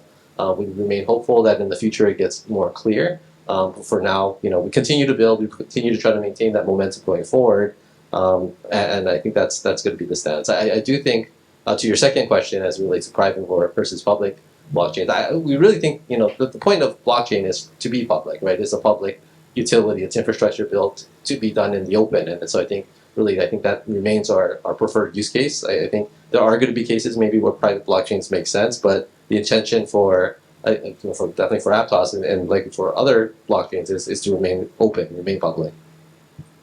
And we also have contacts in Europe, so we can move there very, very easily when Gensler comes after us. I'm just joking. But the solution doesn't necessarily have to be something as dramatic as private to public. There are trusted enclosures in confidential computing that you could switch to. That's something that our team is looking at and working with some of our enterprise partners, sort of examining, especially as we look at things like data fabrics, AI. The confidential computing is going to be a big part of that, so that you can obscure certain transactions where you can ensure privacy for certain groups in industry. I'm speaking specifically to banking, to healthcare, government. You're sitting. I'm sitting next to two people who are going to know this topic better than I do. So the ledger itself can stay public, and then we can obscure the sections where where more privacy is necessary. But that's why you need regulation. So you can tell us what and who do we need to enable that for. It's a technology, not an ideology, right? So as soon as we can get those things sort of minted, if you will, then we as an industry can move forward. Yeah. But we are absolutely looking at that. Yeah. It's a great question. I just want to quickly say that one of the things that I'm in a lot of discussions about in my spare time right now is there's no rhyme or reason. If you think of it just from a crypto perspective, there's really no rhyme or reason why a lot of tokens actually increase in value, right? It might be a rumor, it might be a post by Elon Musk, it might be something else. I think the recent development of the token utility score is a step in the right direction. But to your point, they haven't really defined like what is this, right? What kind of policy or regulation will we put around this? There's got to be a way for us to take that starting point of a token utility score and map it toward traditional investing. Like, in other words, when a company appreciates in value, right? If I'm going to buy stock in a company, I'm buying it, I'm looking at the EPS, right? I'm looking at different factors. It's like, hey, this looks like a good investment. Right now, people really don't know what that looks like, right? So, but I am hearing and from people that are working this problem on Capitol Hill that there's a lot of really good movement right now in terms of more interest in creating broader utilization of blockchain and freeing up some of the policy perspectives. But I think that's one of the big things is we still don't really know how to define what makes a crypto price increase or decrease, right, from day to day. Looking forward to the meme token category of speech next year. I'm going to be on that panel, please. Yeah, please be on that panel. Yeah, I want to talk about that. Yeah. Final question, and then we'll wrap up here. No. Yeah, Helen? Let's have the new person ask. Yes. The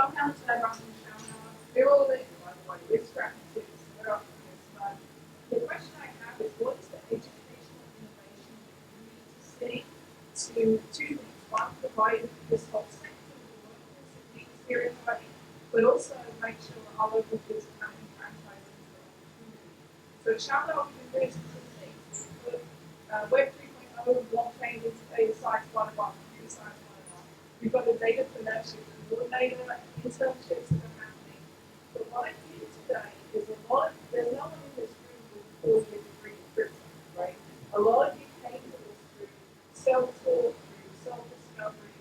How do the educational institutions that have the students all of that and partner with that to get you who you need for this future that everyone's so looking for? Hey, I used to teach at HPU. Right, I actually taught at Shamana. I actually taught this one of the sustainability courses. So I don't know if that reflects well on you. I'm just throwing it out there though. Yeah, but no, and I will tell you that I agree with everything you just said. My only concern is that which is the credibility of the institution and whether or not we're there yet as an industry where that's going to benefit and serve the student. as a topic, as an area, 100% agree. But without regulatory compliance, where where we have the reputation as an established asset class, as a technology that's being pushed forward, I would get worried whether or not people are going to see that as hype.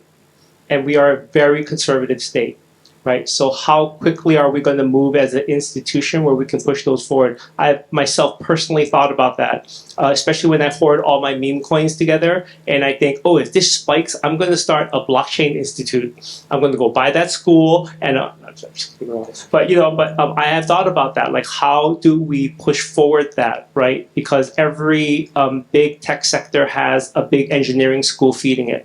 Right, and will a blockchain sort of educational apparatus to push that forward for us? I honestly think we're a little early, but what you're doing in your courses and what you're doing, Shauna, that is exceptional. That is exactly what we should be doing. But we as an industry and as professionals should be collaborating with you to help that grow organically, right? I don't think you can push it at the institution level yet, but this is where we start. Right? That one class grows into a program. That one program grows into multiple courses. That course then turns into a curriculum. That curriculum turns into a degree. But that's a long arc, and you know that better than anyone, right? Like inside of education especially. So, we have to work in tandem with you to establish that credibility, because if you're sitting there and you're seeing your Ford or your Mercedes roll off the production line with a crypto wallet in it, it's going to be a hell of a lot easier for you to make that argument inside of your institution. But if we don't do that as an industry to make that possible for you, it's just not going to be real. Yeah.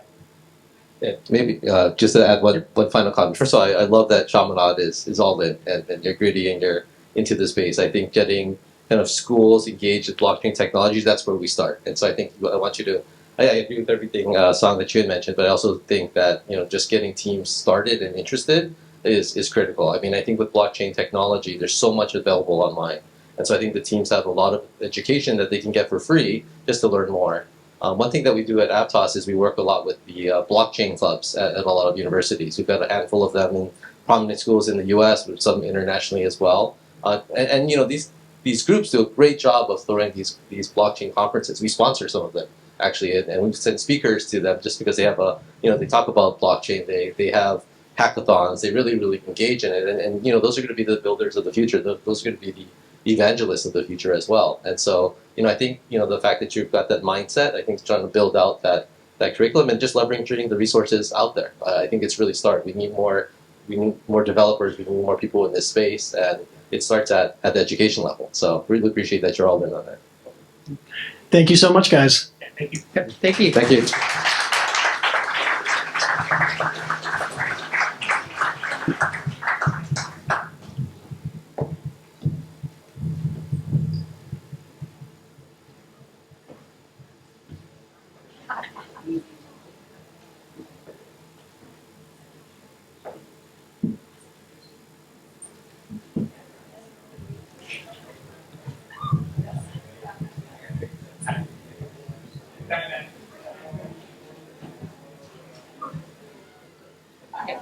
Wow, what a great panel. I'm definitely feeling very inspired about the future of Web3. I want to make sure that we keep going, and I'm excited to welcome up our next panel, which will be focused on blockchain for community and social impact. I'm personally excited about the ways that blockchain technology can be used for good. And yes, our next panel will be led by Dagan Bernstein, educator and former community lead of Ed3 DAO. All right, aloha everyone, and honored to be here leading this panel, and mahalo Sean for taking on that last panel and opening this up for me to moderate this afternoon. And there will be a break after this, so stick around because we're going to have a really awesome conversation here about community and social impact. As was mentioned, I work in the education space, and I'm also the former community engagement lead for the Ed3 DAO, which is a global DAO built by educators for educators. I'm not a technical person. I'm not a Web3 developer or anything. I'm just a just a school teacher. So I'm going to try and engage with our panel and engage with all of you in a real conversational and easy to understand manner. So I'm going to get right into it. And before we start with some of the questions, if you all could, I think we have a couple wireless mics and a mic over there for you. Just introduce yourself, who you are, and what you do. Good afternoon, everybody. My name is Rosie Riddle, and I live here on Oahu. And I entered the wild world of Web3 in 2014. I was part of the first 50 at Coinbase, and I started in support, worked my way into operations. And then my husband and I started on some entrepreneurial ventures for a number of years, and then I ended up at Consensus in 2020, and I am still there now as the executive director of community. And then in my spare time, I like to build boots on the ground in real life communities too. So I founded Decentralized Hawaii, which is an education-based Web3 meetup. We meet the second Tuesday of each month at the Entrepreneurial Sandbox. And then also the local Shipai chapter here for Hawaii, which we are, ladies room meeting this Wednesday at Moku at 7 p.m. if you'd like to join. And that's my commercial break. Hi, everyone. My name is Linda Goto. I'm the co-founder and president of Blockchain Billiards. My background actually started, I'm not going to say how many years ago, but it started in the field of democratization. So I have worked with or consulted with many international organizations, NGOs like the United Nations, Department of State, think tanks like the Center for Strategic and International Studies, and what we did is we looked at countries that lacked democracy or democratic systems, and I focused on the Middle East, and we tried to understand how do you enhance civil society and how do you bring about democratic change. And then I went and did my PhD in a field called behavioral economics. It's like, psychology meets economics, and that's basically understanding incentives and decision making. How do you incentivize and motivate people in the decision making process?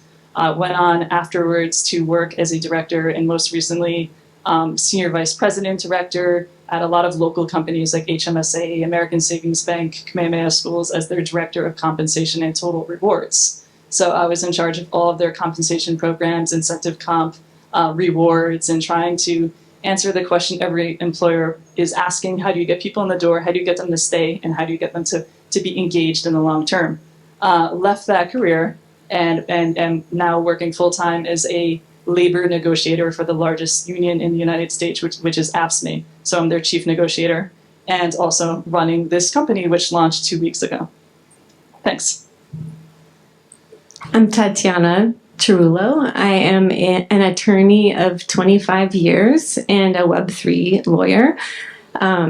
Thrilled to be here speaking with you too. Very impressive. And I'm so thankful to Ellen for inviting me here and giving me a really good reason to come home. I've been, Honolulu has been my home for about 25 years, minus a few years that I worked at a law firm in New York City. And also most recently, I've been living in Austin, Texas, which I want to talk with you about more. But actually know Ellen from my other business, which is not Web3. I own Kokua Sun Care, which is a natural reef-safe sunscreen company. That's another story how I met her through a different event. But anyways, as a lawyer, I'm licensed to practice law in Hawaii, New York, and the Marshall Islands. And it's actually through my Marshall Islands practice that I was introduced to Web3. In 2021 and 2022, the Marshall Islands passed legislation allowing DAOs, decentralized autonomous organizations, to register as nonprofits or for-profits and as limited liability companies.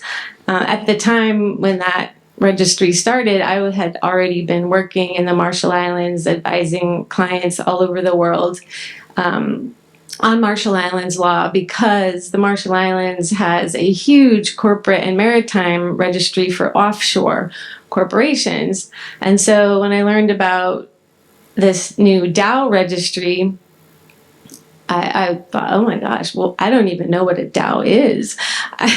So I took a deep dive and I kept getting more and more interested in what DAOs are doing and the technology that fuels them. And I just thought, oh my gosh, I'm staring at the future of humanity. I've got to learn more. And I did, and I met the people behind the legislation in the Marshall Islands and worked with them.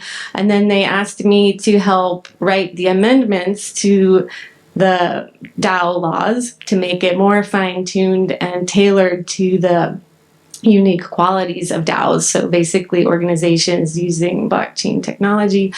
And so, yeah, and I also advise them continuously on Marshall Islands law.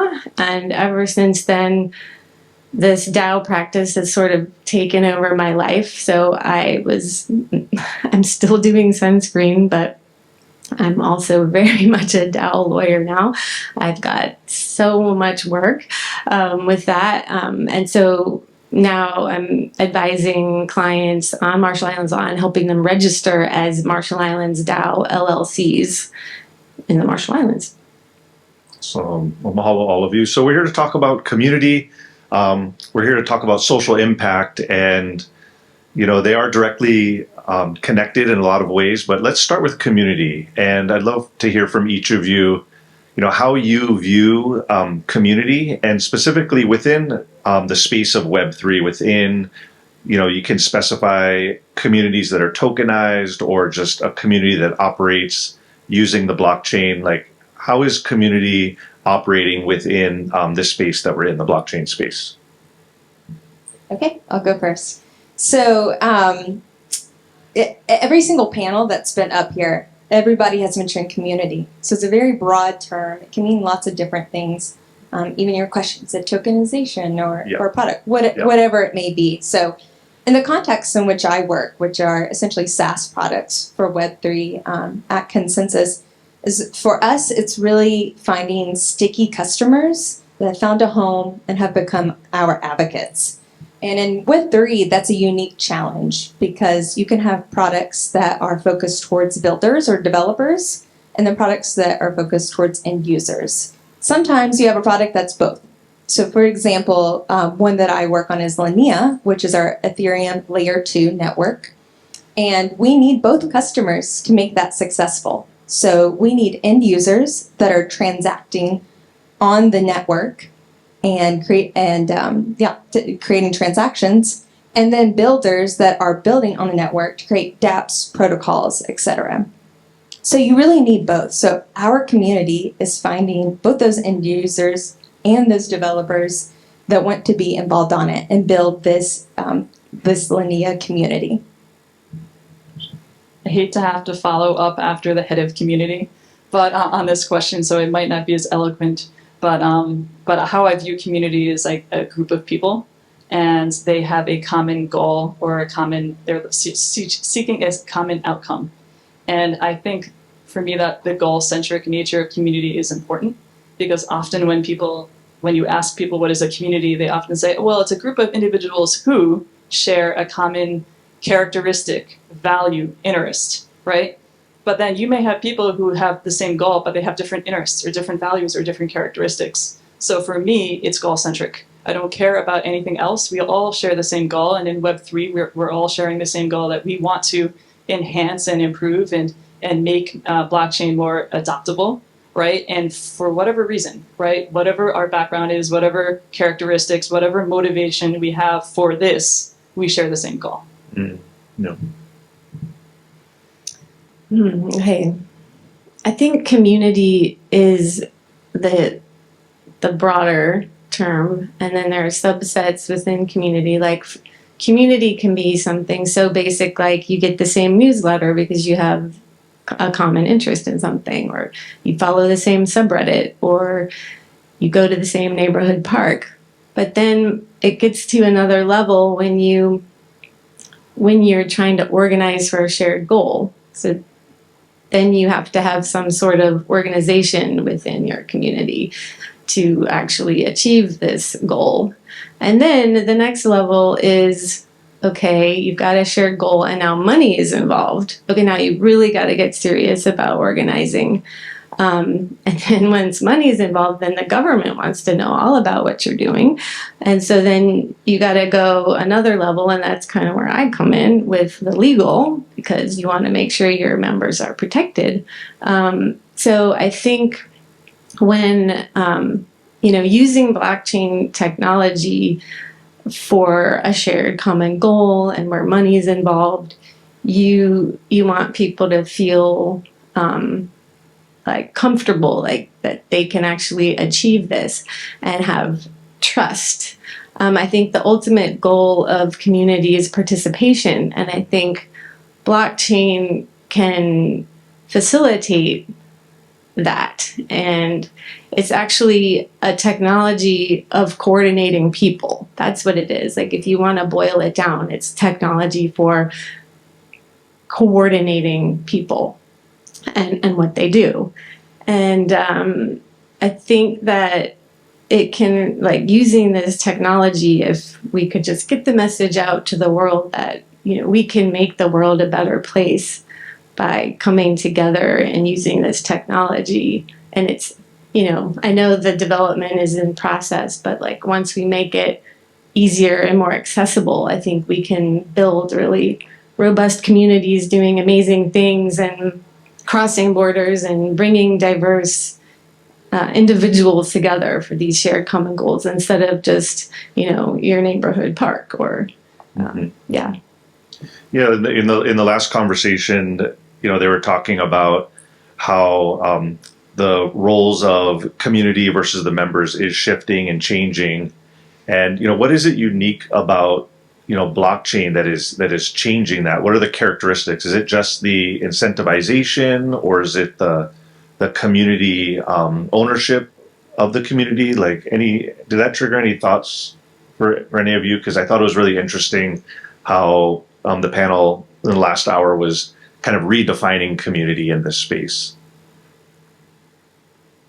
I think what blockchain can do for community is bring accountability and trust. And you can use the technology to track your members. You can use the technology for governance.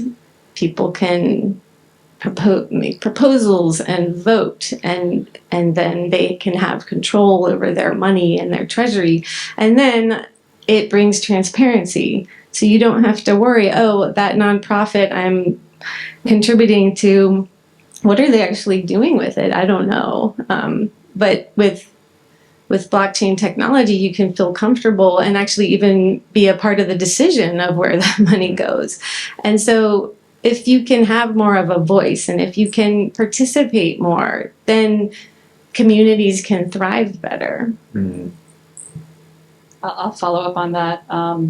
There are many components of blockchain technology that are really positive, and it's the permissionless aspect, the trustless, the borderless. What I love the most is the decentralized aspect for that very reason. Because when you have a decentralized structure, you have the centralized structure, which basically runs our entire organizational structure from a corporate and government perspective. And that's how we're run. Your boss, your management, your board of directors, your executives, this is it. This is the hierarchy we exist in right now. And every corporation and government entity is formed within this model, and it's been this way for thousands of years. But now you have a potential for a decentralized system. I can talk about this later on, but I'm just saying that the potential for the social impact is massive. And I'm happy to talk about this later. Yeah, so this was also mentioned in the last panel, but one of the things that drew me to blockchain technology was banking the unbanked. And so I'll take a moment to highlight some things they said, but also brag on some coworkers of mine who have been doing this actively. So Tatiana, you were talking about transparency within government. And so a coworker of mine, Sharmeen Shabudaran, who lives in Bangladesh, just wrote an article last week in CoinDesk highlighting the revolution that just happened there. If you're not familiar, essentially it was a student-led revolution where they overthrew the prime minister. And so there's now a new prime minister in place. And so she wrote this article highlighting how they use blockchain technology to help facilitate this when the government cut off internet and mobile connection for an amount of time. and how they can continue to use it to help clear up the corruption that is happening there. Another one is Craig Schuster, who created RemitDAO, and he spent a lot of time in Hong Kong working with migrant workers, and so now he continues to go back there. He's based on the mainland. He goes back there to work with migrant workers to teach them another form of remittance, which isn't the traditional way, but through MetaMask and other decentralized wallets. So it's really wonderful to see the cool social impact that it can really truly have. Mm. Yeah, so let's jump into social impact as kind of a natural transition there. What is it about blockchain that is helping to enable more social impact that we're not able to do right now in these centralized systems, these top-down systems? Linda, you were kind of starting to go in that direction. Want to start us off? Sure. Yeah. And when I do think that the current centralized system is broken. I know that's a serious statement. And I'm not like some anarchist. I'm a very practical person. I'm a very logical person. I will share kind of why. And I'll give you a professional experience story. And this is a little bit of an HR confessional because compensation function fell under HR departments. I don't know if anyone in your companies, if you ever had any engagement surveys, they're popping up a lot in the last decade or so. And the reason is because historically people in compensation functions, they thought it was very quantitative. Give them a 3-5% pay bump, they'll be happy and they'll stay here forever. And now we're starting to see with the data and everything is coming back that that's not the real picture. Employees in organizations want a voice. They want a seat at the table. They want skin in the game. They want to be heard. And nothing is more frustrating to them when that's not happening. So you have Gallup polls that show 77% of the workforce is now quiet quitting. That means they are actively searching for other jobs and doing the very bare minimum. So that's a massive number. They're pumping billions of dollars in the leadership development industry, but that's not working. And so because at the end of the day, HR created these engagement surveys because they understood people want to be heard. The problem is that whenever you have employees who are proposing something that's going to go against executive decision-making top down, it's never going to be enacted. Take the return to work. And I've actually seen this at local organizations I worked at. COVID happened and everyone was working remotely and they had to go back to office. They had the engagement survey, disproportionately amount of people saying we want to work from home. Ignored, right? But HR will implement, hey, you can bring your pet to work or you will get a new espresso machine, something like this, right? So you're not getting skin in the game and your voice really isn't being heard. So the decision making is done top down. And how do you have a system that allows for all employees or all members or people within a community to have decision making in the process? And that's more of a decentralized structure. How can you get there?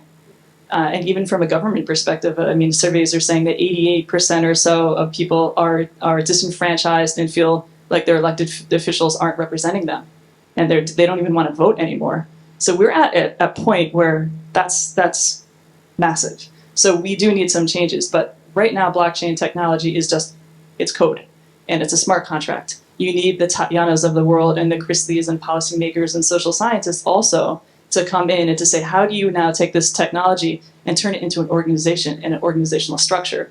And how do you take existing organizational structures like a fiduciary responsibility and they're acting on the benefit of the members, and all of a sudden now the members have a direct voice? What happens to the fiduciary in that example? There are all these different examples from a corporate perspective that has to get this, I would say, you have to deconstruct that, and you need models, just like Chris Lee said earlier, you need models to pilot this. That's actually part of what we're trying to do with blockchain billiards. With just a pool players association and billiards league, we are creating a DAO LLC, a nonprofit 501c7 that was incorporated in the state of Wyoming. I didn't know about Marshall Islands. I would have done it with you guys. But nevertheless, we actually were able to form an entity and an organization where you have a physical league and physical people who are interacting with this on the blockchain, all because of the laws and regulations and institutions that are created by people like her and policymakers and so forth. They're bringing it to life. I love what you just said. I totally agree. And I have problems with our centralized system of how traditional corporations are run, and that was one of the things that got me so excited, is that, you know, when people feel like they actually have a voice and they can participate, then you can do more, rather than guessing that the CEOs and the board of directors is actually doing what's in the best interest of the company and the stakeholders. So yeah, and using the technology, you can have a direct democracy if you want. But I mean, it can be a little bit of a misnomer, like a DAO, a decentralized autonomous organization. There are use cases where direct democracy is amazing, go for it. But then there are other situations that people are experimenting. Well, they've learned their lessons because maybe they thought, oh, well, we can do it using blockchain, so let's just have all of these people have a say on everything. And then it's not really productive and it falls flat. And so right now people are experimenting with different ways of governing using blockchain technology, and it's really exciting. I think the optimal way to govern is different for every DAO or organization, and some of the best ways probably even haven't been tried yet. I think just now we have PhDs researching DAOs. You know, this is all new, and you know, this is just it's such a new space that we're just getting more data. And like you were saying, we need everyone from all disciplines to chime in to help make this, to shape what we actually do with the technology and make it better for society. Mm-hmm. Can you repeat the question? Yeah, it was just about like how is blockchain kind of influencing our ability to have social impact? Yeah, well, I think they've already really said it, but just to repeat, the DAO, I think, is one of the big things, the Decentralized Autonomous Organization, and those look very different in depending on what you're trying to accomplish. You know, you had talked about the ATX DAO. It's like the biggest city DAO that exists right now, and it's incredibly successful. And the impact that they're having on their local government. So from my perspective, I'm more involved on the product side. So there's things that have spun off that I've worked on. For example, Education DAO. So that was something that was in consensus, spun off on its own to truly be a DAO, so that those were part of it, part of the DAO, could have voting rights in it and could actually affect it. And that is another organization that is creating really great social impact, because it's taking your average Joe to say, hey, come and learn Web3 and what it has to offer. Yeah. So yeah, they've been using this term DAO, and it has this, you know, fancy definition: decentralized autonomous organization, which, I mean, your average person on the street will have no idea what that means. So, you know, you mentioned Education DAO. Like, what really makes something a DAO, or what are the elements of it that define it as being different than just an organization? Yeah, so my husband and I were actually part of the very first DAO. If you were also a victim of the first DAO, raise your hand. Anybody? Bless you. So I think this was in 2016? And so Ethereum was fairly new at this point, right? And my husband and I are both working at Coinbase. He's here in the audience, by the way. And we didn't really know what this was. Like, what in the world is a decentralized autonomous organization? And at this point, we're just FOMOing into whatever is coming out in blockchain, and we're excited about it. So we throw, some money into it. And I'm out of town, and I get a call from him as I'm driving somewhere, and he is just frantic of like, we have to pull our money out of this. I'm like, what are you talking about? And he was like, the DAO, the Sprocket DAO. I'm like racking my brain. What is it? Anyways, if you haven't read about the Sprocket DAO, I highly encourage you to, because it was a wild journey. DAOs have developed a lot since then and have become much more transparent. Socket was originally the whole idea of the Internet of Things, and so investing into the Internet of Things and being part of that company. So now, I'm being a little bit repetitive here, but it's things like ATX DAO or Education DAO, where it's an organization, there's no one owner, but and you all may be able to define this better than me, but everybody that is a part of it has a stake in it. And so oftentimes they'll have tokens, and you use your token as your voting right. So people will bring proposals up, and then you can vote on whether yay or nay you want to enact whatever it is. And so there's lots of pros, some difficult aspects of it too. Like, do you still have a defined leader? Or do you let it be a true democracy? So it's still something that's being widely explored. And I would say from the legal side, it's probably really complicated as there's no legal precedents now and just being created. How cool that you're getting to create the amendments for that. So I think it's fascinating. Yeah, I did want to toss it to you, Tatiana. Like, what are the pain points right now in organizing a DAO and executing, voting, whether it's voting on the blockchain or, so on and so forth? Like, what are some pain points that you're seeing? A lot of my clients, well, they're all doing so many different things and they're wanting to structure it in different ways. I often see that, the potential members have to buy a token in order to have a membership interest, and then that gives them their voting rights. But some DAOs, well, and I'm talking about Marshall Islands too, because just to give some context, it's a really pro-crypto legal framework, and the laws are uniquely tailored for DAOs, and so you can have any kind of structure you want.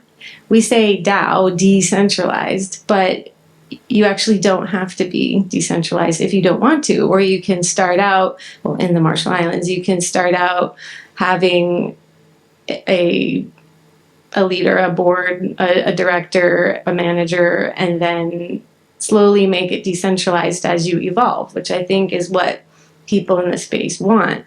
I think pain points are definitely not with legal. I mean, like with what I'm trying to do, registering in the Marshall Islands, it's not easy, but like I think the legal framework is really well done, and I think like more and more companies are wanting to register there because in other jurisdictions like Cayman Islands and Switzerland and Panama and Wyoming, for example, there's a lot of pain points there because maybe it's super expensive, or the Cayman and Swiss foundations require a board of directors and a local supervisor on the ground, which is also very expensive, and then you can't have that democracy and decentralized nature even if you want to, per se.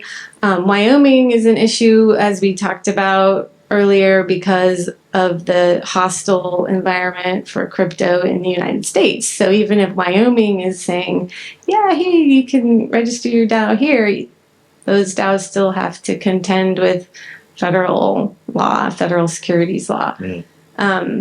So I think, once they register wherever, I think then it's a matter of governance and how you're going to effectively keep people engaged. Is the model you chose in your operating agreement working? How do you need to change it to fit your group as you grow? Yeah. Well, now that we all know that we can register DAOs in the Marshall Islands, we can avoid Wyoming, but I do want to share, Linda, since you did register in the state of Wyoming, like what was that process like? Or if someone wanted to start a DAO today, what would their first steps be, or what did you do? So I'll walk through the practical process of what happened. We had to create an operating agreement, which is kind of like the bylaws, right? How is this organization going to be run? And we wanted it to be a decentralized model. So there's no board of directors, there's no management. So our management structure is entirely member run. So the members are going into the DAO, and if there is a management, they are member delegates, and members will elect member delegates for a certain term period, and they are sort of the executive committee or whatever, but they're all members, right? And members elect members. And what we did is that our CTO had to walk through these with me, and we highlighted every single part of the election process, and he put that into a smart code, and he coded it, and that smart code is now executing automatically these rules and these bylaws. And to register it and form this entity, we had to register it with the Secretary of State of Wyoming, and we had to issue the identifier, the public identifier of the smart contract, so you can go and see the smart contract, which I think we may amend for all intents and purposes in the future, because we just needed to get that out there because we just launched and we needed that to register the DAO LLC. Awesome. Okay, so I want to dig in a little bit more about your three unique perspectives. We have three, amazing women working in the blockchain space in three different areas, and also shout out to Amber for that awesome panel on women in Web3. I learned a lot. It was really awesome to hear that, and it's super cool to be at this event. And I think that's a reflection of Ellen, that this is, I think, a very diverse group of people in this room. So shout out to the Hawaii blockchain peeps for putting that together. But we have, you talked about software as a service. For you, Rosie, I'm really curious, in that area, working in software, or, you can be more specific about how you define your actual work. How does that specific industry, working in that industry, inform how you view community? Yeah, so Web3 has a very wide spectrum of customers or users. And then within that, you have unique profiles. So when I started at Coinbase, it was a bunch of anarchists and bankers. How do you bring those two profiles together to create a product that both want to use and it serves both of their purposes? So even though the use case is much more broad now than it was in 2014, you still have a really wide array and spectrum of users. So a lot of what I do is creating strategy for generating community. So there's a framework that my team and I have created that we're building out from. So first we're identifying leaders, so that could be like the product owners or the creators of the product, the network, the DApp, the NFT collection, whatever it may be. And they are the humanizing force behind what is being created. And then you have the values, which is what the leaders are trying to communicate and say, be part of our community because you align with these values. You then have the sub-leaders that are people that have bought in. They are followers, but they also have influence in this space. They can be key opinion leaders, as we like to call them in this space. You then have your potential market, so any of your potential followers, and then your actual followers, people that have bought in and said, I'm part of this community, and I advocate on behalf of it because I want my fellow builders or my fellow end users to come and be part of it. So that is the overview of the framework when looking specifically at product and SaaS software that we use to build out our communities. Awesome. Mm-hmm. And Linda, you have this blockchain billiards, you're kind of in this gameplay, recreation, competitive games world. What does community look like for you in that space? Right, because I guess I didn't share this, but blockchain billiards is actually, they're two separate entities. There's a physical league, and that is a DAO LLC nonprofit. And then there's a corporation, which is the online game. It's going to be a blockchain-based online billiards game with an NFT marketplace. We also have a holding company, and we have an agreement with the sister companies. And we are, for us, community, right, it's all about, like I said before, it's very goal-centric. So our goal is obviously all the things I shared here about giving people skin in the game and a voice. And so from the DAO perspective, this is very much in alignment with what I talked about before. But from the gaming perspective as well, it's about giving our online gamers the ability to tokenize, the ability to off-ramp, to have skin in the game and ownership within the game. And the relationship between the two entities is really unique because I wanted to, like Chris Lee said, I didn't just want to have an online game. I wanted to create a physical entity as well. And I didn't just want to have a digital economy. I want to have a physical model, and I want to on-ramp people who have no clue what the hell a wallet is or what blockchain is or what a DAO is. I actually, it's challenging, but I find that really a great opportunity there. Yeah. Because the more we can actually create a desktop or mobile app and make a seamless experience and they could download their app. And what we're doing, for example, is with our league players, whenever they win a patch or a trophy or a badge or something like that physical, it gets minted into a NFT. And then they can buy and sell and trade that in the NFT marketplace for the game. And that's gamified. And there's different levels of rarity and value within the game. So they actually can tokenize and off-ramp as well. So there's a connection between the two entities. And we wanted to play around with that because we want to play around with all of these different models so that you can have other real-world organizations start to do the same thing. It's all about trying to ideate and to do that. And then we're going to share our open source information, any findings we have, any trial and error. We're very transparent about that. How about you, Tatiana? You're in the kind of law space or the, legal regulatory framework. What does community look like for you specific to that? I would say that I get to help shape communities. I get to guide them, help members feel more comfortable about their activities within their DAOs, and help them structure how they want to be, and explain what other DAOs have done, and hey, you might want to consider this and that. And so I feel like I get to be a part of building all these individual clients' communities. I'm also, personally, I belong to a few DAOs that are like blockchain lawyers, DAO, Legal Now, and some other groups. I've got I'm part of an international women's blockchain group. And I love it, and everybody's super supportive, and I'm learning all the time. But yeah, just being a part of this frontier, basically, of shaping what we want to do with blockchain is super exciting, and I feel like I'm part of the club. Nice, awesome. Okay, well, we're going to open up to some Q&A here. We had a lot of good thoughts, a lot of good information. Before I do solicit some questions from the audience, is there anything you didn't get a chance to share? Anything you wanted to share about before we open it up to some questions?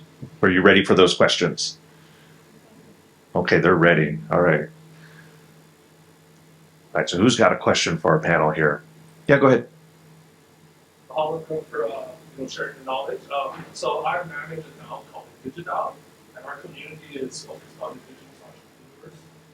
How we help them find resources, use Web3, sort of related to financial facilities. Our impact areas are obviously how to empower entrepreneurs, right? So sovereignty, and reciprocity come back there. So I guess I have a couple questions. First off is, have you noticed any other initiatives in Hawaii that are more Tanaka-based as well, too, or that can be a solution to this? Again, for us in the support of entrepreneurs, it is looking at economic cooperatives with different structures, right? I think when we enter our community, it's all community engagement. So we have to segment our narratives around blockchain versus crypto, and we can't talk about crypto, right? So when we talk about economic sovereignty, that's not really resonating. So that's the first question. Another utility around our DAO, we're looking at the preservation of indigenous knowledge as well. Right? So I think that goes to the data sovereignty conversation. We're looking at the concepts of IP NFTs or also data trust.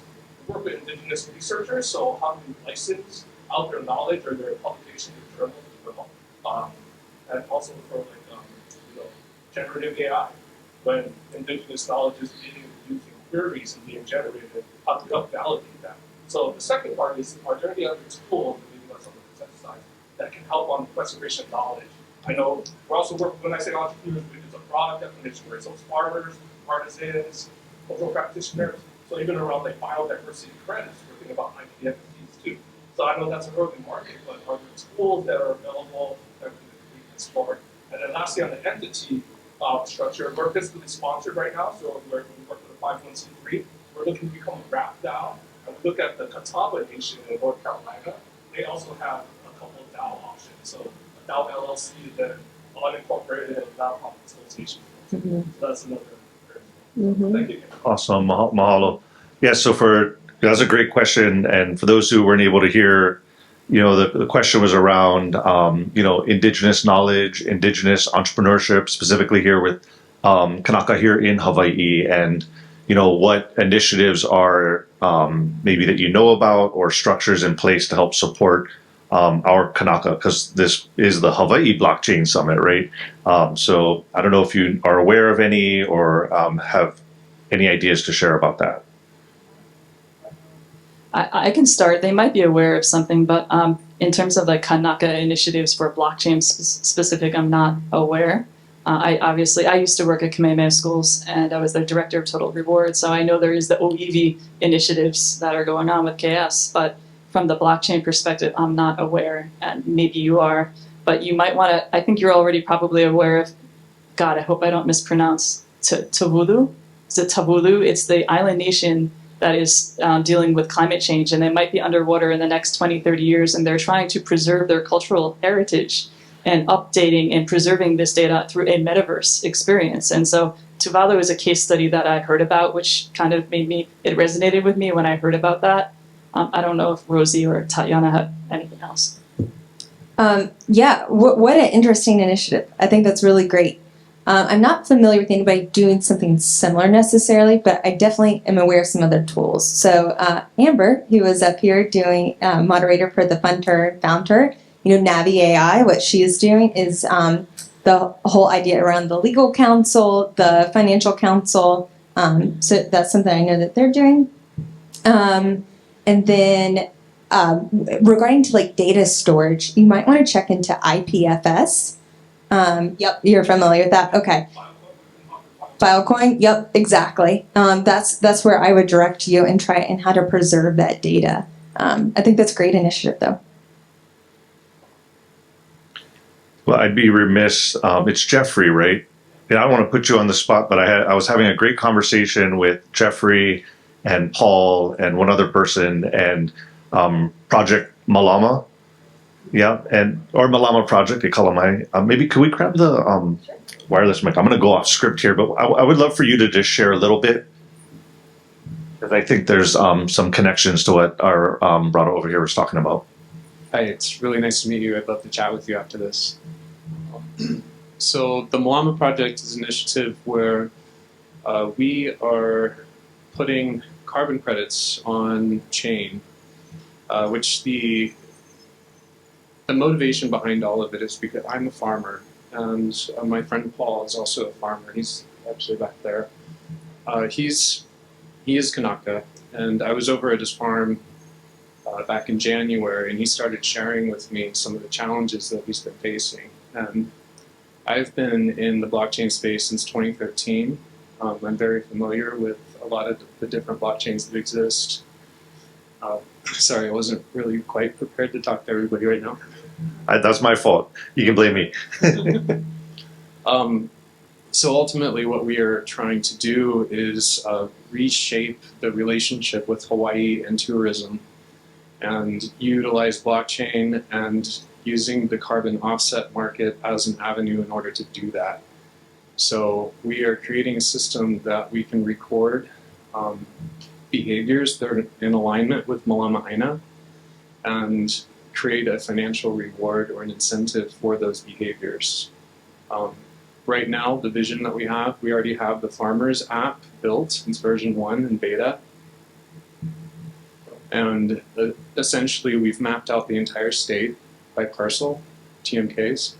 And every farmer that signs up with us can actually claim their TMK and record different practices that they're doing, whether it's piling biochar or taking soil samples in order to get the baseline carbon measurements. We're working in cooperation with the Maui Bioremediation Group. I'm also a part of an organization that is called the Maui Farmers Network that has 71 different farmers and farms that are working in cooperation with one another. And, I'm in conversation with them to get them all onboarded into our system. Because one of the challenges that farmers in Hawaii face, Kanaka or not, is that the real estate here is so crazy expensive that it's nearly impossible to grow anything that would actually pay for the cost of growing it. And so we were trying to find other ways to unlock value from land without extracting from land. So there's a lot more layers to it. We have incentive mechanisms for tourists in order to have access to ecotourism stays, things that are less impactful on the islands, and if there is an impact, that it's a positive impact.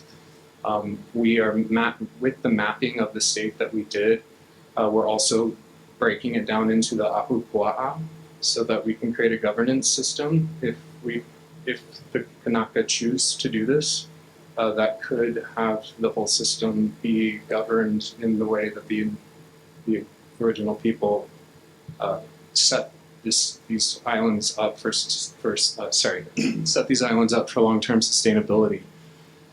So yeah, I would love to chat with you. Awesome. Mahalo for sharing. That's the Malama project. Awesome. We do have time for another question. Someone has one.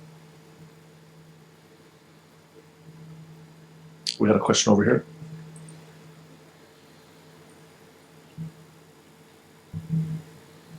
Speaking of, community and how, and you guys are all seeing different aspects of the crypto community in general. How have you seen, Rosie, you mentioned, the bankers and anarchists. Is this still the, the general community that you're seeing? What are you guys seeing as the move when you began in this field, and then what you see now? How has it evolved? Yeah, how's the space evolving? She's on the mic, yeah. Okay. Yeah, so those both still exist. As was said in the last panel, it brought up the aspect of crypto being mostly seen as finance, right? That was the low-hanging fruit because it had value, and so people wanted to make it financial. But then you had the anarchists that said it's decentralized. There's no government that controls it, and so we want a piece of that pie as well. You have that, and you have lots more. You have farmers that are using it to try to tokenize the tourism with it. DAOs, as we mentioned, to have voting governance. And the whole NFT side of the house, the music industry, trying to figure out copyrights and sync licensing and all that jazz. So at this point, every industry, I think, has dipped their toe into blockchain technology, is trying to see if it can solve their problems in different ways. Any other things to add there?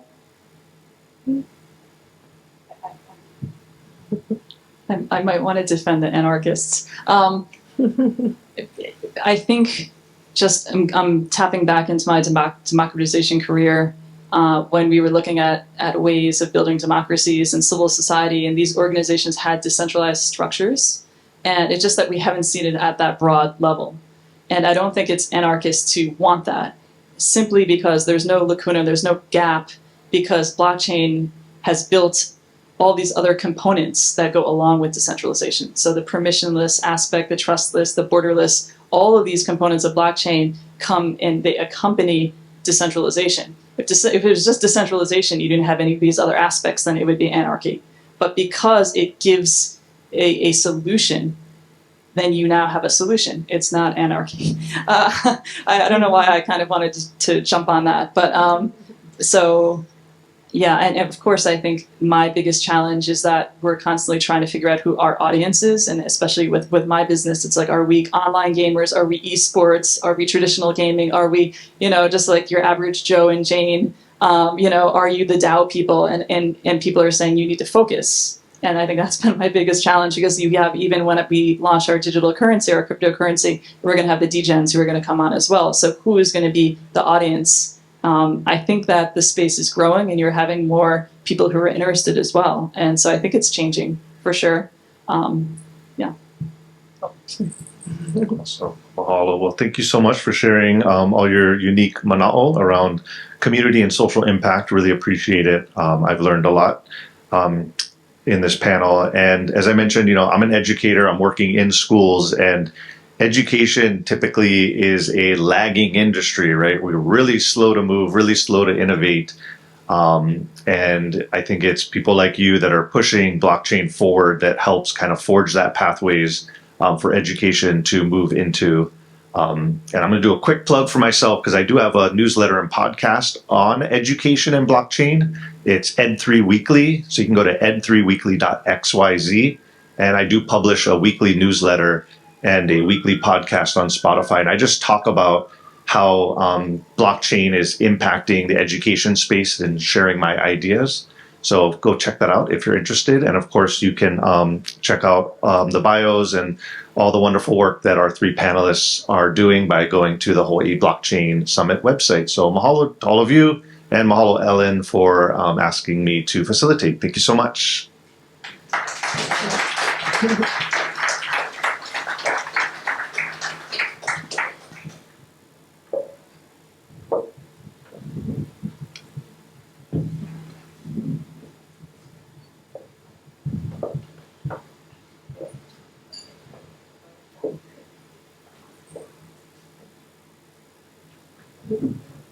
I'm not sure if someone's going to MC, but I believe there's they're there. Okay, I was like, I might say the wrong thing.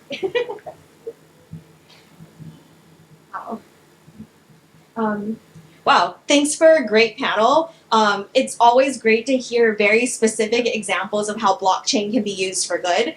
We all know blockchain's more than just meme coins. So now this concludes the first segment of our afternoon session. We will take a 30-minute break. Please help yourself to some light bites in the back, non-alcoholic drinks at the bar. And thank you to Blockchain Billiards for sponsoring this break. We'll see you back here in 30 minutes.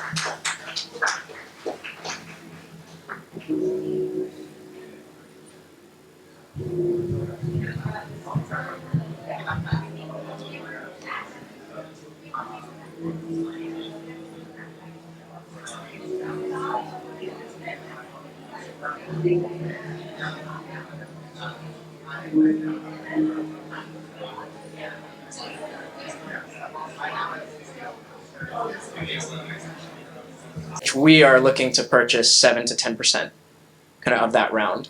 So yeah, I hope those numbers don't get too confusing. But as an entrepreneur, like, you're approaching a VC, and as you assemble a round, you're selling 15 to 25%. And then the stage names are really out of whack because of how much money is in venture now. So, as long as you fit an investor's ownership target, where, if you can sell an investor 7 to 10% of your company for their check size, then the numbers shake out and they sort of work. Which I'm happy to work that out on paper for people, because it's hard to explain like verbally up here. I really appreciate you guys sharing all of that. So let's move past that. We've dazzled them with our personalities and our story, and they've written us a check. So one thing that I find really interesting about the relationship with any type of investor, whether it's an angel investor, an accelerator, or a VC, is what the founders and the companies get out of that relationship. So what do each of you and the funds you work with offer as support for your portfolio companies? Kind of what's the standard ball in the game? I'll start. As your scout, I will offer whatever support I can offer. I come from a PR marketing background, so if you need publicity and whatnot, I'm there. I'm your woman for that.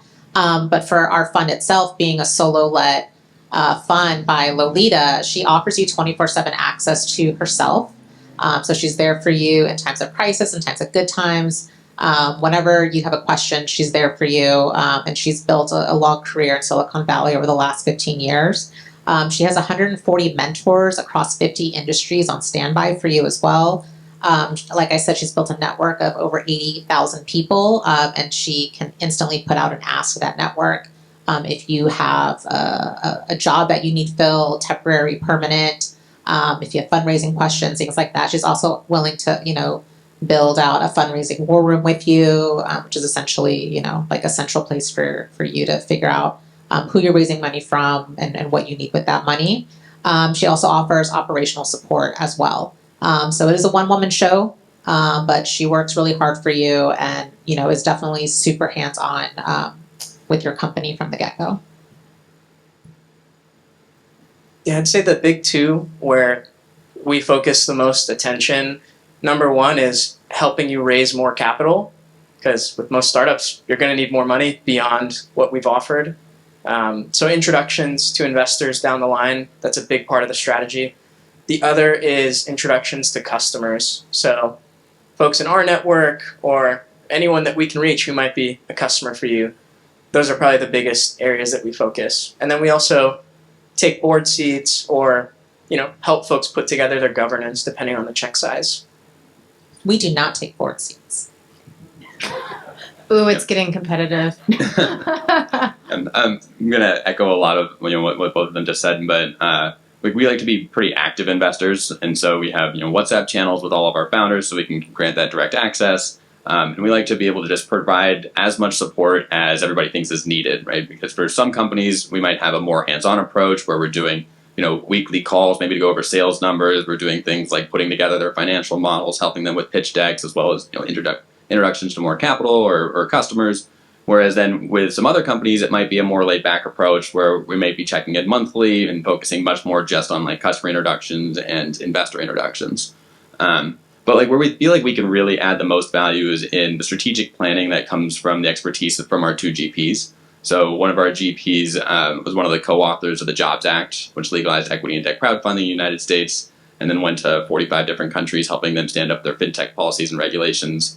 She speaks regulator really well, which we find to be really helpful for all of our portfolio companies, but in particular our Web3 companies. And then our other GP, who's actually based here in Oahu, he ran 5 fintech companies, 2 in the US, 3 in Asia, all of which had successful exits and took one of them to an IPO. So he speaks operator super well. So we think that the combination of their experiences is really helpful in guiding founders through their founder journey.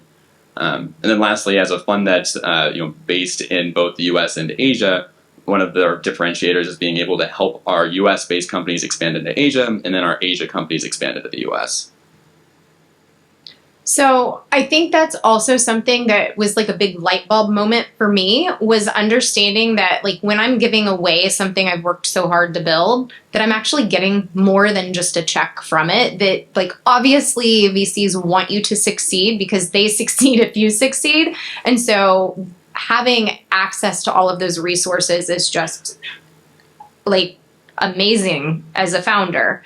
One other thing that I think is a common misperception, and I think that it's really interesting to discuss, is fundraising as a timeline. Because I know like when I first went into it, I was like, I'm gonna have this done in 30 days. And then everyone I talked to was like, you are not even gonna be close. And so I'm curious from each of your perspectives what that traditional timeline looks like for your guys' specific funds, because it does vary fund to fund. I know for Ganas, if you are out of runway in like 30 days, like we're not your team. We get so many inquiries, it's going to take us like a few weeks just to get to your initial inquiry, and then we do like our initial due diligence. They're asking me for due diligence as your scout, and then I would say it could be a few 3 to 6 months, maybe even 9 months, depending on what we're looking at and the scale of your fundraising. I mean, for us, like we're also not the quickest checks. We're about 6 to 8 weeks. I mean, that's the short answer. The long answer is that we have, you'll start out with a few conversations with our investment team members and then move on to full diligence if we get there. We run, a 3-pronged approach of a financial diligence, a tech diligence, and a business diligence. All that run in parallel, so you don't have to like wait for one to finish before the next one starts. And then once that's completed, we would do what's called a market mapping session, where we get the founder in a room and we strip down the business model and build it back up together graphically, which helps us identify, the key drivers of risk and value within the opportunity. But all of this just takes time, right? And so 6 to 8 weeks is on average, but like we've had companies where it's been 4 to 6 months, and we've had some where it's been 4 to 6 weeks. Our average to get an investment done, I think, is 32 days. So we move pretty quick. We've done deals as fast as 2 weeks. A lot of that is mostly because there's competition. So if you don't get there first, you probably lose in a lot of cases. At least that's what I've seen. Yeah, but I've heard from the founder end, anywhere from 4 to 6 months for your whole process to run. But hopefully, if everything comes together nicely for you, you see that acceleration kind of towards the end. But my other personal view is if you're talking to a VC and you've been talking to him for more than 2 or 3 months, this is different for everyone. So this is not to make any sort of comment about anyone here. But if it takes longer than 2 months and you're in conversations with the same investor and you haven't escalated, then the deal's dead and they just haven't told you no yet. Yeah, I would just add to that if you haven't escalated, then the deal is dead. Time kills all deals. But if things do feel like they're moving forward, then it can still 2 months isn't something to really worry about. Yeah, maybe that's a better answer than strict timeline. Is it continually escalating? Are you talking to one team member and then somebody more senior? Are you brought in to meet the entire team? If you keep hitting roadblocks over and over, then it's that's kind of a signal that things aren't progressing. Yeah, I would agree with that. And I just want to kind of touch back on what I said earlier, thinking about the founder's timeline. You're looking at 3, 6, 9 month timeline for fundraising. But yeah, we would take approximately 6 to 9 weeks. But if you feel like that deal is going dead, my advice to you would just be to kind of hold off, but follow up when you have a major update as well, because that could be what carries you over into the next fundraising round or into whenever they want to write you a check as well. I'm actually really glad you brought that up because I have had others say the same thing where they had conversations with VCs and it was basically a no. And then they kept them on an email list, so to speak, just giving them newsletter updates, and something sparked at some future point and they ended up getting funding from that VC down the road that they were a round lead. So I think it's always worth keeping those connections and building that up. So kind of to build off this idea, and it was mentioned and explained a little bit, but this idea of due diligence, right? It will quicken the process as a founder if you essentially go through some basic checklist items. So I would like to know from your guys' side of it, what that decision-making process is like that goes with that timeline. I know you touched on it a little bit, but what is kind of the standard for each of it beyond just hey, you're going to have a meeting and then there's going to be more meetings? Is there kind of a set process to expect? Yeah, I mean, at least for us, I kind of went over what our set process is, but throughout that entire thing, it's we're really just trying to really intimately understand your company, because we're about to engage in a pretty long-term and serious relationship, and so we want to make sure that we really understand, what's makes the company tick, and all of those things, and what makes you as a founder tick, and so that's what we're trying to get out of a diligence process, is understanding you as a founder, both personally and professionally, and then also your business. Yeah, I'd say due diligence comes in a lot of different flavors depending on how much history your company has. There's that Silicon Valley joke about don't have any revenue because then you can be a pure play.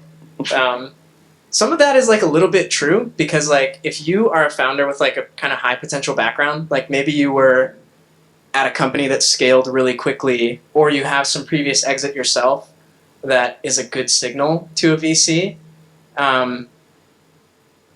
People can kind of get away with not having a ton of materials because the company has no track record and no history. But the longer history your company has, say if you have a year of operating data, then it really becomes about quality and sort of what have you been able to accomplish with the resources that you had. So a lot of times I'll get pitches from companies where the story sounds really good and like, you know, the deck is well designed, the founder is like, they've had a couple exits, the company maybe has a few $100,000 of ARR, but then you talk about the story to get there and it took them $3 or $4 million. So it's sort of like a weighing of those considerations. You're basically hedging your bets. More or less, yeah. Did you want to add something on? I didn't want to go on to the next one. Okay. Hold on, my phone turned off. So I think this actually brings up a really good point too, because we all have just sort of exited what felt like a very dark time for Web3, and we're now on kind of this upswing. And obviously the fire hose that funding was a few years ago is very much changed, and it's still there, but it's shifted quite a lot. And so I'm curious how each of your guys' funds handle conflict and also the challenging times that your portfolios face. So what do you guys do to support these companies when it's an ugly market or when things turn down? How do you like improve your hedged bets? I'll just reiterate the resources that our GP offers, which is her network, which is the community, which is her being super hands-on as a GP with her founders. I think that carries through the good times and also carries through the bad times as well. Yeah, I'd say that's probably the main thing is like number one is being available to people and like not going dark when things get bad. But the other two is like, it kind of comes back to the value add that we talked about where the first problem people run into is running out of cash. So the first consideration is like making sure that you don't get there. And then the second is if you do get there, then like we try to help through that decision process of like, okay, well, what needs to happen now? Is there any other capital that we can go and bring into the business? Those are some of the questions that tend to come up in the tougher times. Yeah, I mean, I don't have too much unique to add to that. I would just say that what we found is that, especially during tough times, what founders really need is just you to have some empathy, right? And like to help them understand that they are not the first people that this has happened to, and they're not a bad person for having the company struggle, right? And that if they keep a level head, you know, that they can actually come out successful in the face of certain death. So it's really just kind of being empathetic. Sorry, I guess to also touch on conflict, but also getting through these darker times is making sure you're in good communication with your investors. I mean, your investors could be dark in that they're silent and they're not giving you a lot of feedback, which could be good. Like no news is good news. But you as a founder need to make sure that you're updating your investors, you know, I would say at least on a quarterly basis to let them know what you're doing and how things are going. Like I wouldn't want to, you know, we're facing a downturn and you're like, I only have a month of runway. Can you help me? It's like, oh, could you have let me know that like 6 months ago? And we could have been more helpful and more hands-on. So just making sure that you're also staying in constant communications, which with some founders, that could be a challenge as well, because you're so busy, like head down and working on your product and getting it to market. But, you know, making sure that you're keeping your investors aware of how things are going, good or bad. So what I'm hearing is communication is key. And I've definitely had this discussion with my university age child and my high school child. They come to you well after the fact. You're like, had you come to me 6 months ago, this would be a much different discussion. So it's kind of the same thing. It's almost like parent-child relationship, maybe in some ways. So that makes me then think, I've had this conflict with my daughter, right? And we have it with our teams, but what happens when it's not just like negative things happening outside of the portfolio companies or outside of the influence? How do you guys handle conflict with the companies? Is there like certain precedent or advice you have to founders on like maybe how to communicate better to avoid some of the like founder investor conflict that could arise? I had no experience in that. I mean, also, I'm having trouble thinking about a time where we've had real conflict with our founders. I mean, we specifically seek out founders that want a more collaborative and open relationship with their VCs. And so that kind of leads to, I don't want to say like a more mature conflict resolution style, but it's really just, you know, like when we have disagreements or we disagree on something, it's like everybody comes and presents like the reason why they're thinking a certain way, and we usually come to some sort of mutual understanding. But it goes back to like the open communication, right? And like as long as people are willing to be vulnerable in conversation, then it's all right. Yeah, I'd say very case by case, or like a lot of those bigger conflicts, I think folks try to like make sure we don't get there by like having that be part of the diligence process, which is why like a lot of times the signals that people give in the fundraising are sort of the ways that we sort of like filter out for that, where sometimes like in the diligence or fundraising process, we'll run into entrepreneurs who just will not give access to certain documents, like things that are standard. Like I want to see financial projections, I want to see a cap table, I want to see an org chart, and some people are just like really tough about that, where it's like, no, you need a verbal commitment, we're not going to send this to you until you escalate. And those are the kinds of things that like just don't really fly. So They don't even realize they're shooting themselves in the foot. yeah, there's like, well, I will say there is a caliber of founders that can get away with that. But you have to have had like a very serious exit to be able to do stuff like that. So yeah, case by case, but it's all like transparency.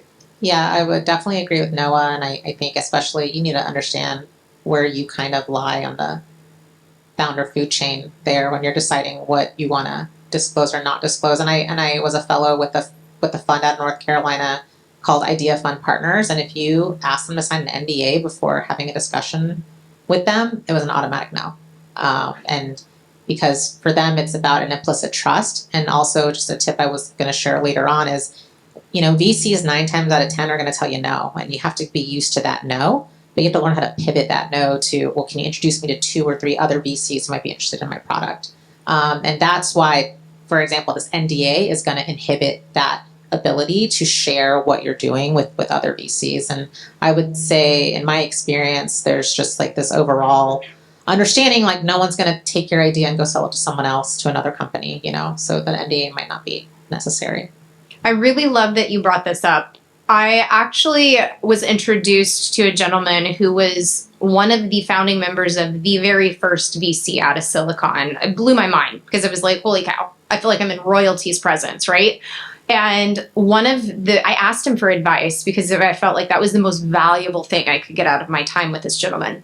And I asked him, I'm like, you know, I see a lot of projects and they'll mark that they're building in stealth, and like, how much benefit is there to that? And he said, there's 0. And I'm like, really now? And his advice was, you know, anybody who can do whatever you're building is automatically at a disadvantage because you're ahead of them. Anybody who has an active interest in it and can really do what you're doing is probably already tied to another project anyway. So you're going to get more value out of talking to more people than in keeping it all quiet. Not to say stealth isn't valuable. So if anyone's building in stealth, I'm not trying to step on toes. But I just think that's a really interesting perspective. And so when founders come in and they have their initial discussions with any of you, it's a two-way street. And I think sometimes we forget, because we're the ones with our hand out, that we have to be a good fit both ways, not just like you guys want us to be a good fit for you, but also you guys should be a good fit for us. And so is it fair for founders to ask for references, to ask to speak to some of your other portfolio companies? Is that like a common thing that occurs? Yeah, absolutely common. And I would say for our due diligence on the founders, we're going to be asking for references on you. And it's the same for us as well. We are happy to provide references from our portfolio companies, any one of them, contact information, and say, hey, you're welcome to chat with them about what it's like to work with us. I mean, it's dating, it's a marriage, it's serious investment on both sides. So you definitely want to make sure that it's a good fit. Yeah, pretty standard. It usually comes late in the process. So if we're offering references to a company, it means like we're pretty close to putting out an offer, or we already have an offer out and it's part of like the final stages.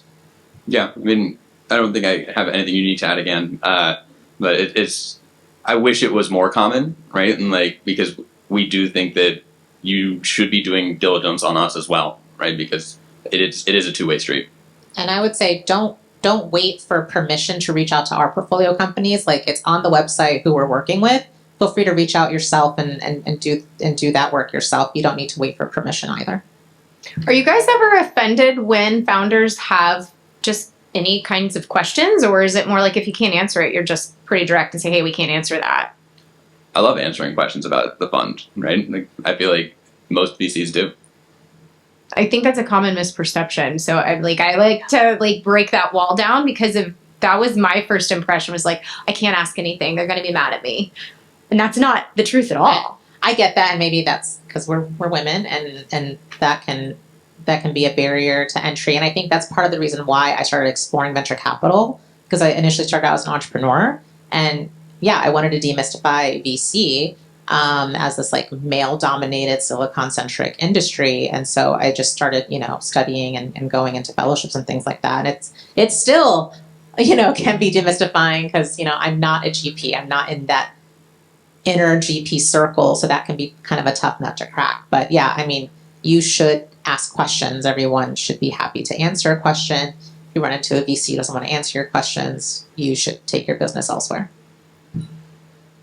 I think the other thing, go ahead. Did you have something to add, Noah? No, I agree. I think the other thing too that is the common misperception is that you should take any funding that comes your way. And having worked with so many projects myself as an advisor outside of receiving the funds, that's one thing that I frequently have found most founders don't realize is just because of you have access to it, or just because of there is a fund opportunity, doesn't mean it's the right fit for you. And I think that goes back to what you guys were talking about with the due diligence of that relationship fit, because there's a whole different gamut of different types of funding.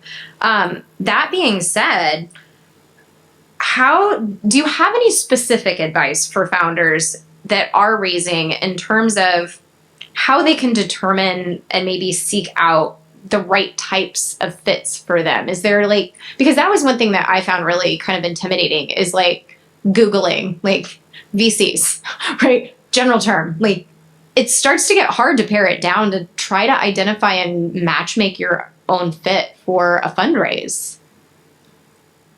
Yeah, I mean, I would just, Googling actually is an okay place to start, but you can also look at a lot of, maybe even your competitors and see on their website, who they got funding from.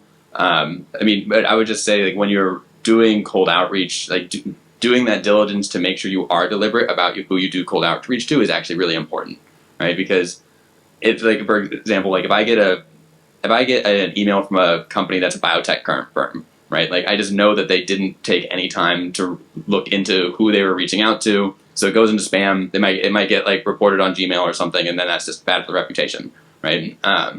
So making sure that you look at these firms' websites and seeing oh, these are the types of companies that they invest into. I think that what I'm building is going to be a fit for what they usually invest into, and for X, Y, and Z reason will really make it go a lot further when you're doing a cold outreach. Yeah, I think in addition to that, considering whether you are ready for institutional capital is also a good question to kind of ask yourself, where are you in a position to take on $2 to $4 million, and do you have a plan to execute against if you did?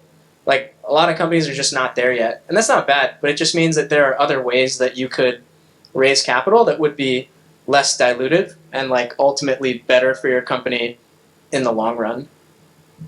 Yeah, I'll just add to that too. Another way to think about it is, obviously when you're talking to a VC or reaching out, understand what kind of companies they want to invest in, but also kind of figure out who you are as a founder. At Ganas, we really love first-time underestimated founders. And that's literally something that you can hashtag search or Google search as funding for first-time founders. So kind of looking for funding in sort of that lens. If you go to ganas.vc, Ganas, Lolita's actually built out an amazing Excel spreadsheet of over 20,000 non-dilutive capital resources for founders as well. So that's also a really great place to start. So we've ran through the majority of the questions. We do have enough time that we can do a longer Q&A, or I can do some off-the-cuff ones. So I'm just going to ask for a show of hands, do people have quite a few questions in the audience? Because if so, I'll spend more time letting you guys ask them versus me coming up with more stuff, because I could probably ask questions all day long. Okay, I see at least a couple. Okay, we'll do more Q&A because I think that's going to be more valuable in general. So I'm going to actually snag one of your guys' and go down there so everyone can hear. Okay, y'all saw how I did this earlier. All right. We're going to repeat that. We're just going to start in the front and just all hand up here. Hello. So I'm curious, when you're looking at pitch decks, as numbers aside, like what drives immediate interest and what is like an immediate no thank you? I mean, one thing is just like the quality of the pitch deck, right? Like if it, like, just like on the surface, if it looks like there was a lot of effort and thought put into it and it's very clean, that's going to make us spend more time on it, right? Where if there are things like just typos or like small things like that, or just it's just going to get thrown out because we have so many deals to sift through. So honestly, just like a visually attractive pitch deck on the surface is going to actually then make us read the material.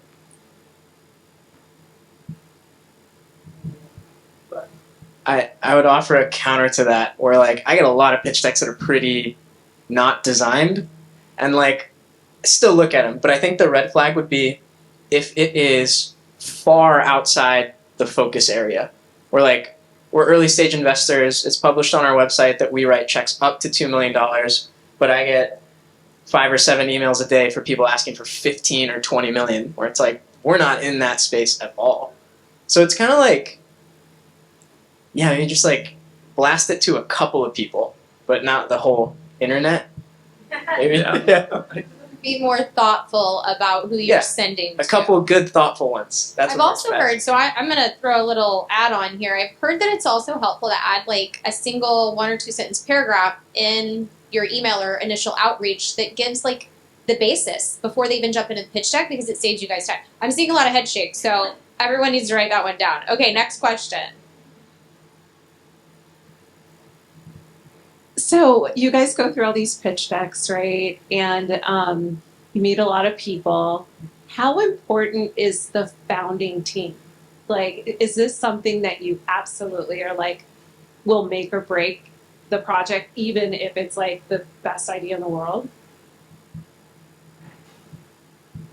I mean, I can start on this one. It's 80% of our diligence is on the founding team, especially because when you're doing early stage investing, like, it's particularly at the pre-seed, right? Like 100% of our pre-seed companies have pivoted. So like you kind of know that the idea that you're investing into is probably not going to be the exact idea that ends up moving forward. And you need a founder that's going to be able to lead a company successfully through that pivot. So it's like really 80% of it is just making sure that this is the right founder in the right market, doing the right thing at the right time.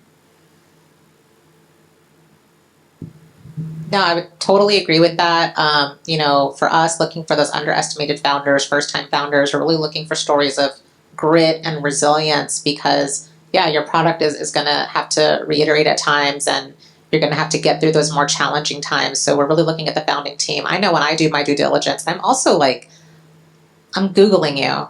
You know, like I'm looking for complaints. I'm looking for arrests. I'm looking for allegations of, you know, harassment or stalking. You know, like those basic things. So you have an amazing product, an amazing team, but if I find out your CTO, you know, has 5 DUIs, it's going to be a no. Yeah, the team in a lot of cases is like all you have, because I can think of a handful of companies where they might have raised a whole bunch of capital and like in the example of Web3, like maybe they're working on a product that just like doesn't have a place anymore, where, you know, all of the market tailwinds that were happening at time of investment have died or changed directions. So now it's like, okay, well, we have this person who we still think is pretty great and they've got a couple $1 million. It's like, okay, like if it's the right founding team, I think most investors will say like, let's run it again. Like take a few months, come up with some more ideas. I'm just going to work my way back, guys. Did you have your hand up? All right. You were talking about, hey, if the pitch deck needs to be appealing. Appealing is not quantitative. What is appealing? Yeah, I mean, it's just one of those things where I don't really know how to describe, right, like appealing, right? But it's just you kind of know when you see a pitch deck that doesn't look very professional or it kind of just turns you off because it maybe looks like it was put together by, you know, a high schooler or something like that. It's hard to describe, but it was a level of professionality that can go into a pitch deck that kind of like a minimum level that would then be something that's like, okay, we really want to spend time with it. Okay, makes just to show that hey, this person really cares about this company. Yeah, exactly, right? We want to make sure that there's, again, thought and effort that's been put into it. I think quantifiably. I like 5 to 7 slides. I like for your pitch deck to tell a story. Tell me, I like it when you start with a problem and a solution and how your product fits that solution. And what I really like is if you want to like add an extra slide in there and say how your company is a good fit for the specific VC fund. And that's a slide you can easily take in and out for every company that you pitch. Just taking a little bit of that extra attention can go a long way. So would you all agree that in order, like, if I have a pitch deck, right, it starts with a problem, solution that you're offering, and how you're getting there? In a 5 to 7 slides? Sure. Yeah, sounds good. No, I'm doing a startup and I'm about to do this process. Let's talk about, but let's make sure in there you're talking about your market size too. Okay. So is it a $1 trillion problem, $1 billion problem, or a $100,000 problem? Okay. Good. One less. This one. Now I lost the train of thought. Oh yes, you were talking about the founding team. Okay. What if it's not yet a team? If a solo person who came in, he invested a bunch of money by himself, he got it to a certain level, but now it's getting to a level where, okay, you know what? I'm gonna need a team. I'm gonna need to invest and hire people and get to that next level. How would that comment back? It's not a deal breaker, but something that you will run into is investors who look at that and they will say, has this person not been able to convince anyone to work with him? So that's a question that a lot of solo founders get. Regardless of how fair you think it is, it's one that a lot of people ask. So you would just have to have like a compelling reason why. Like, why was there no team up to this point? Or maybe like the second question that would come out of it is, okay, who are the 2 or 3 people that you're planning to hire once you get this funding? And then where are they coming from? What's your relationship to them? A lot of companies come and they have like soft hires. So maybe they're like 1 or 2 founders, and as they pitch, they say like, by the way, like we have so-and-so to cover engineering, we have this sales guy, they need to see funding before they join because they have kids and families, ... But those are the types of things that it might bring up for people. Okay, that makes sense. Thanks. What is something that either a founder or even a group came to you with that really blew you away and really made them stand out from the rest?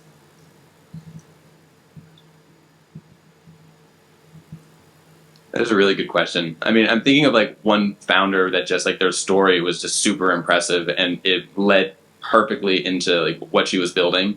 And so there was really strong founder market fit in that situation.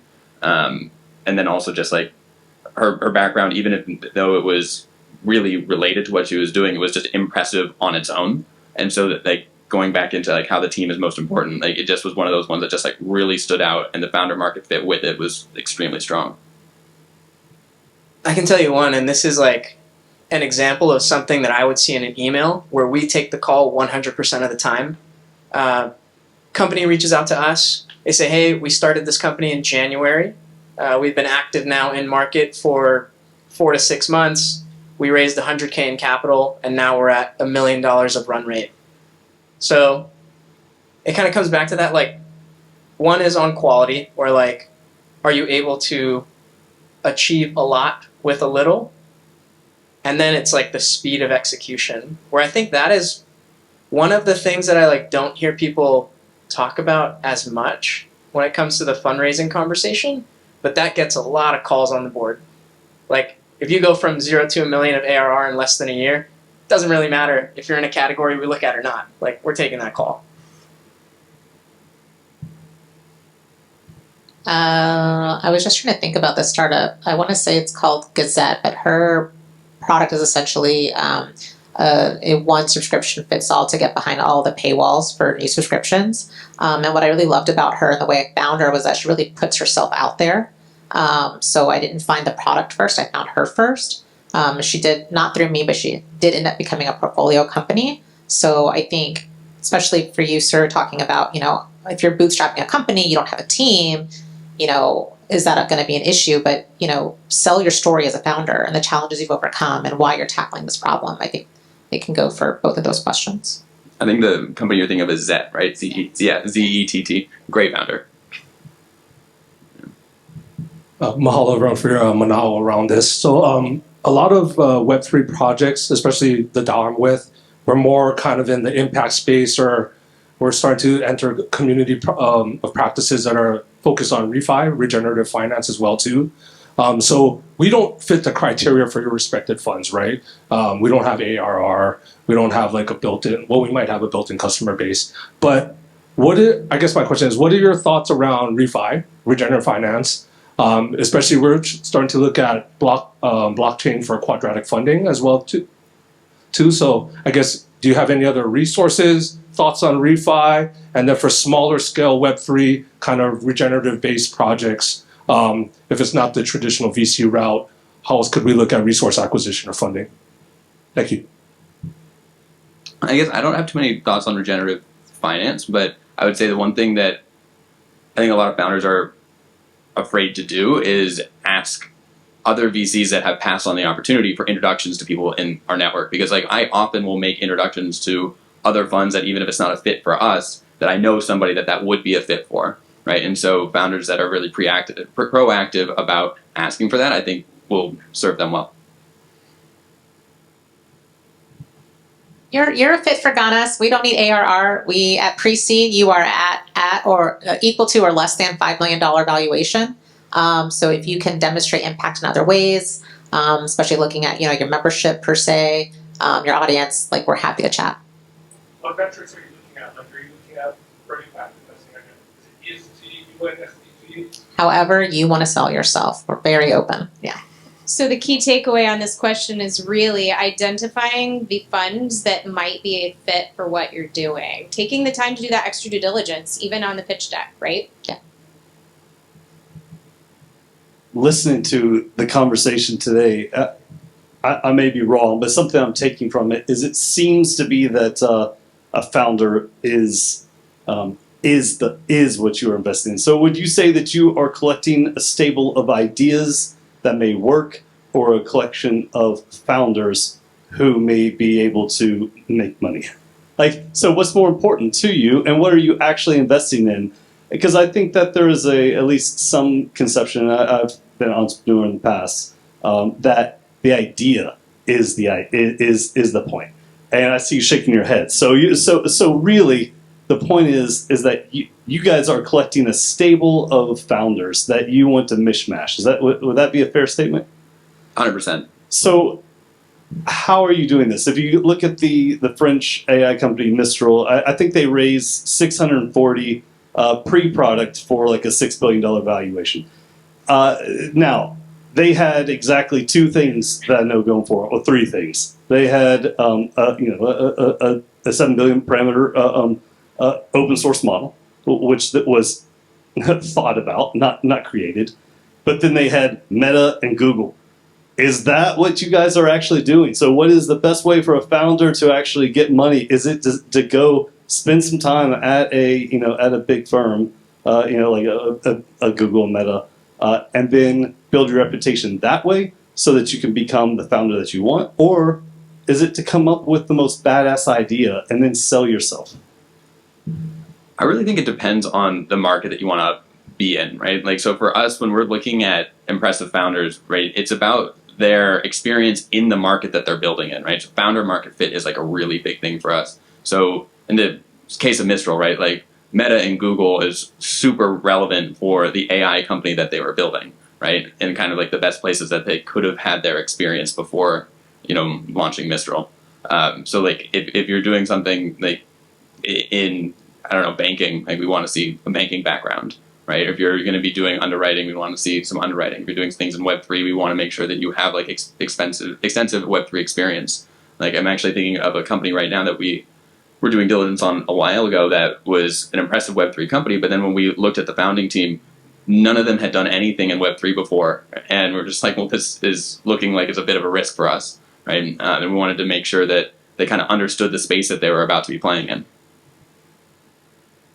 Yeah, the example of companies like that is, it's tough because like, I don't know, having been around like the startup and early stage investment ecosystem long enough to both see news stories and also know the inside of what was happening at those companies, if you see funding stuff like that, like don't believe a word of it at all. I think all of that stuff is just like marketing and fluff. Like in my view, it's not really like real journalism in a lot of ways. And like a lot of these funding rounds that come together like that have nothing to do with any of the typical underwriting or due diligence or anything that you'll read online. Like that's a whole different like insider kind of game.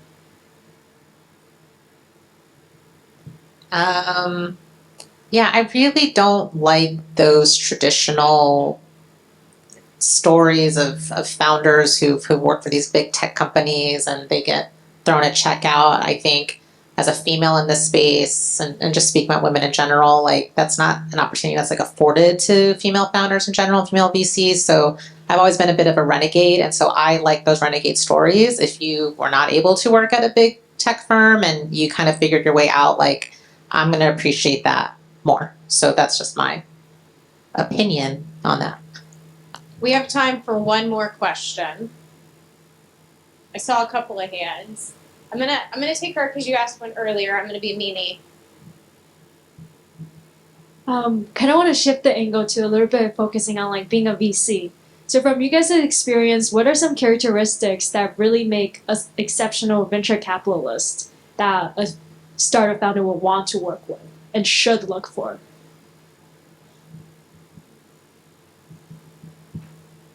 You want me to stop? What's that? You can lead us off. I wanna actually add to her question because this might actually help you guys. Because this also blew my mind when I started talking to a lot of VCs. If each of you are willing, I know you already mentioned what your background was. If you guys can tell us kind of like what you did before your VC life, because I think that like kind of blew my mind just how diverse the VC pool actually is. I had sort of a weird, I started off doing software QA, so just like testing software and trying to break it, and then I did a little bit of engineering sort of stuff, and then I actually had a long stint as a barista. So I was doing that for a couple of years, like going through college, and then I was part-time at a startup accelerator here, and then that was how I eventually made the jump into VC. But I think it's hard to like, you can't really generalize on that front because there's so many different types of investors. Like there's just like tons of different ways to do it. Like some people really care about founding teams, some people don't care at all and they just look more at the market. Like some folks are really technical and they care about what tech you're using, some don't. So I don't know, it's like it's so varied. I think it's more just like finding the person that you want to work with, and that's like the type of match that ends up being really important. Yeah, I mean, we live by a rule of just like no assholes, and there are a lot of assholes in this space. So if you encounter an investor that is like disrespectful or kind of an asshole in any way, I would say just to run. I mean, in my background before going into VC, like I feel like I got into it just by luck and just being in the right place at the right time.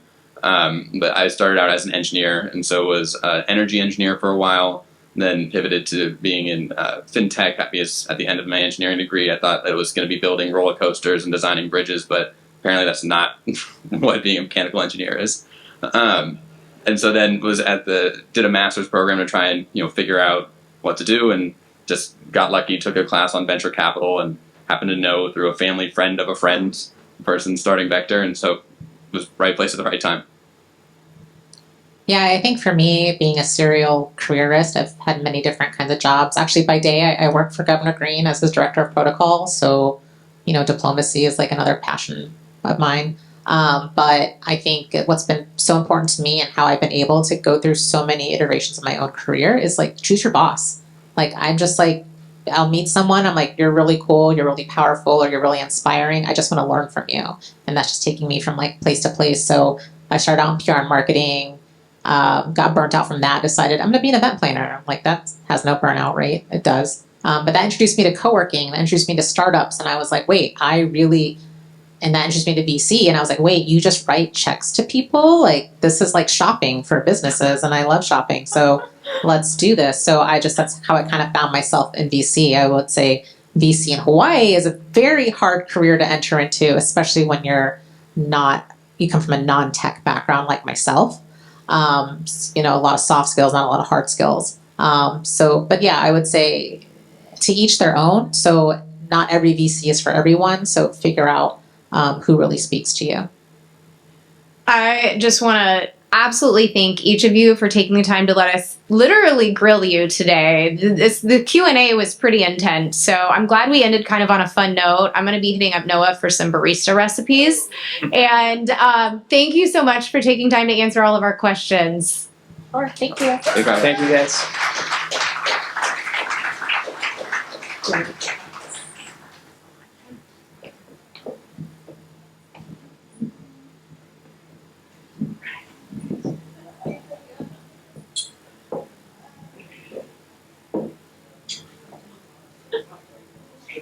This one's on.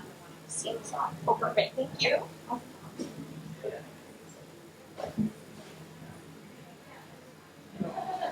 Okay. Now that we've covered fundraising, let's turn to Web3 founders and learn their experience building their companies. On our next panel, moderated by JC Yoon, founder of Pocket Pairs, we'll meet with founders and discuss their challenges in building in Web3. Does look like yeah. Refreshments. I think what I'll do is randomly pull back this one. Okay, you want me to wait till I get a signal from you? Oh, let's. Yeah, maybe let's give it a Okay. Yeah. I guess. Hi, nice to meet you, Andrew. Nice to meet you too. Yeah. Okay. My mic is on? Yes. Sweet. Good. Nice to meet you. Was hers on a pen? I'm sorry, Was hers on a pen? Yeah, the two stand mics are. Okay, two. Let me just make sure that. Okay. Yeah. She said to give her a second to rally people back over. She said to give her a second. She rallies people back over. Yeah, I could. Or she said she was going to. But you're probably the one. Yeah, you're probably the.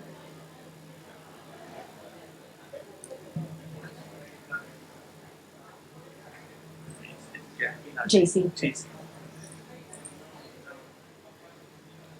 I get that a lot. Yeah. Oh, okay. The short one. Oh, yeah. No, I don't. I mean, employees, is it a visa back in the day? Yeah, is that right? Yeah.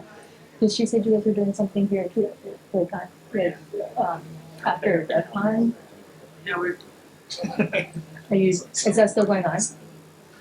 Yes and no. So we're trying to get like 8 employee together. So we're not gonna have everybody but then. Okay. Down the road. Okay. I guess. Yeah. Okay. Kind of better. Should we get going? I don't know. Should we get going? Yeah, I think so. Can we get going? Okay. Hi, aloha and GM everyone. I'm JC and I have the pleasure of moderating this last and final panel. I want to shout out Ellen because you and your team have put together just such inspiring content today, and it's been really fun to watch and get to know all the people that I haven't met in the blockchain space. Am I reverbing? Okay. I'm super excited about this panel myself because I started my career professionally here working at Hawaii Business Magazine as a journalist, and I wrote a lot about founder stories and really just Hawaii entrepreneurs. And I just have really like the utmost respect for people who are brave and tenacious enough to start a business, especially in an industry like crypto where, you know, it's highly volatile, it's barely regulated, it's so far from mainstream adoption. So kudos to all of you on stage with me today. I'm excited to hear about your stories. Just a little bit about myself before we get started. For context, I started as a journalist. I also dabbled a little bit in nonprofit management, corporate communications, prop tech startup, and I also am a licensed attorney here in Hawaii. I started working in Web3 in 2022 for a company called Overpriced JPEGs. It's a media company that covered Web3, blockchain, crypto. And then the bear market hit and we had to rebrand to Underpriced JPEGs, which also describes my entire portfolio right now, but we don't need to go into that. Right now I'm just basically consulting and contracting. I have a company that does fractional leadership and freelance work, primarily in the areas of content, strategy, and operations. So that's me, and now I want to turn it over to our esteemed panelists to introduce yourselves. Maybe not quite your businesses just yet, but just a little bit about your background and then work experience, and maybe just also what crypto class you're in. Crypto class, so like I'm crypto class of 2020. I'm NFT class of 2021, so I came in and bought the top of all of Sean's Top Shop bags. I'm still a bag holder. Crypto class. So maybe you want to start us off, Mel? Yeah, sure. Hi everyone. Thank you, Ellen. Thank you for having me here. So I started my crypto journey in 2017 when crypto was still really booming. So I was hired by a UK company at that time for branding because that's kind of like my background. So I'm more into the management, finance, and branding. So we have this company in China that our clients that wanna branding their robot, actually like bring it to digital NFTs. Very unique, and so I helped them their company. So that's when I started, and I started to understand what this NFT is all about. You know, so I just, and then as we go, you know, as is there's a lot of airdrops, everything's happening, you know, and I feel like, oh, this decentralized is really fascinating for me because how you know, like Web3 can build the composability, you know, you can build something on the top of something, you know, it's just amazing. Like you stack like Lego, you know, like you build something on top of something, you build something on top of something. It's just fascinating for me how we can decentralize not just the finance, but also lifestyle and luxury, you know, brands and everything. So that's what got me into Web3 and cryptos and all those things. Love that. Thank you. Hey everybody, I'm Andrew Chu, and let's see, my background, basically I've spent my entire career either like straddling finance and or technology. So I've done investment banking, I've worked at Yahoo, I've done M&A, brief stint in private equity, but most recently, the last 10 years or so, I actually was much more involved in the product side of things. So I was a product lead for 2 fintechs. And in particular, both of these fintechs had one common thread, which was they were both focused on electronic trading platforms. And so in terms of my crypto class, that kind of segued pretty directly into 2020, 2021, when obviously, you know, NFTs were taking off. I found it really interesting, you know, I think somebody mentioned earlier, you know, number go up. So that was obviously going on, but that wasn't the main draw for me. The main draw for me was coming from my kind of marketplace background. I don't know, I'm kind of like a market geek in that way. I just found the whole idea of having like these decentralized marketplaces completely fascinating. And so that's what really drew me into it. And so, you know, we'll get into the business side of things too, but that kind of combined with a discovery and an interest in no-code solutions basically kind of led me barreling down this path of basically leaving my last real job, I guess, as you know, product lead in a fintech startup, and basically striking out on my own really focused entirely on this intersection of Web3 and no code. Perfect. Hi, I'm Kenny White. My background is in economics and kind of the public policy space, and I was originally working at a think tank before I got into crypto. And the problem with the policy and think tank space is, on the one hand, it's a very interesting. You get a very interesting set of problems to work with and try and solve. On the other hand, your like iteration cycle, in other words, the time where you have an idea to when you actually can see if your idea works is measured in decades. And as anyone who's been like a founder or tried to actually solve real world problems knows, like no idea or solution really works the first time you try it, and you have to iterate again and again and again. And I was like, man, like I'm not going to live for 1,000 years. I don't think being in the think tank space is really a great use of my time, because it's just the feedback loop is like decades long. And so I decided, like, let's start a tech company. I know nothing about tech. What could be easier? And I was especially interested in decentralized finance and the idea that you can create like a monetary system, a banking system, a financial system that exists natively on the internet, and it's completely decentralized. There's no barrier to participation. And I had spent a lot of time traveling and working abroad, and I was just struck by how universal like money and commerce was. No matter like where you went in the world, people were buying and selling and exchanging things. And I felt like with the proliferation of smartphones and the internet, this was the future of how societies were going to come together and interact. And so that's kind of what got me into it. My crypto class is 2018, and been working in the DeFi space ever since on my company. Awesome. Well, this session is called Founder Stories, and I think, in order to kind of set the stage for you guys to bring out your best stories, we all got to know what it is that you're building. So if you could kind of, I don't know if the VCs are still in the room, but if you can give us your best elevator pitch on what you're building and maybe what stage your company is in today. You want to start, maybe Kenny, you want to start? Sure.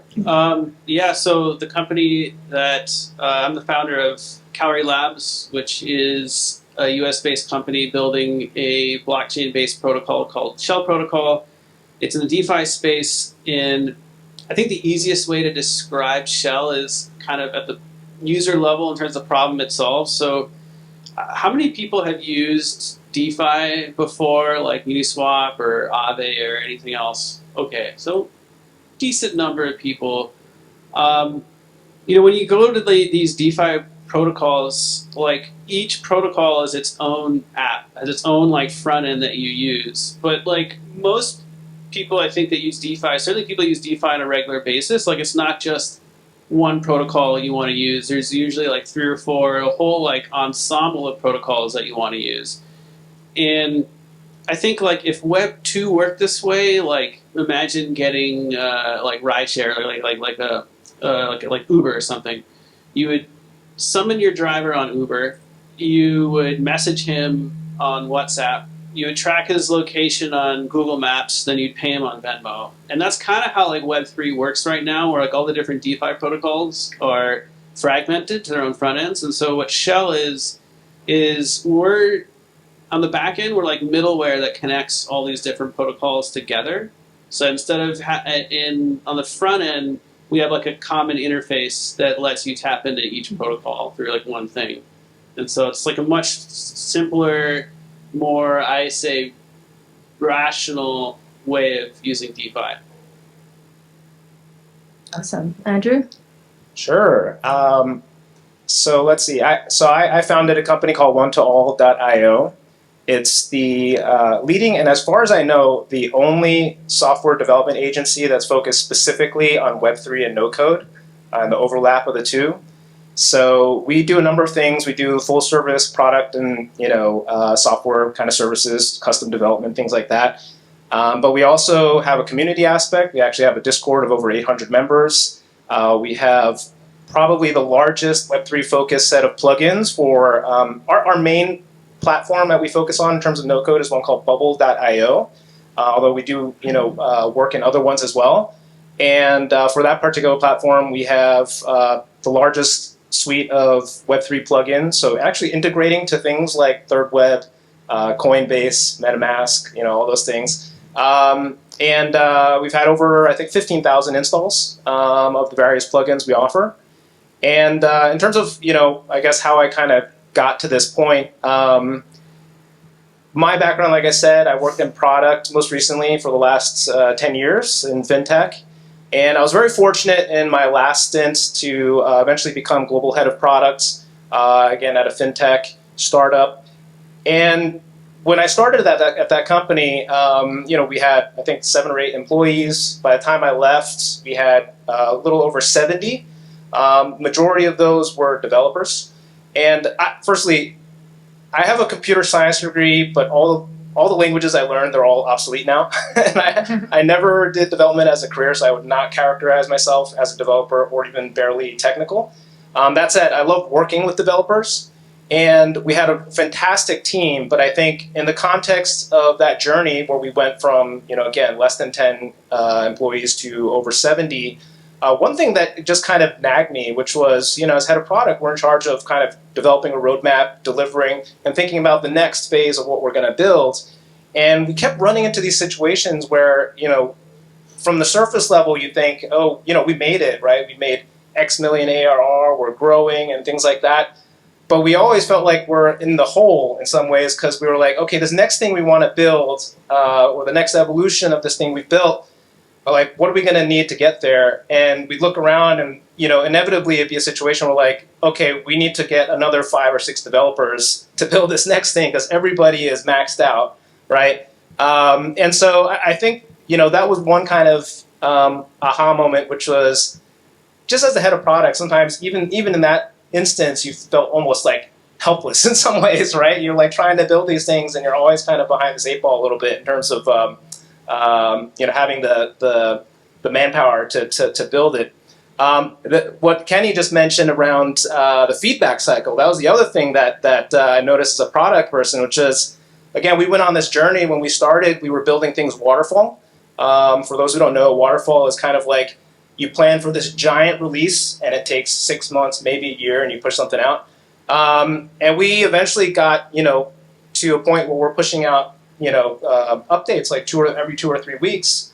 But even that, I think, you'd hit some roadblocks where you just kind of scratch your head, where you're basically like, okay, as someone who's trying to build product, I want to, this is a little bit of an exaggeration, but like, I want to move this button on this, UI from here to there, and you kind of go to the development team, and their response inevitably is like, we'll put it in the queue, and there's a lot of stuff in the queue, so we'll try to get this out in 3 weeks, right?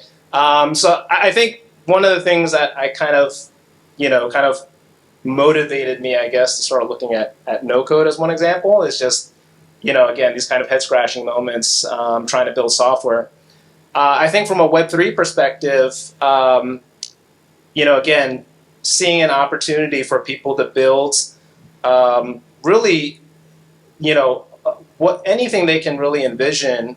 And, like Kenny was saying, from a DeFi perspective, increasingly a lot of other niches and genres. Decentralized social was mentioned earlier in one of the earlier panels. The thing that I felt like was potentially a blocker in that case was actually the viability of someone who's a first-time founder and potentially non-technical to make that vision come to life. And so whether that's because they potentially lack the technical background or because they lack the funding or both. And so that was a big impetus for me to kind of try to figure out a way to combine the two. Because, from what I've seen just working in this space for the last 3 years, one of the things I love the most about Web3 is just the diversity of it. And I think the best way to get more diversity into it in terms of ideas and just cool things that people can build is to lower the barrier so more first-time founders, more non-technical founders can make their ideas happen. And so that's why, I kind of jumped into the space early 2021. Actually started my venture not necessarily like thinking of building a company or anything like that, was more out of like curiosity. I wanted to just see like, could I build an NFT marketplace completely from no code? Wasn't sure if I could, but I was just like, what the heck? Like, I kind of want to just see if it's possible. So I ended up spending pretty much the summer of 2021 building the first prototype, and it just kind of evolved from there. I actually wrote an article about it. You know, that, hey, like, you don't have to just trade on OpenSea. You can actually build your own marketplace. That's one of the things that's actually possible in Web3. And from there, you know, people start to reach out a little bit, and from there, I've been fortunate to work with, you know, I think over 50 or so founding teams, and helping them to build their specific projects too. So seeing kind of a spectrum of different projects in that sense. So for me, the Opulence X is a cross-chain DeFi protocols because, like I said in the beginning, I'm very passionate about DeFi. It's just amazing for me. I mean, to see how everything can happen in one protocols, from staking, tokenizations, lending and borrowing. So that's why our focus is. Also to bridge the idea of Opulence X is basically transforming finance for borderless futures, because we see there is limitations in the traditional finance, especially people in Asia. We are in a Western country, we don't deal with those kind of situations. There's no social credit, you know, and people like unbanked society, I would say. So that's kind of like where our target. So we currently have the NFT marketplace built on the XRP Ledger network. It has been 2 years right now, and it's pretty much Avengers because we built during the bear market. So without VC or any third-party funding. So we basically just bootstrapping our funding through NFT because we have the NFT marketplace. So we minted the NFT utilities. So we bring the early adopters of our current holders that very diverse. And that's what I like also about this DeFi kind things, because the interest is very diverse, not just the only crypto people, I would say. So it's bringing another like brands because they're also using the NFT for digitals and metaverse. So we have this NFT marketplace built on the XRP Ledger 2 years ago, and right now we are one of the top in the XRP Ledger in terms of sales volumes in the bear market. So we also have our swap, which is the AMM, that's also built on the XRP Ledger network. And currently we are building our fractionals ownerships for the property, but this one we built on the EVM chains. So we branding ourselves as a cross-chain DeFi protocols because I believe interoperability will be the key to connect, not just like he was saying before, you know, like we have to do one app and connect with the other apps, you know, just for. So I believe the next things in the Web3 will be interoperability, because just like the language that we're speaking, right? We connect with language. So right now we go to Asia and some people doesn't speak English. We translate those language. The same thing we program on the platforms, on the protocols. We're using languages, right? In the back end, how we use this logic to create a protocols for a platform that people can use. So you see, these languages has to be interoperable at some point, you know. So of course, Aptos has their own natives, EVM has their own native language. So with that, we, as the founder and CEO of Opulence X, I feel that's our directions to create like a cross-chain DeFi protocols that's also exposing our users and investors to less risk versus they're just in one network. And it's pretty much so far is great. We have like over 4,000 community members in our Discord right now. We have over 3,000 in our Telegrams in 2 years in a bear market. So we have also quite a bit tractions in the Twitter followers and everything. So I think the idea of Opulence X with our missions and goal, it's what make people attract to that. We have a lot of people losing hope on the traditional finance, and there's a lot of barrier, like he was saying, also, which is true. So that's kind of like what we want to bridge the gap between that one. So yeah. Awesome, thank you. You guys said a lot of interesting stuff there, and it's afternoon, so I'm just going to jump around my questions. I wanted to double click on something that you brought up, which is on everyone's mind, is this extended, drawn out bear market. And I'm curious. I mean, you have marketplaces, you have DeFi. Like, how has the bear market impacted your specific lines of work, and what are you doing to sort of future proof yourself in this environment? And when is the bull market coming back?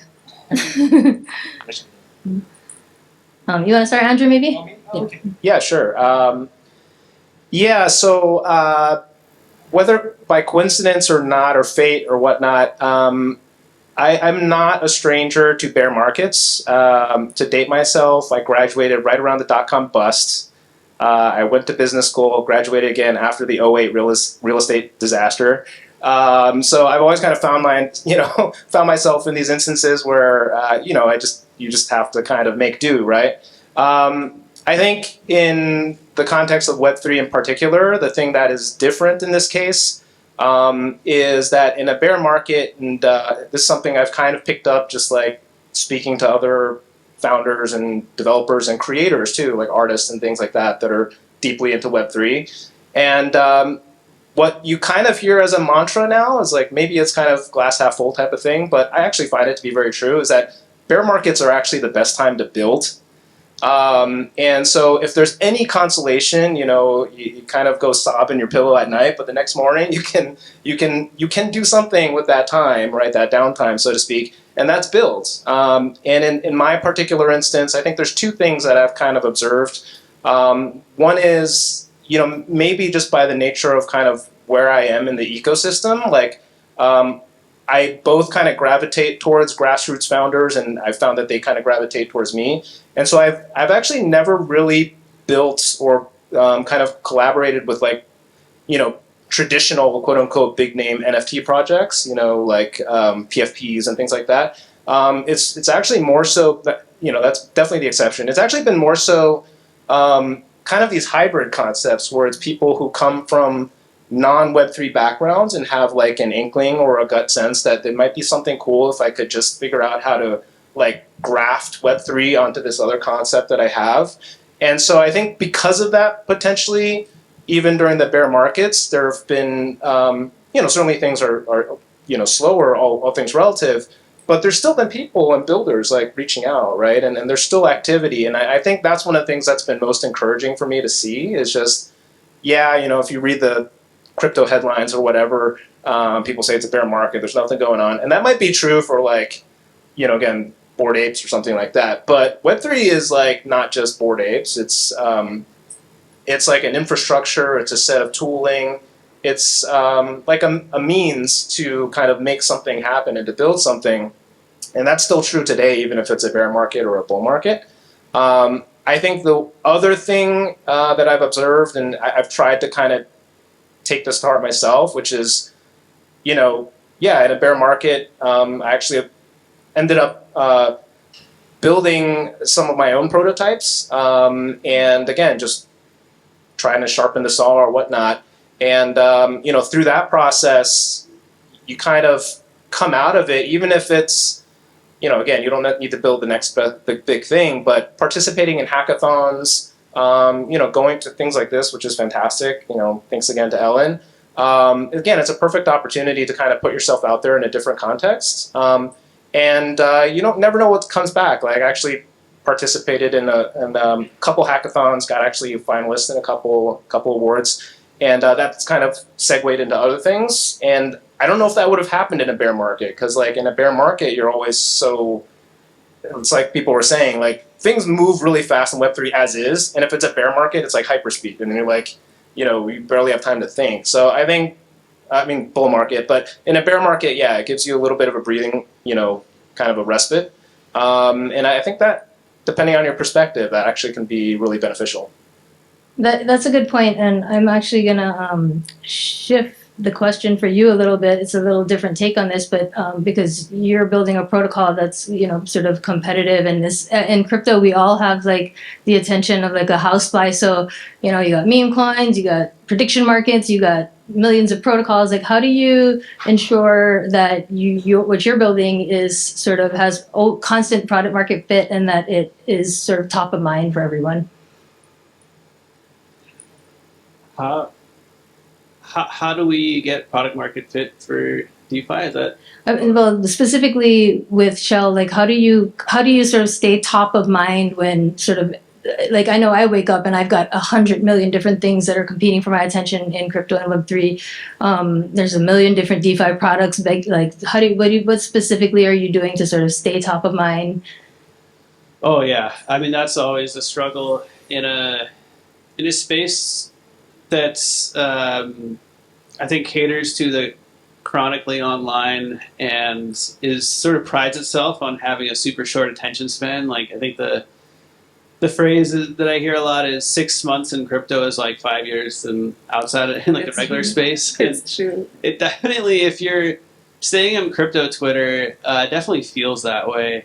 So trying to like it's a bit of a grind to keep yourself in like people's feed is really, really hard. I think that the best way and the most sustainable way is to offer people something that is doing something useful for them. So it's not just number go up.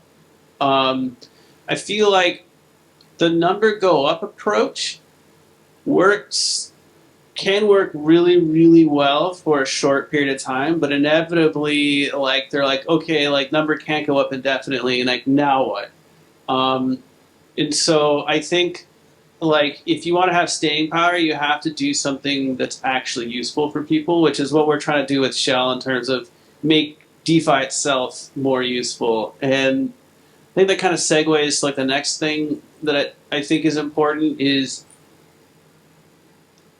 rather than try to compete directly with other DeFi protocols or with other things happening in Web3, I think it's important to build something that makes the rest of the ecosystem more useful and better for people. For example, like we're not trying to compete with, say, people putting money in Aave or putting money in Aave or other yield-bearing protocols. We're just trying to make it easier for people to like move their tokens in and out of Aave or other yield-bearing protocols. So that way, like a dollar that goes through Shell is a dollar that's going through the rest of the DeFi ecosystem. It's not kind of like a zero-sum type of approach. And I think that's really important.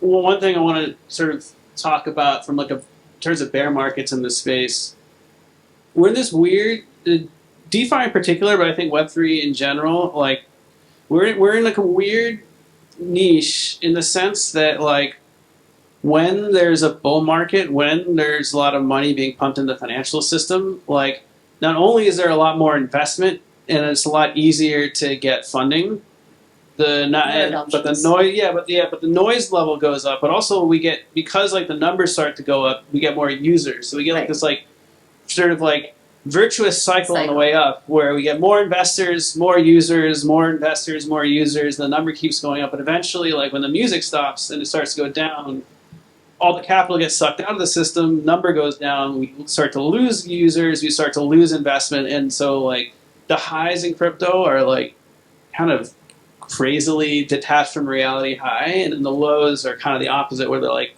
detached from reality lows. Like in the last few years, like blockchains have been scaling like never before. Cross-chain bridging has gone up, is like way easier than it was even like 12 months ago. Developer tooling is going up. User onboarding, like going from fiat into crypto, is getting better. Like setting up user wallets is getting better. Like pretty soon, no one's gonna be paying for gas. Like all these things are coming together in crypto. So like the fundamentals are way stronger than they were in say 2021, 3 years ago. But the market and the sentiment and user adoption is like way lower. and it's just a matter of flipping that switch, and we'll get another bull market going the other way. Right. Yeah. No, that's a good point, and that's funny that you mentioned lower gas because I spent 7 cents on mainnet for gas the other day, and I couldn't figure out if that was bullish or bearish for Ethereum. Mel, did you have anything you wanted to add on building in the bear before we move on? Well, to add to what they already said, actually bear market for the builder is the perfect time to build because it's giving us room to create a product market fit that will be useful for the users. Because during this bear market, like I launched my marketplace during the bear market. I don't really like to use that term, to be honest, bear market, because even in the bear market that already 2 years, almost 2 years, every event that I went on the Web3 event, I don't see those vibe of those bear market. Yeah, right? So every event, like Token 2049, like 10,000 tickets sold out. Like Portugal's, and it's like, I don't see we are in the bear market because the builders just so enthusiastic. And I think that's why I don't like to use that terms. And including in ours, what happened to us when we launched the NFT marketplace, people said it's bear market, and then the XRP ledger was getting a lawsuit from the Security Exchange Commissions, of course, you know, for 3 years, they're battling with that one. So I think as a CEO and founder, I found that's even more challenge for me to, like, when people are afraid to build on the XRP ledger network because of the lawsuit, because the uncertainty of their security or not security. That's what I went in on 2021, that I built on the XRP ledger. When people are in fear, that's when I invested, because it doesn't cost me a lot, right? That's another thing. So I think I always like to see challenge as including the bear market or the downside of the situations as something that will make us resilient and then force us to be more thinking about scalability and adaptability, how we can mitigate those circumstances. And it's a good thing actually for the builders, because we are more creative to create something that will be competitive. And then during that moment also there is unity in the community, right? That they are kind of like supporting us and they give us feedback. You know, I don't even have to pay someone to stress test our platforms or whatever, because they are willingly to just do it themselves. So yeah, I mean, the bear market is something great for the builders. I would say it's giving people it's giving us enough opportunity for create a product market fit that people needed. And well, of course, everything will be beautiful in the bull run, and that's why we are building on the bear market in the preparations of the bull run, because the bull run eventually will that's when the mass adoptions happen, and there's more expansions there's like more users. So if we don't build it during those bear market, how can we do it on the bull run? And once like a popular quote, it says like a smooth sea never made a skilled sailor, right? So as a CEO, that's our things right there, and we have to embrace it and endure it. And if we are resilient, if you can build in the bear market, basically you can build anytime. I love that perspective, and you brought up also another good point. As a lawyer, I'm sort of always like constantly thinking about the regulatory side of crypto, and it's just this ever evolving regulatory landscape that's like sort of the targets are always moving. As founders, I'm curious to know how you balance that ability to stay innovative while also being regulatory compliant. So whoever wants to go first can kick it off. Actually, that's that's the difference between Web2 and Web3, right? When the Web2 are so focused on just the product market fit, here we are on the Web3. We have complexity more than just the product market fit, because we're dealing with volatility, we are dealing with regulatory compliance, and then we are dealing with educating our community, our users of the technology itself. So for us at Opulence X, we have our legal teams, of course. So we kind of like just being adaptable, I would say. So that's why we don't, Opulence Act is not registered in Hawaii, because Hawaii regulatory is not compliant with all those certain things that we are currently building. So in terms of like tokenizations itself, right now we have to get our license from offshore, because fully on-chain tokenization is not possible in the United States due to the uncertainty that's regulatory itself. So although it's a law still, like, for the state and for the United States, because other countries like Switzerland or Portugal or Malta or Dubai, Hong Kong, Singapore, they are already advanced. Where are you registered? For Opulence X, for the local, for the US base, is in Miami, but the one for our tokenization asset, we are doing it. We have license in Dubai. Okay, cool. Anybody else have thoughts on this? No pressure. Well, I think, I originally came from the policy space, and you can think of, I like to think of it like this 2x2 matrix, where on like one axis, in terms of regulations, and like one axis is like whether regulations are like permissive or restrictive. And on the other axis, it's like whether they're clear or ambiguous. And I think, as an entrepreneur in the crypto space, what we want are like clear, permissive regulations. We'll settle for ambiguous permissive, and we'll settle for like clear restrictive. Because at least with clear restrictive, we know what to do to not get in trouble. And so we know where the line is, and we know, okay, well, I definitely don't want to cross it. But what we have right now is like ambiguous restrictive, where we don't know where the line is. We just know that like it's somewhere that we're really close to where we are. And when you I think when they asked like Gary Gensler in his congressional testimony, like, so is this a security? He's like, I think it's very obvious. They're like, okay, well, is it? He's like, it's obvious whether it is or isn't. Like, well, can you answer the question? And he refused to answer whether like Ethereum was a security. And so that type of environment is really difficult. And either you just stay far, far away from things like tokens and privacy and securities laws, or you just make sure you have a non-trivial amount of your budget allocated towards like lawyers.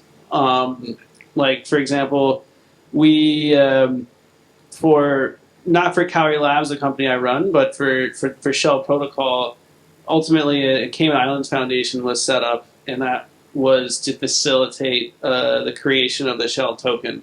That was not like an ideal way for a founder or for anyone to really be spending like their time and their money is on like lawyers and legal fees and all that stuff. I think the silver lining to the current situation is basically it forces you to be honest and actually decentralize things that can be decentralized. Because I think kind of the universal thread across like all the different types of Web3 niches out there and all the different jurisdictions is that if you are decentralized and there is a lot of stuff happening on chain and there's no single party who's responsible for the protocol or for the project, it makes it a lot safer for everyone. And it also makes the project a lot more resilient. And so I think the silver lining in my mind is that it's kind of, whether this was intentional or not, I think the ambiguous and strict regulatory approach taken in the United States is sort of furthering like the decentralization trend.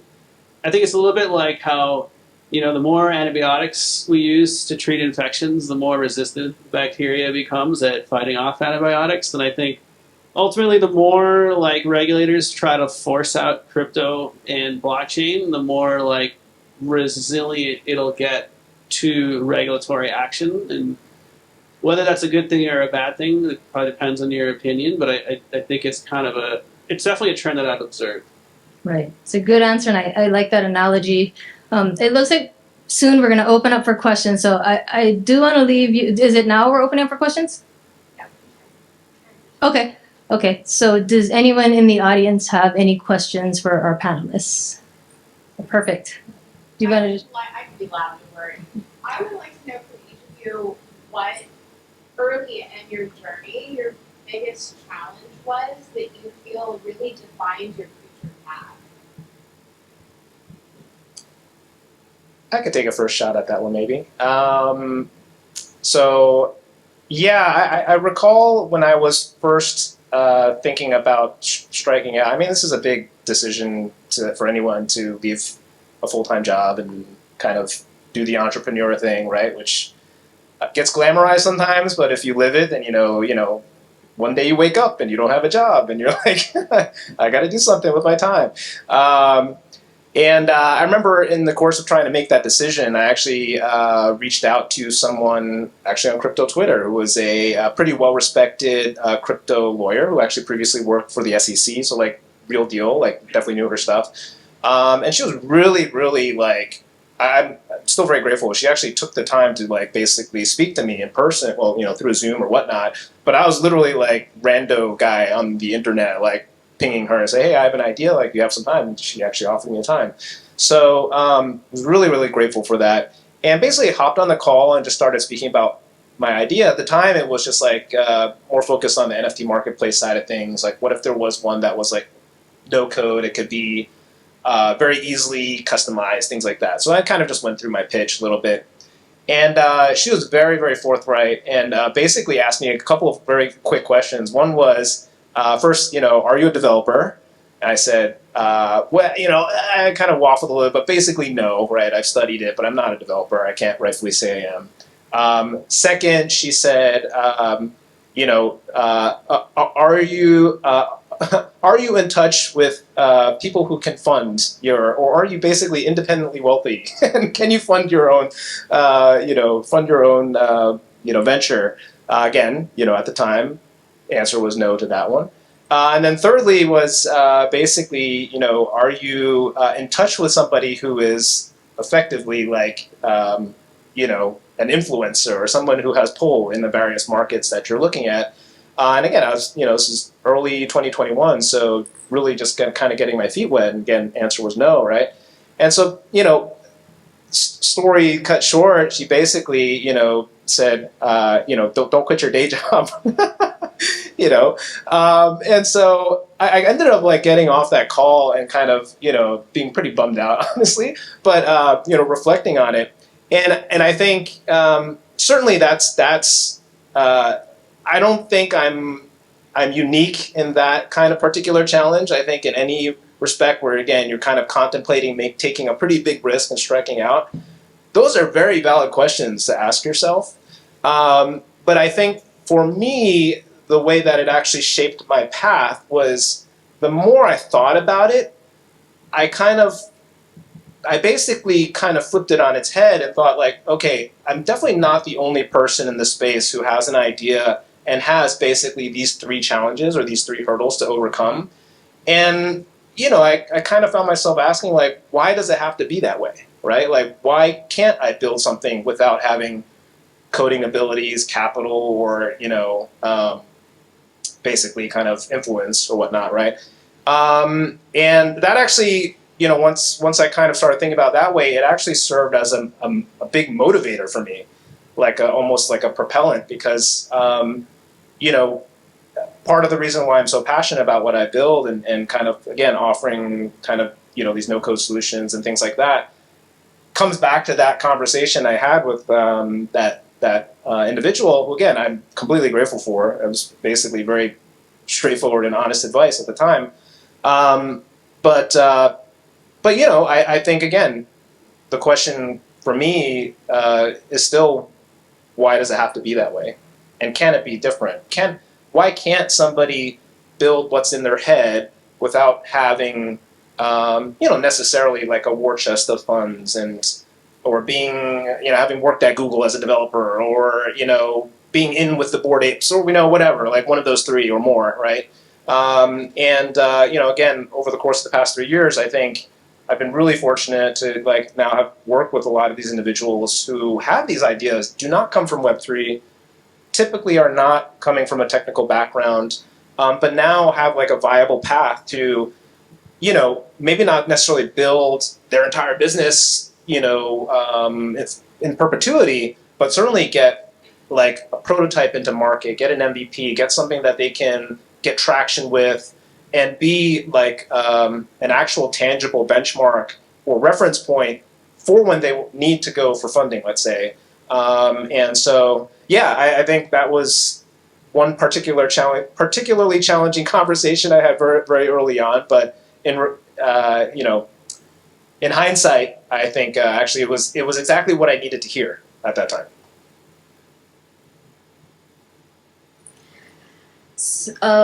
For us, in the community side, the challenge is the tribalism, I would say. That's very common in every community. And that's really a big challenge for the growth of the project and in terms of adoptions and the users, the spreading. So in the development side, I think the problem is with the team with different time zone. In the beginning, that's really a huge challenge for me because Hawaii is really behind on all these different time zone.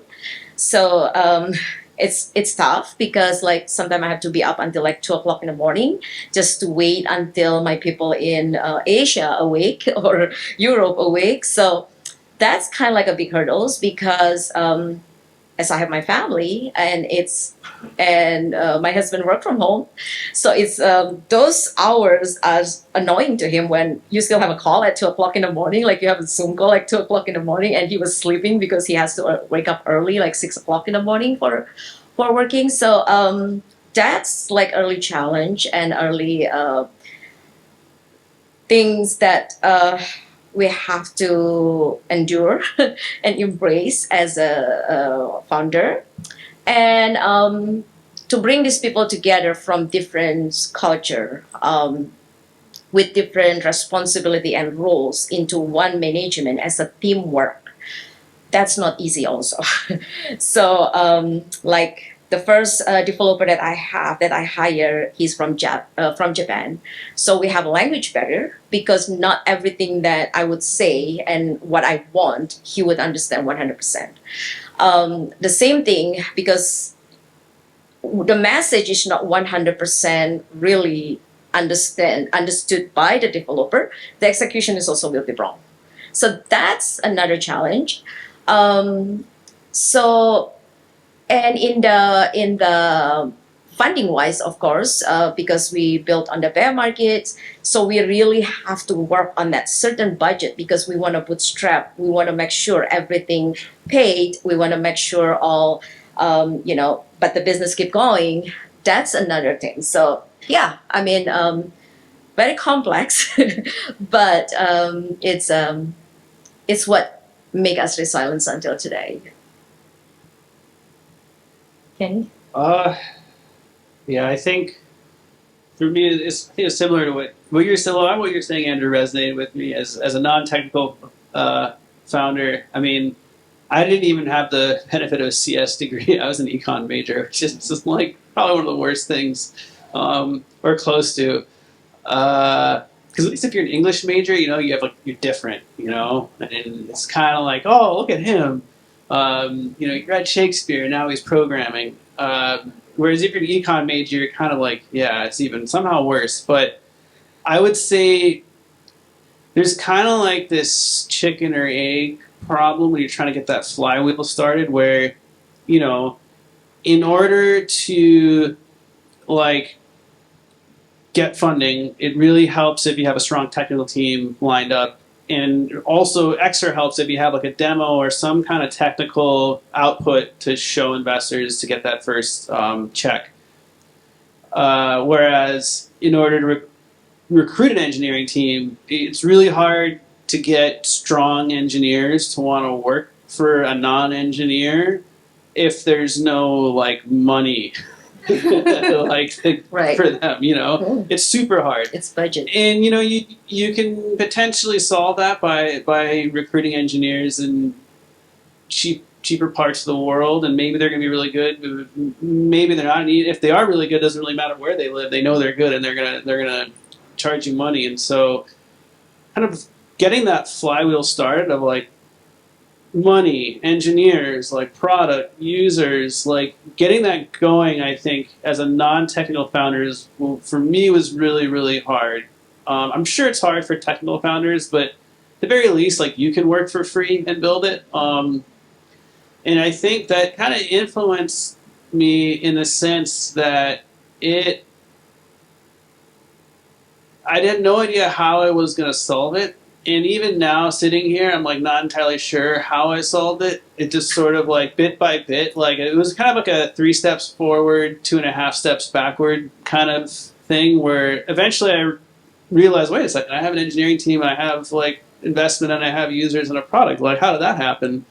And so I think it gave me confidence to just not be intimidated when there was like a step we had to take that I had no clue or how to go about, or couldn't even visualize what a solution would look like. And I don't know if that confidence is a good or bad thing to have, but I definitely have it. So I think that's always a good thing to have. Yeah. There's no playbook for us. We Yeah. have to learn by doing it. So the problem happened as we going through it. So we don't know. When we jump into this Web3, we have no idea what's going to happen, and it just happened along the way. So so we have to be ready, and that's what, like I said, it forced us to be more creative and like get out of our comfort zone. And sometimes we have to think outside of the box, and most of the time we have to make things work. So yeah, I think that's the beauty of the Web3. That's what the Web2 people doesn't have those beauty, and I think I'm grateful for that, because that's what made us. I think this is what make Web3 is the future for I think for all of us, and there's no doubt about it. And I think, speaking about the competitions before early in these conversations, we are still very early, so I don't see the people that right now building as a competitor, because the market is huge, and now this adoption is not even 20%. So if the 80% happen, what happened with all these builders right now? But it is true, and this is why we learn right now to build those resilience right now, resiliency, because if 80% and if the full adoptions, which I believe the problem right now, we haven't been in that mass adoptions because institutional is not there yet, but they are starting. We see a lot of BlackRock's, ETF and everything, it started. So we as retailer, we cannot force those adoptions. It has to come from the institutional side, which we sees that. So that's why right now I feel this regulatory compliance and everything, I think it will, I'm very optimistic about that. Dubai already started, so I feel United States at some point have to. And I think both candidates right now in the elections also, they both pro-crypto, apparently. I don't know if that's going to be true or not, but I see that they are open for these adoptions in United States. So I'm optimistic that we will have that one. Well, I appreciate that, because I did want to end on a positive note. It looks like we're getting the signal to wrap up. Before we jump off, just one word from each of you. What is one thing that you're super bullish on right now in crypto and Web3? For me, it's tokenizations. Nice. I'm going to think about that. Nothing to be bullish on, guys. Okay, I got mine. Too many. Okay, go ahead, Andrew. It's 2 words, but mass market. Oh, mainstream. Mainstream, going mainstream. Can I make it 2 words? That kind of sounds like 3 words. Sure. 2 words. You can do 2 End user adoption. I like it. Thank you to our panelists, and thank you to everyone. You coming up?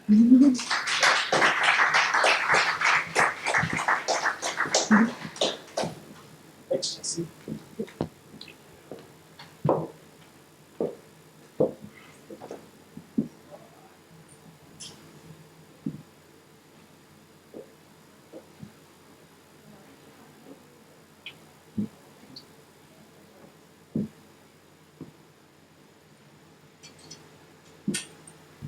Okay, it's not easy to go last, so thank you to our last panel. That was awesome.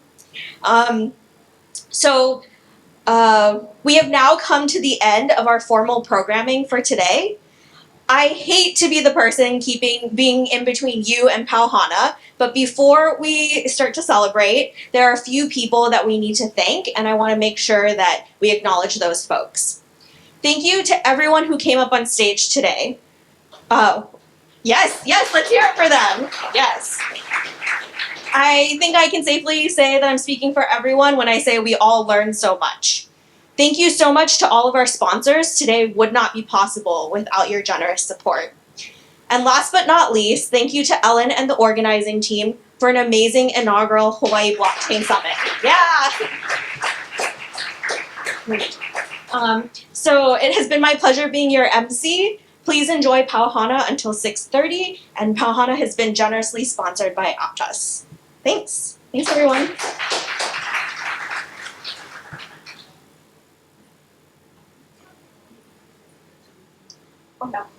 Yeah. Oh, and one final note. Inside your name tag, in the back, there are drink tickets. Please use these and redeem them at the bar for drinks. Thank you.